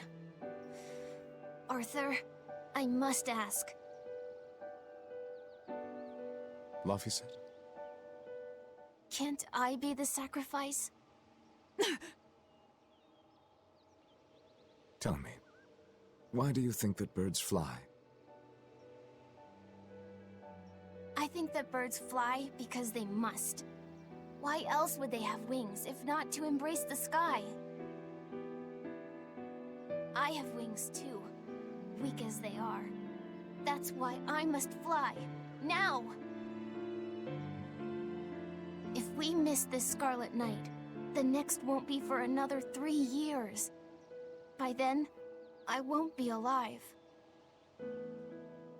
Laphicet, why would you say such a thing? The 12-year sickness. That's the name of my disease. So you know.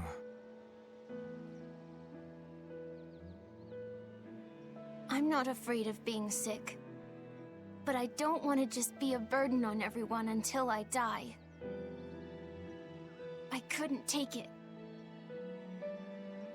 Your wings are your will, and they are strong. Lars. Please. You can't tell Velvet about this. I promise. I'll make a new world. A world where my sister can be happy.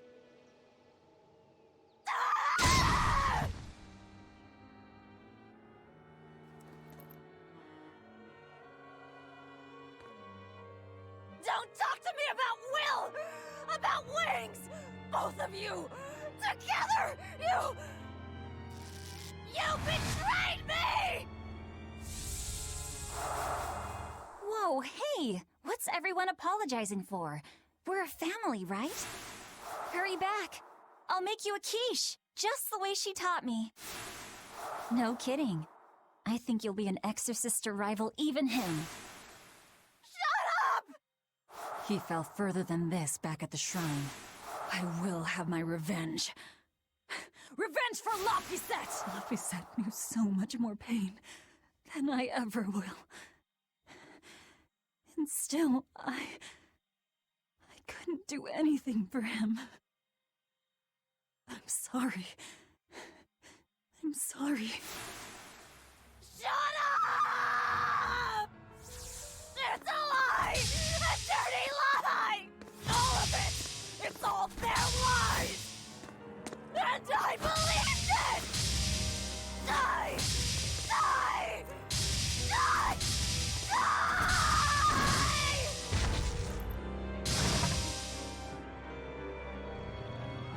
Why, hello there, giant boss. Out of my way, you disgusting monster!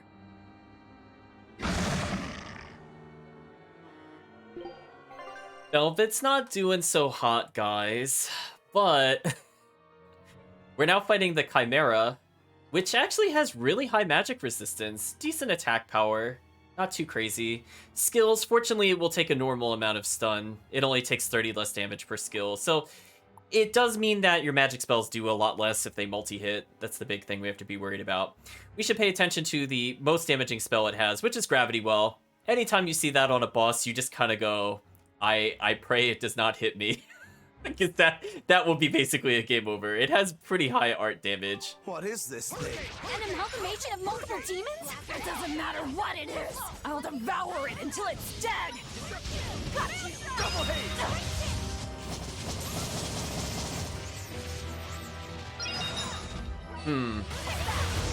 This is not a good sign that I'm not able to hurt it. I should actually be able to damage this.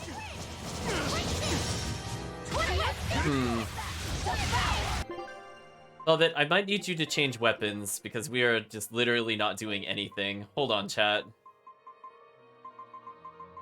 We need some emergency damage. Oh, we got Pure White Veil at some point, which gives us an additional 50 health. I guess I'll wear it just to learn it. But yeah, we need some damage immediately. What could we wear for damage? Did she learn from the Animalia ring yet? No, she did not. Let's do that because we need more physical attack power. Ooh, I don't really have a good alternative for this. I'm going to temporarily replace the weapon we're doing with this one because I kind of desperately need damage so I can hurt this enemy. There we go. Much better. I'll finish this!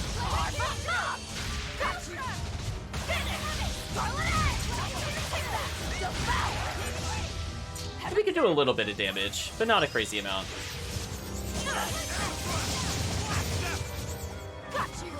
Blades of wind, slice them! And again, we'll take advantage of the fact that we can block the first hit so that we can sidestep the other for additional souls.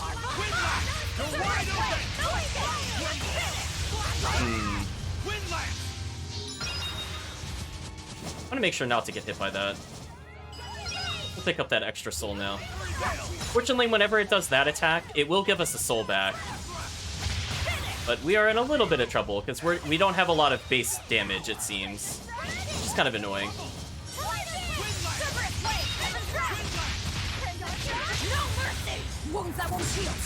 Ooh, that doesn't do a lot of damage either.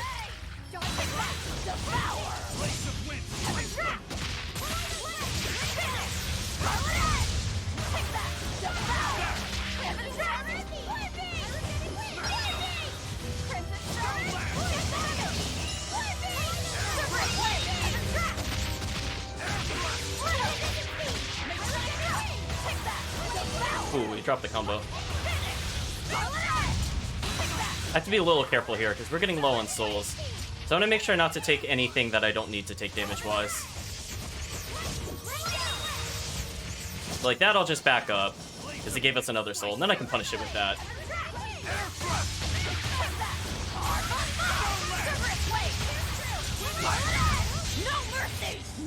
Ooh, this boss is turning to be much more of a juggernaut when underleveled than I recall. This is not a huge deal.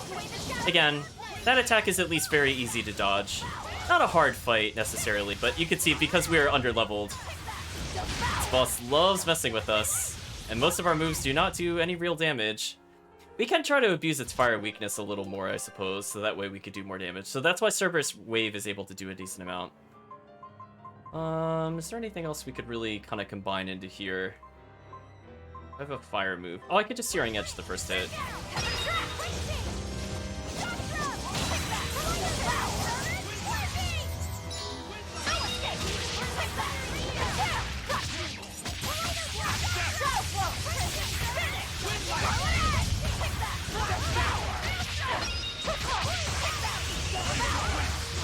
Oh, I was trying to Mystic Art chat, and we were literally like just barely not able to get it, because we would have been doing a ton of damage off of that if we were able to pull that off. Again, that attack is pretty lame. Like, it will always give us a break soul, and because we're the player character, it's always going to give us the break soul versus our allies. So we don't really have too much to worry about, to be honest. Like, I'll just back up slightly and punish the enemy for its hubris.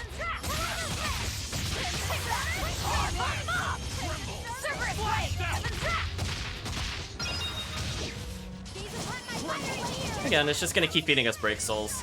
Kind of like a... I suppose it's supposed to be a war of attrition kind of thing, but we're fine.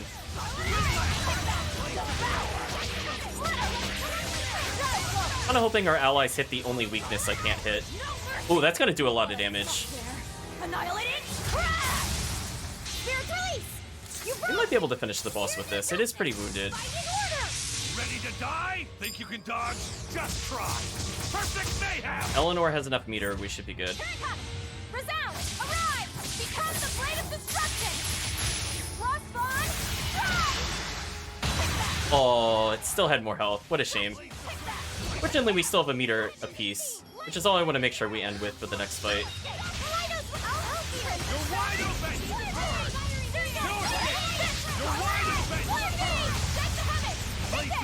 Slice them!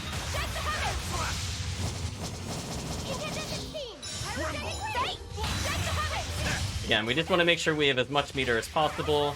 That'll be forcing the AI to get a little more aggressive with your meter usage. Like, little boy can just do his combos. We'll do Eleanor's hit. Ooh. I'm gonna walk slightly further back.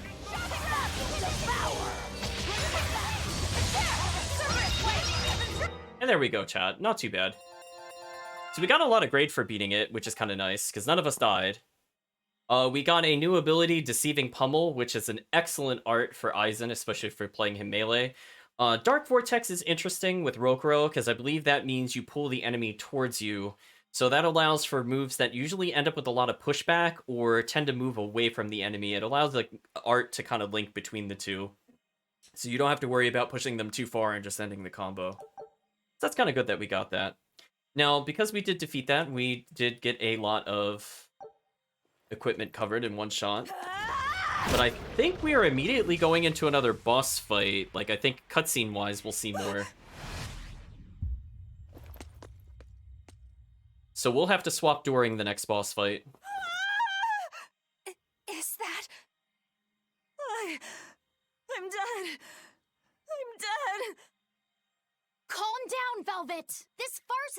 another of Inominat's illusions! Farce? How callous. That farce is the true face of my sister. She hates, resents, devours, and kills. She tramples people, cities, everything, living only by her emotions. What an ugly, tainted soul. It's not like that! Nothing you say will matter. She knows. She knows if it's the truth. He's right. Just think. Everything I did was baseless, arrogant. And even so, I still... You hurt so many innocent people, didn't you? More than I can count.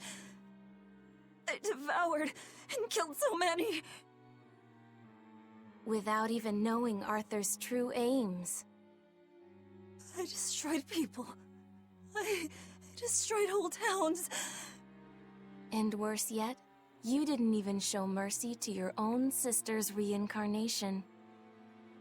I hate her. And despite all of that, I still love you, Velvet. That's why I chose to become a sacrifice. For you, sister. But think, if you try to stop the resurrection, wouldn't my death be all for nothing? To tell you the truth, I was terrified of dying. It was so dark. I'm sorry. I'm so sorry. You'll accept it then? That everything you've done up until this point, all of it. Yes. It was all for nothing, and for no one. I hurt so many people, all for no reason. I'm a monster. If you've accepted it, you have to atone for your sins. Once I eat the final 2 malevolences inside you, I'll fully awaken.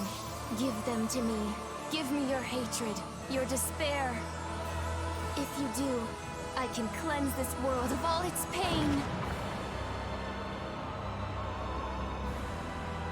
I had hoped that you could live in a world without pain and sadness. But you're a monster now. You don't belong there.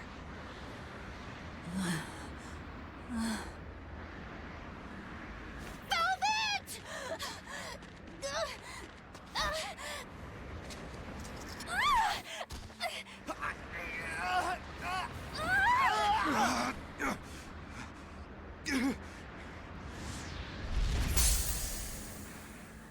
Let me go. I have to go. No! If you don't, you'll die too for no reason. No! A twisted monster like me doesn't deserve to live. Don't you understand? You're the reincarnation of the first sacrifice. Part of me. Don't worry, I'll devour you too.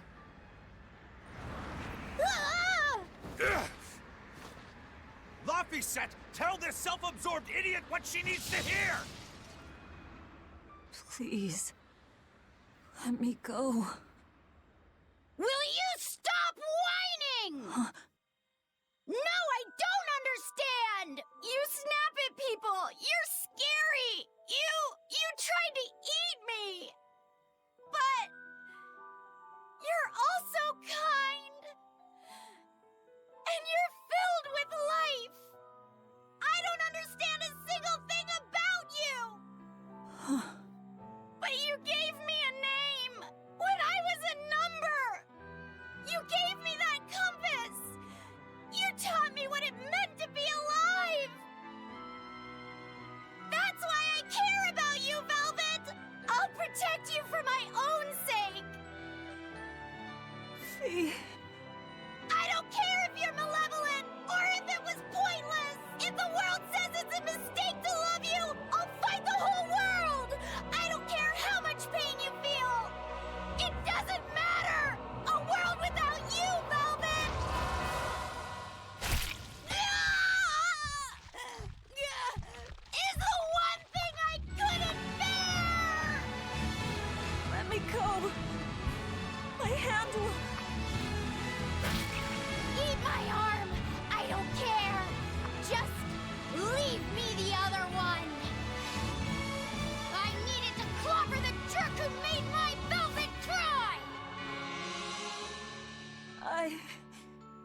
love them all. I loved Luffy, and Celica, Arthur, everyone. To have it all stolen from me. Why them? Why not me? It hurts so much! Your despair. How is it gone?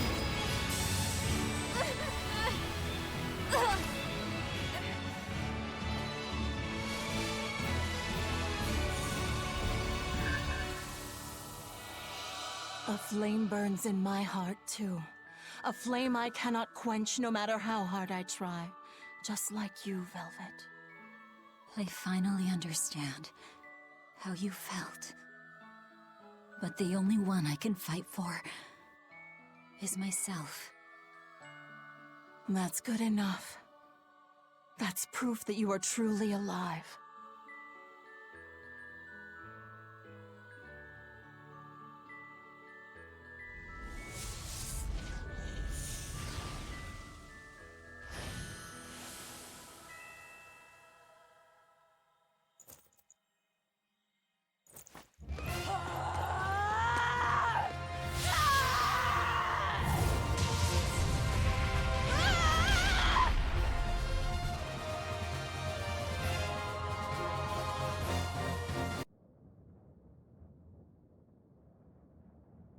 Meanwhile,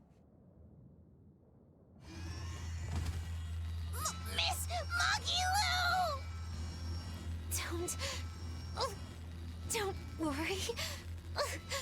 If Velvet could do it, there's no way I can't. How many times do you plan to destroy and rebuild your own heart, Magilou? We're on 107. Or was it 108? I lost count. Not that I really care. Pathetic fool. Did I not tell you it would require an iron will, as indomitable as the very trees that live and die across millennia?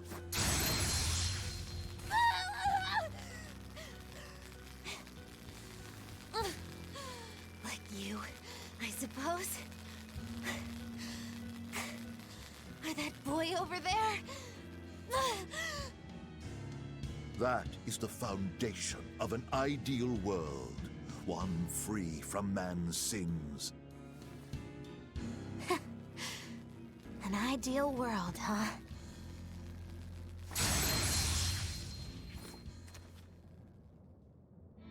You, kid. The boy who was your companion, Laphicet. He's alive.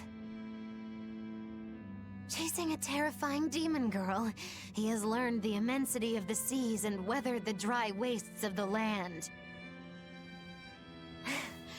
Those people, they're different from us. Despite the pain, the anguish, they embrace the life they've been given. They live, undaunted by the ugliness of the world!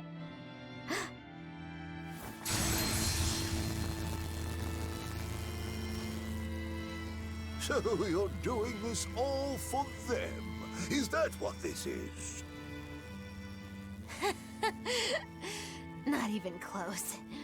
They aggravate me to my wit's end. Like stabs in the chest, over and over and over. And that's exactly why. That's why I intend to see how all of this ends.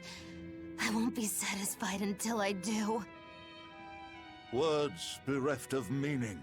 You truly are my greatest failure. Gosh, funny just how little I care. No! Please!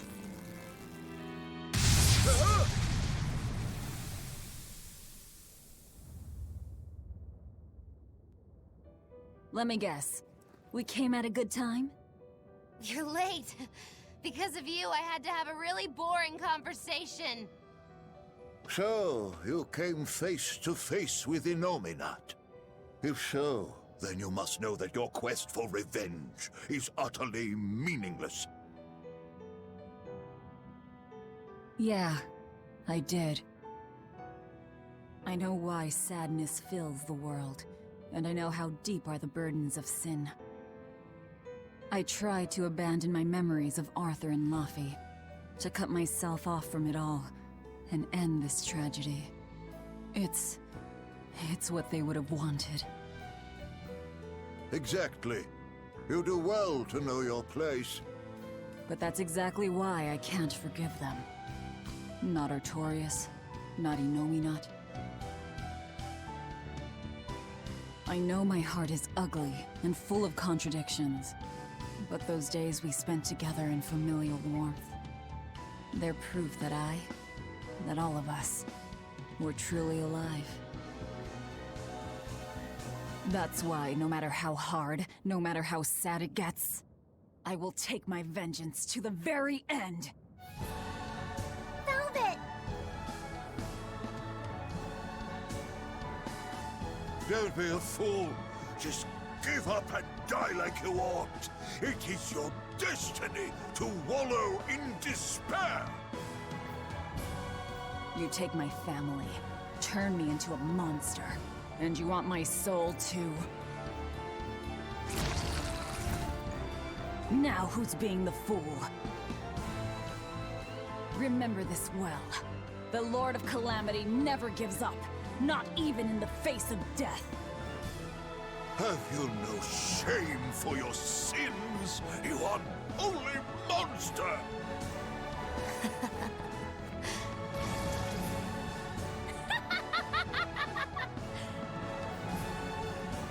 Let me in on this. I lost a bet and I've got some anger to work out. You sure you can fight in your condition? Who do you think I am? Ooh, I thought you'd never ask. I am the dastardly witch Magilu, scourge of self-righteous exorcists! Now face the wrath of Magilu Maven!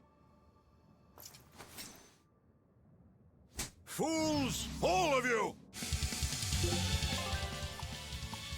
So chat, this is the fight I'm a little worried about. So we went through all of those cutscenes, and we had a very emotional moment where Laffy has saved us. But he has not saved us yet from the... oh boy, tons of spells. So I'm really happy we have Magilu. If things go well, she's going to interrupt a lot of spells. And if things don't go well, we're going to see that retry screen very soon. So let's go ahead and re-equip ourselves a little bit. So we no longer need any of these belts. So I think the smart thing to do would be to slightly raise our damage. So we're going to do this because we need more base damage. Runner's High just gives us armor, which we don't really care about. So if we could swap this to like literally anything else, this would be great for us. This gives us more magic resistance, which might be helpful. We'll switch to this for the meantime. Otherwise, we're still learning new skills across the board, because we don't have any new belts to learn. We're also going to take this opportunity. He's very patiently waiting for us, which we have to commend the boss for just letting us do this. We're going to make sure Little Boy is going to get way more magic defense, because we need somebody to survive this nonsense. We still have not received any new armors, which is a shame. We still have not received any new pendants, which is a shame. We still have not received any new attack items for him, which is also a shame. Hey, we're done with Witching Hour. So if we can make this maybe this. That could be good for us. Oh, no. It raises attack power. I don't want that. Do we have something that raises magic power? Or is that the only one? Oh, that's right. That's the only one we have. What a shame.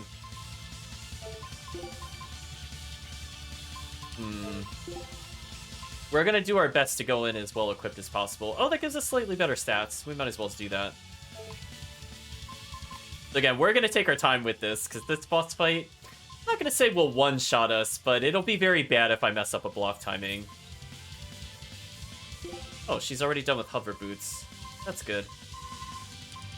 We could probably have her move on to... oh, she's done.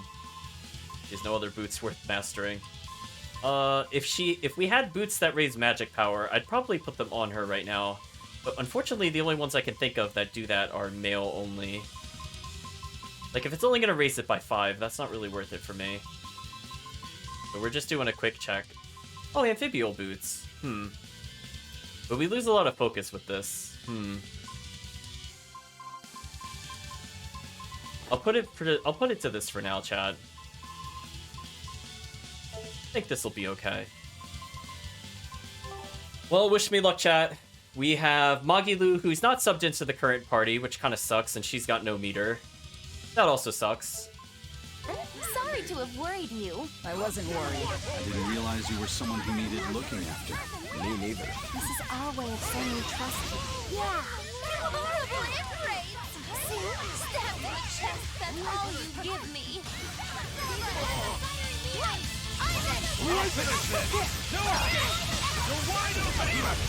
Thank you, Eisen. Let them know they're wide open. Yeah, we can interrupt a lot of their spells, but unfortunately if our allies also interrupt by hitting the enemy, we also can't absorb their spells. So we should get a punish off of this, which is good. Our goal will be to take out Moloch number 1. We don't want his spellcasting to show up at all. So we're doing a pretty decent job of shutting him down.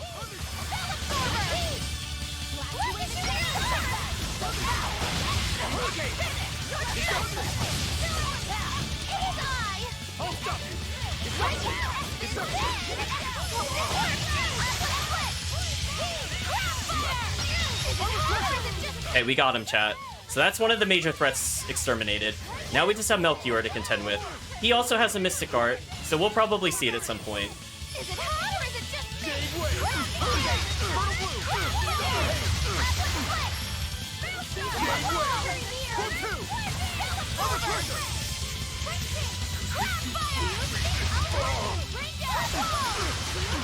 We're just gonna cast in his face, chat.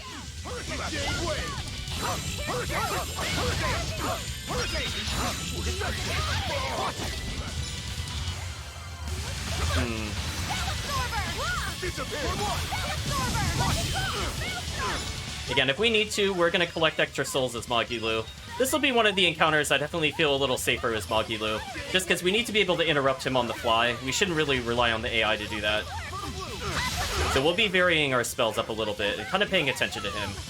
Because we can cancel any of our animations into the Break Soul, which is kind of important. So you can see by walking away from him, he wants to target us because we're the player character. So we could take advantage of that. He won't always go for us, but he'll generally go for us. So like I could do a couple of Crown Fires to force him to block, to set up for Flood Wall into Blood Moon.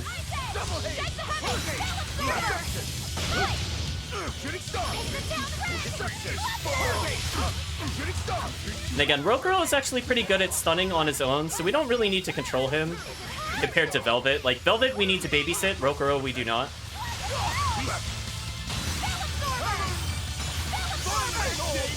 Well, I want to get out of there. Oh! He just barely clipped me, and I didn't absorb it. That was a series of unfortunate events right there, chat. That was just most unfortunate.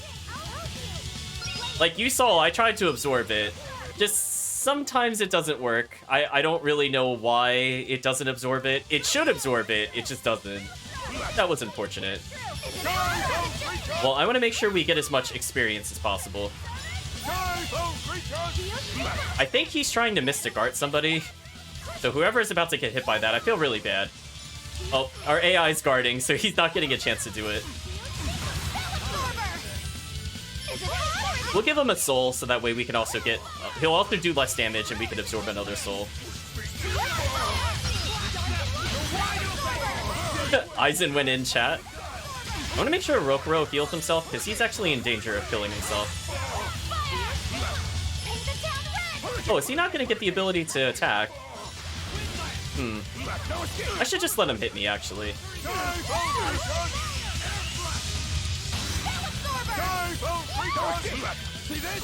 He keeps shouting die foul creatures, but he's not doing the Mystic Art. I'm assuming he does it in this fight. Oh. I blocked him by accident. If you stand still, you'll auto-block. My bad, chat. Please attack me. Oh, maybe he doesn't have it yet. I feel like he would have done it if he had it there, chat. Okay, we've had enough of messing around. I gave him a chance, chat.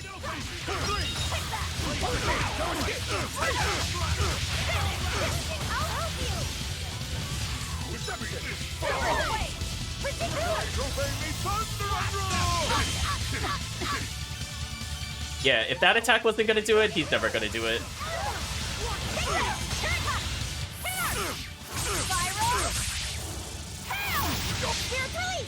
Finish him with little boy, chat. Oh no, Rokuro died. I didn't notice. Oh no, that's a lot of experience he's not gonna get. That's a shame. Tell her, I'm sorry, Taurus, Rokuro.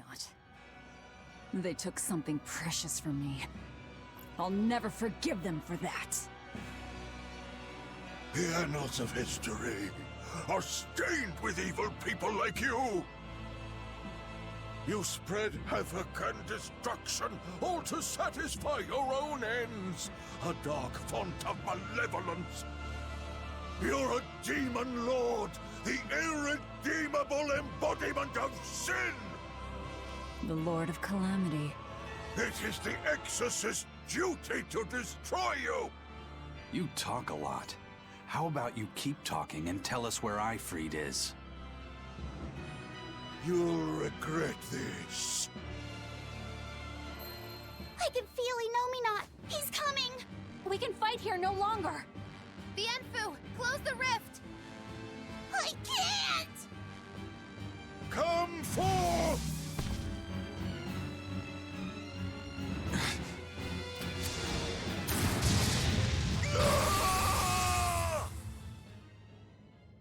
Uh-oh, chat. Carelessness will get you killed.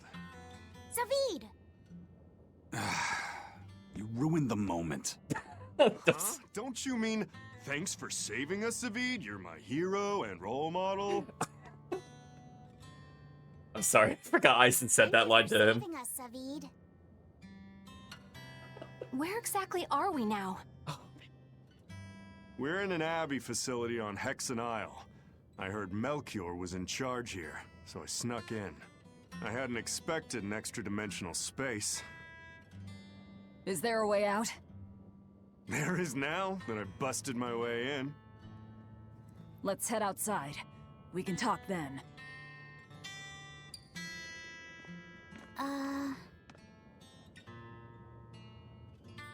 Who's that? A friend. His name is Number 1. Hey, wanna come with us? If you stay here alone, a dragon might get you. I bet you wouldn't like that. Yeah, that sounds scary. Great. Come on, kid. What are you doing? We can't leave him like this. I'll get him a vessel, somehow. Do what you like.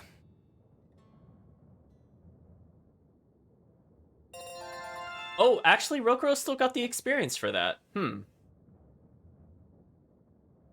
not sure why he full healed. I thought in Berseria, if you died in a boss, you didn't get the experience. I wonder if this is one of the exceptions. Or maybe I'm just thinking of Zesteria, where that was true. It could be that I'm mistaking it for Zesteria, chat, which, in my defense, that was definitely how that worked in Zesteria. But in any case, we got a new skill, Infernal Torment. We died a few times, which is a bit unfortunate towards the end there, but I did a quick look up, chat. Unfortunately, Melchior does not use a Mystic Art in that battle. I would have done it slightly differently if I'd realized that going into it, but it's okay. We'll get a chance to see his Mystic Art in the future. Don't worry, chat.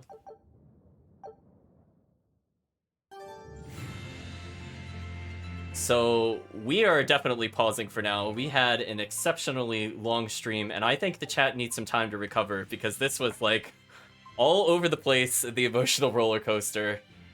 So let's talk about what we went through, chat. Let's go ahead and close that out. Chris is saying therapy cats for all. We could potentially change some of their accessories to be the therapy cats if you're interested. I saw you mentioned it a few other times, but now I feel like if we're gonna do it, the next stream session we could do the therapy cats. So yeah, it's very fortunate we got the experience anyway. I mean, I guess I should have probably tested that out a little bit. I went from an assumption from the previous game, but that's fine. It's all learning experience, chat. So I have to say my favorite line so far was not any of the emotional scenes, but was definitely Aizen saying, "You ruined the moment to defeat." That is just going to be so unintentionally funny to me. I completely forgot he said that, chat. But yes, I feel like those series of scenes that we went through are, to me, the highlight of the game.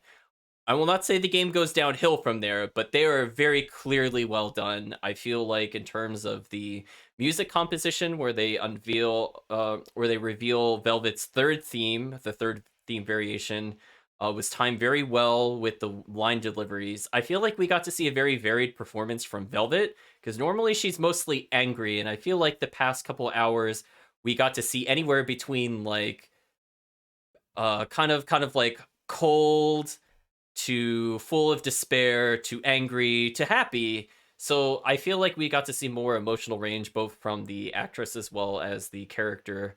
I think Laffy's big scene was definitely, I would say, we just witnessed him saving Velvet there. And I feel like the big reveal of Anomanat to me was just one of those beautifully twisted moments where I was just like, wow, I'm so happy they did not chicken out, chat. I am so glad a game did that. I am so happy that they set up hints for it. I'm so glad that talking to the villagers or even innocuous things like looking at the gravestones will give you the hints to future plot points. And I was just so blown away the first time I played the game. So I'm sure if you have not seen the game, I really hope you enjoyed today's session because we got to see a whole bunch of things you don't normally see in a lot of the JRPGs that we've seen or maybe we've played outside of the stream on a more personal level, including things like we teamed up with the villain. We had a lot of skits with the villains. We got to see kind of like that back and forth with Oscar and Teresa. So I just feel overall this was just such a good series of events. They've set up all these characters. They've now played the big reveal to us. And chat, we still have a lot of things to look forward to. So do not be worried that the game will like bomb out because I'm telling you, it is just all up from here. But in terms of emotional impact, this was probably the most dense you will get in one stream session because we had just about everything covered in this session. So things you have to look forward to, chat, if you've not seen the game before, is we are going to see the impacts of Anomanat's revival. And he has technically absorbed part of Velvet. Velvet's despair has been eliminated by Laphicet. And we can kind of see that some of the anger dissipating from her, especially with her speech after leaving the Earth Pulse. But that's going to have some implications on the rest of the world. So remember, chat, where I kept pushing upon, like, we got to see all these character side stories. We got to see all the NPCs interacting with each other, kind of just doing daily life things. Well, what happens when a Nominat happens is now the question that will be answered next week. And we will see some very beautifully messed up things involving the townspeople, chat. Because just keep in mind, Anomanat is now awake and he's almost at full power. So Anomanat is going to be doing things on the world map now that we have basically locked him out of the Earth Pulse from reaching us anyway. Well, we locked that rift, excuse me, and stops him from leaving the Earth Pulse to go directly to us. However, he's not going to give up the chase for us, so we have to look forward to that. We have not truly escaped Anomanat yet, because he's still able to go basically anywhere at the moment. And that's kind of a big deal.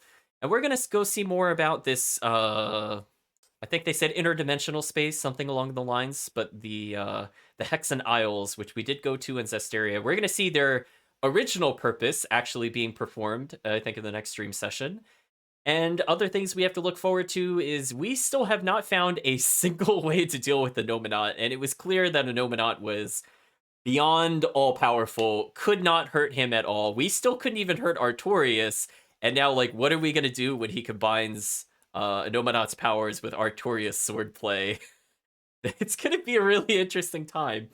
So one other thing we kind of got confirmation on, and I thought was really neat in parallel, the chat might have picked up on that too, where we had the beginning story of Laphicet being ill, and we're going around getting his medicine, and then the game introduces, both in the archives of the cathedral, the idea of the 7-year sickness, and it's driven a bit more home as a parallel that Videl, who we met before, is going through the same scenario. So I like that they give you a lot of hints, and they don't directly outright say until the big reveal, but they give a lot of hints towards little plot details like that. So I like that consistency with the world building and just how everything unfolded there. Honestly, to me, that was like one of the greatest series of cutscenes back to back. It is definitely a very strong emotional impact because it's just like you go from, you know, we could do this, we could beat Artorias, to absolute despair with Artorias ending up being Laphicet is like one of the, to me, one of the best moments in all of the Tales series. Honestly, that's really hard to top. I'm really struggling to think of a scene that was like on that level of just madness, chat. Just honestly madness. So I'm really happy we got to see that yet again on stream, and this time we recorded it. And so for people that are coming in just for the first time, for the new game plus, oh boy, it's just so good, chat. I will gush forever about that scene, but I'm so glad you got to see that because again, we have nothing but more things to look forward to. So all of the plot details that have been set up, I feel like the game more or less uses masterfully. I don't feel like there's too many like crazy plot holes or like weird characterizations. So even things like where Kirk was bringing up like, well, what was Melchior doing before that?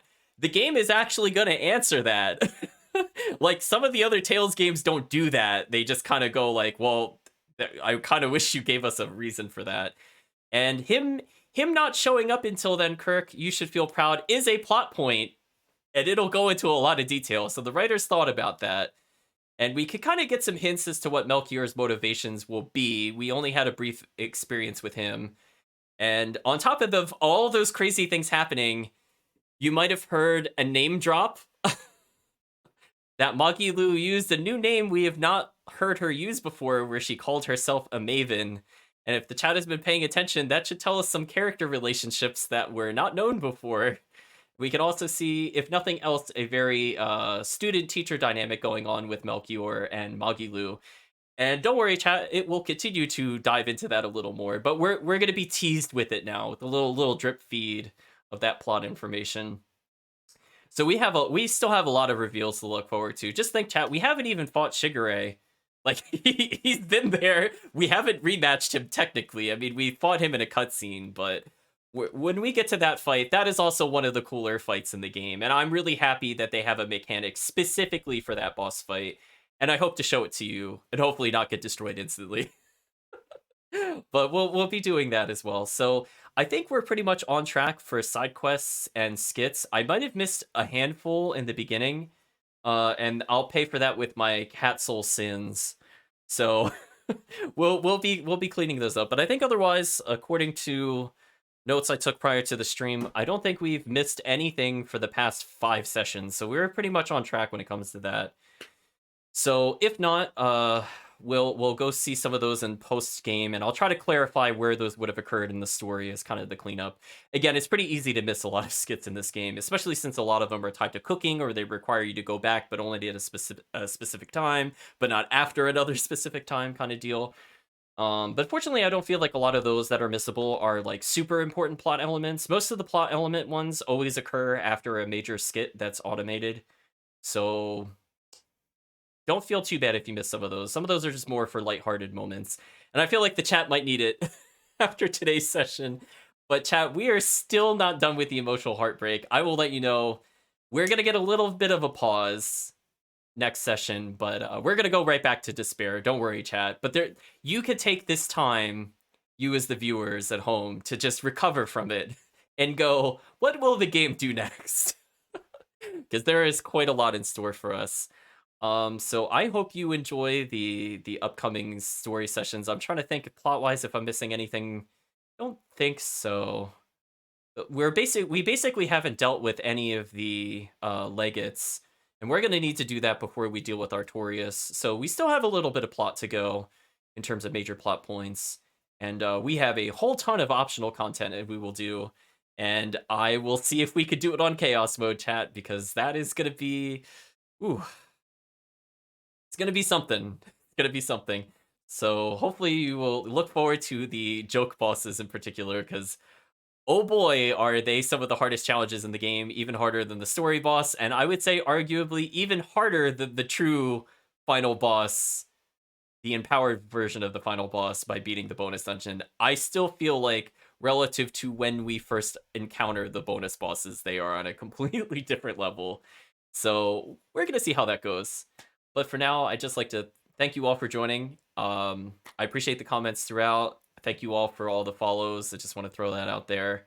And I'd just like to say that next time we'll try to wear some more, I'm not gonna say festive gear, but I think we're due for an accessory change. So we'll see how the chat feels. We could probably put some therapy cats on some people.